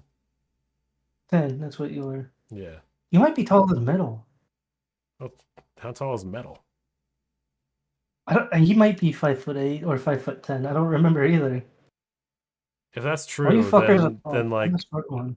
I would be very happy to like very pointedly look down at Metal and like pat his head. Well, I'm pretty sure he's more muscular than you, so you might. Oh, that's true. He's I think going to the two. I would still pat his head. The broken arm would be worth it. See, you could actually look down on me because I'm only 5'5". Jesus, you fucking midget. Yeah, thanks Dude, California. how Jeans. tall is Stop. Tom Cruise? Is he like 4'2"? Oh fuck, I don't know. I'm gonna look it up right now. 5'7". Dude, you're shorter than Tom Cruise. Listen, man, I'm taller than Danny DeVito, and that means I'm allowed to go in space. Danny DeVito not, is a so giant among men. How dare you? Yeah, he's fat. Yeah, I agree. He is. Chat, kill him. He's making fun of Danny DeVito. He's funny. What do you mean? He's a comedian. You. Speaking of comedian, do you remember when he was the human red M&M? The what? Yeah, so Eminem did commercials. I don't remember, like 5 years ago, probably. It was like, look, this is the human Eminem, and it's fucking Danny DeVito, and he's the red Eminem. Then they had him get hit by like 3 cars in one of the commercials. Dude, do you remember when Tucker Carlson was upset because he couldn't jerk off to the green M&M? No, Tucker, what? Yeah. Are you sure you're not talking about Licara? No, this was definitely Tucker Carlson talking about how, like, because the green M&M didn't have heels anymore, it was woke because she was ugly. And it's like, dude, do you actually want to fuck the green M&M? I've never heard that in my life. That's weird.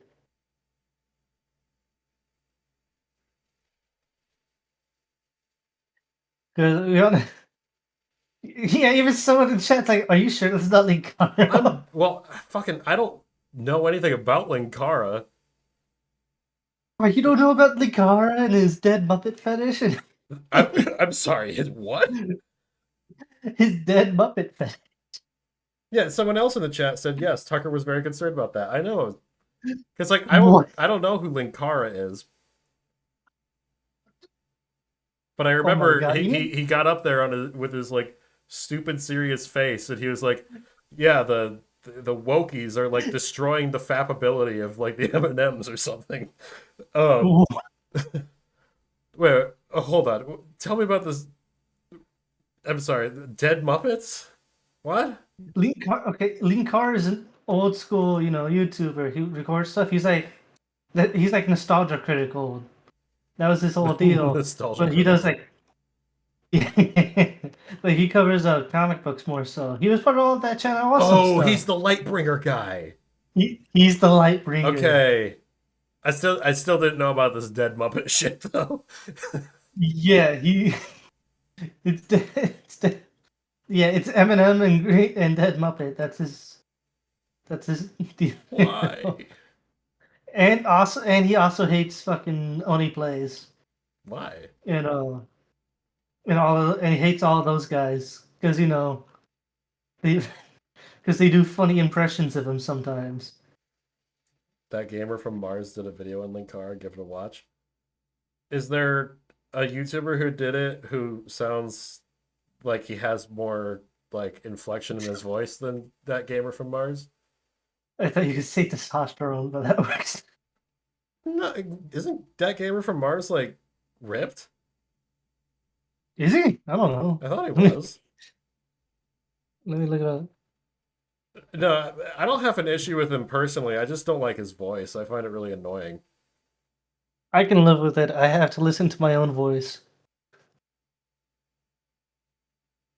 He's all right, Bill.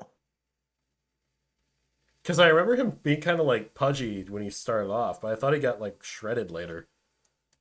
No, hold on. I see it on images. He says, "This is a meme picture of me from 5 years ago of being spread around again." Wait, hold on. You look like Is he ripped? No way. Hold on. Let me just... That gamer from Mars. I'm just gonna look at it, whatever his latest video is, I guess. I don't know, show it.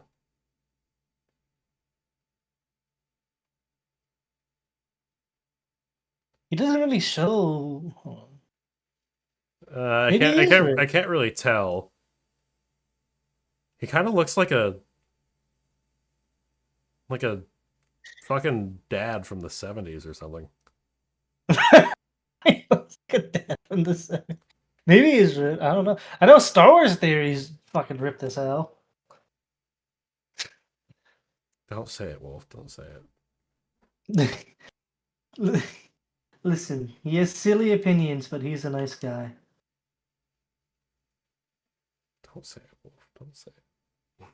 Don't be racist, Wolf. Don't be. I wasn't gonna be racist. I don't know. It's like JD Vance, so many memes I can't remember what he really looks like anymore.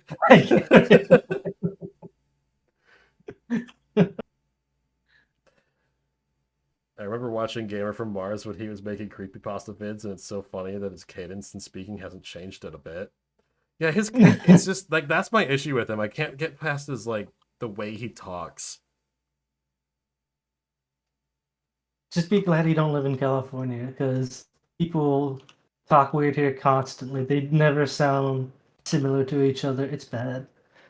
I've been enjoying the clips. Have a drink on me. Also, Danny DeVito is a Chad among Chads. Based. Yes, he is funny. Muttering, don't say it to yourself is just a chicken shit way of saying it. You don't know what I'm saying. I could be saying so many N-words and you would have no idea. I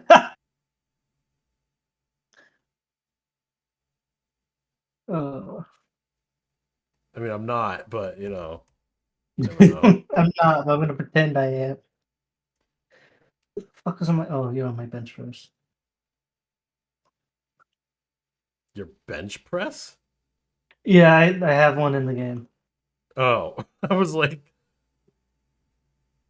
confused for a second there. Yeah, they changed how some of the AI operate in this game. So now they get out of your way more often. And in doing so, they take up other space. I see. Okay, this human skull and arms are in my way. Where did I put the others? There you go. Back to exploring. Linkara believed his role in the first Nostalgia Critic movie was his chance to get into acting. That's funny. That's sad. That's really funny. I like how Nostalgia Critic is like the internet's biggest idiot who never makes anything good, but he's like weirdly lovable despite that. Because he knows how to take a joke. He does occasionally say a smart, intelligent thing, but most of the time I found it only to be in regards to animation. He's like a huge animation guy, but he rarely talks about animated movies. And every time he does, I'm like, oh, I agree with this. Or this is something interesting that I never knew about. But I never seen him talk about animation ever, hardly. And that kind of makes me sad. Because like, this is clearly something he's knowledgeable about, but he never fucking talks about it. Strange. Well, I should probably get going here, but it was fun. Until I shut up. Yeah, until you shut up and ruined everything. It's always your fault. Thank you. Yeah, I do appreciate the fact that that the Elgato was like, nah, no Halo 5 today. You can't handle it. Yeah, I might get spared from playing Halo 5 if you... Yeah, if I can't get the Elgato to work. Yay. Fun stuff. That means one less game for you to play for me. That's true. Does that number change now that we're not doing Lasso? Oh, we didn't tell chat we're not doing Lasso, did we? Chat, we're not doing Lasso. I originally wanted to, Yeah. and then I like tried playing Lasso and realized it was horrible. Like more horrible than I knew it was gonna be.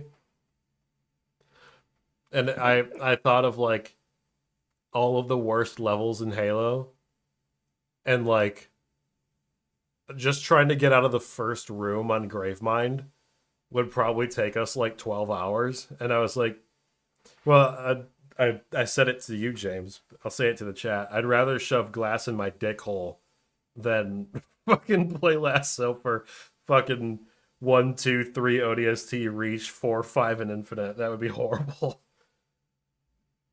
I wonder You know how what makes infinite that would worse? even work with Lasso. I have no idea. Do you I don't start know, all the way grapple from the everywhere? beginning and just you know what? Yes. I'm not even gonna attempt it. You know, if you go, sounds like not very well. Yeah. Yeah. Actually, that's a question. Have you found all the audio logs in the ODST campaign or no? Oh yeah, I did that years ago. Oh, okay, so we get the funny ending where we get to dome the guy. Oh yeah, the guy who's like, just need to check on something for a sec, and then the computer's like, caution, caution, and then you shotgun him in the face. Well, it's funnier when you don't have all the audio logs. They just gets wiped away by by the buggers, and the computer's like, crime doesn't pay. Because it just seals them away. Dude, the audio logs in Halo 5, I listened to them, and like most of them have nothing to fucking do with anything. And it takes you forever to find where they even store them in the UI. Dude. Well, most of them are related to that specific area, and I don't care. Oh, I forgot about that picture. And it's like, this is nonsense because it not only does it not relate to the plot in any meaningful way, it's like shitty world building. Yeah, but for like 'Cause we're places I only here don't for like care 5 minutes. about. Yeah, I don't.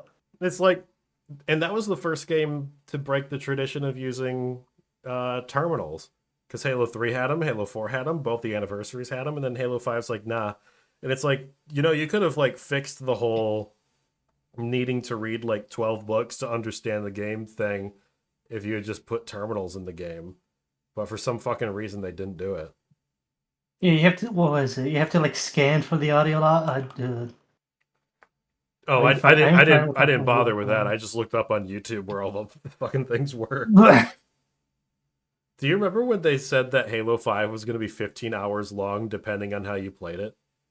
And then it was like a total No, fucking they said lie? that? Yeah, before the game came out, they said it was going to be 15 hours long depending on the way you played God. it. And here's the thing. So like Halo 5 like records how much time it takes you to complete everything. I played the game on Legendary with my fucking laptop on my table to showing me where all the skulls and audio logs were. And I collected all of them while playing the game on Legendary, and it only took me 8 hours. Jesus. It actually took me a little That's bit less than that because I played a couple missions just to stress test the squad system. So really, it was probably closer to 7 hours on Legendary collecting every collectible. And it's like, what the fuck did you think? What part of 15 hours? Where did you get that number? You can't even get close to that. It's like depending on how you play it, does that account for like just taking a nap in the middle of the game? Well, here's like, I don't. For me, like the length of a game doesn't necessarily matter depending on what it is. No. For a Halo game, it annoys me because it's not. Especially like something Halo 5 isn't replayable. It's very tedious. Like But I something like don't mind a short game because ODST isn't really long either. It's only like 6 hours long, but it's a really, really good campaign. And you know, I would rather have a shorter Halo 5 than like dealing with more of Halo 5. But the problem is, it's like you just fucking lied to us before the game came out. Like you can't even get halfway to 15 hours on the highest difficulty looking for all the collectibles. Like that like it's the lie that's my problem. Well, that I didn't even know about that lie, so that just makes it worse for me because that's just terrible. Yeah. It's just, oh yeah, and then like over half the campaign you have to play a Spartan Locke too. It's just like, I don't mind that either. It's just that Locke has no character. He's a blank slate. well, I thought they had promised that you get equal time between Chief and Locke. Did they not? They might have, I don't remember. But It's too much to remember. That's the problem. dude, there's like fucking 4 guns down missions in that game. And it's like, why did you have this? This could have been a cutscene. Well, it's funny because Mahler stream was it? I think it was his Thursday stream because there was no open bar. He was talking about how oh man, all these what was it?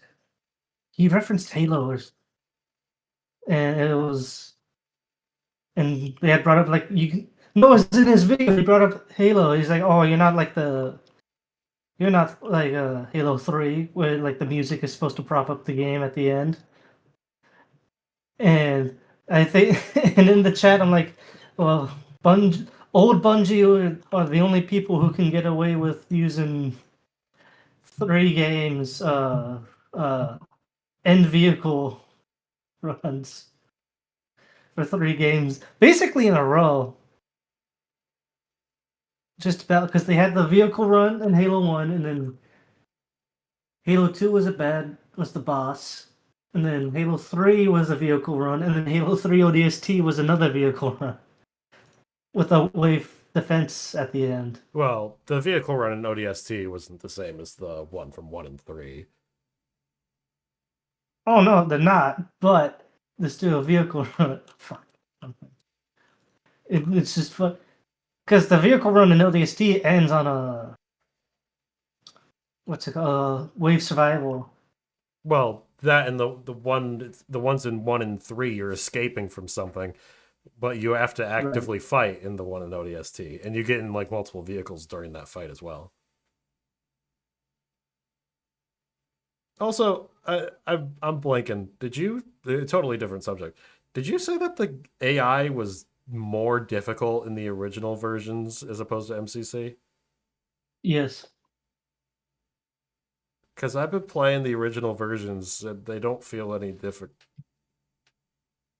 I mean, honestly, the biggest issue I've been having is getting used to using a controller again and playing games at 30 FPS. Well, that might be it.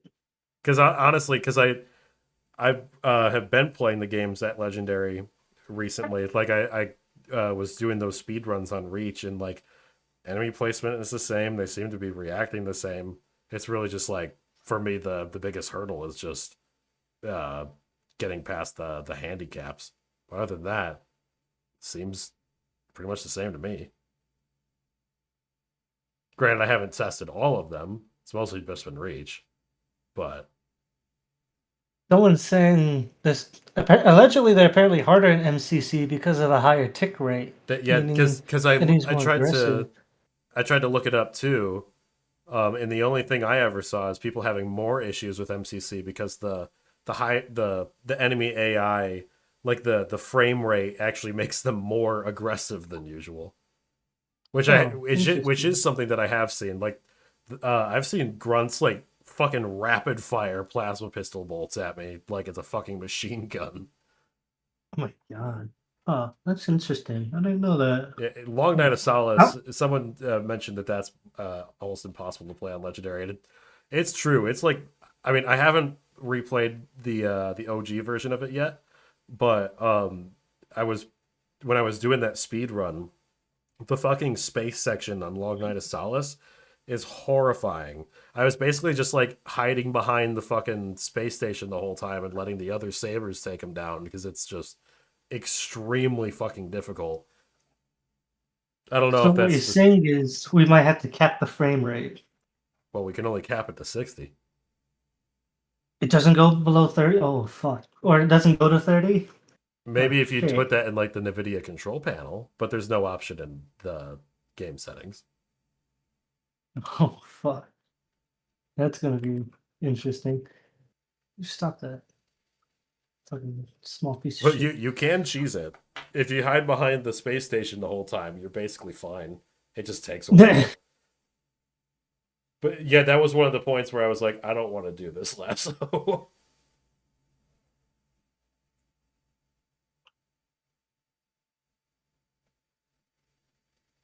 I rolled into that, I'm gonna die. Well, on that note, Right. I am going to head to bed because it is late and I am tired. Oh shit, it's 7:30. Bro, it's 10:30 for me. Well, yeah. It's later. It's later for you. I lost track of time completely. Shit. Yeah. That's what happens when you have fun. Yes, playing Titanfall 2, a good game. I remember fun. You could still have it.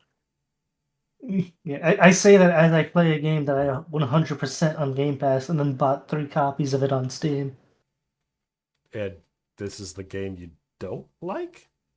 No, this is the game I do like. This is I told you earlier, Abiotic Factor. Oh, I thought it was the Dead Rising thing. No. I'm not making you play that. If I would make you play a good Dead Rising game, which is 2. Hold on. If I were to. They made a Lost Ember remaster? Lost Ember Remastered. What? Yeah, Lost Never Ember heard was of this such little game where you play as a wolf that I helped a Kickstarter on like years ago. Like Oh. before I even left YouTube. It wasn't great. It was like, have you ever played games like Abzu or Journey? No, I am aware of them though. It's something like it's that. kind of like that. It had some issues, but I haven't played it since then. But I'm seeing on the Steam page, it's got like a fucking remaster. Oh. It's Sunday. Maybe I'll have to check that out. The portal has reset. Let's go and look more.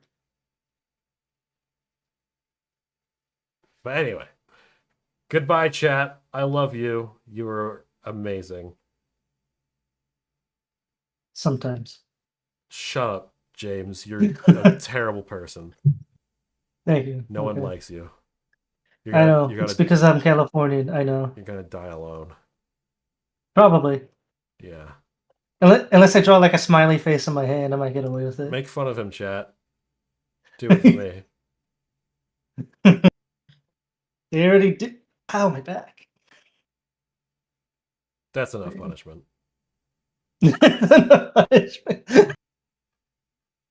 Your back deserves to be broken, like the broke back bitch you are. Well, I mean, I already told you about the time I almost fucking had my kneecap shattered, right?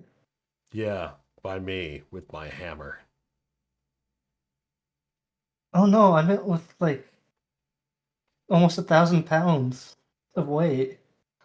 I know, it was a really big hammer. It's a really big hand. All right. Actually, I never saw that guy respond What to my guy? response. He was asking me who I went for in dispatch. I said Invisigirl, and he said nothing. So I probably disappointed him. Yeah, he's like, wow, fucking pussy. Oh no, he went for the nose ring. Yeah. Goodbye, chat. I love you. Have a good night.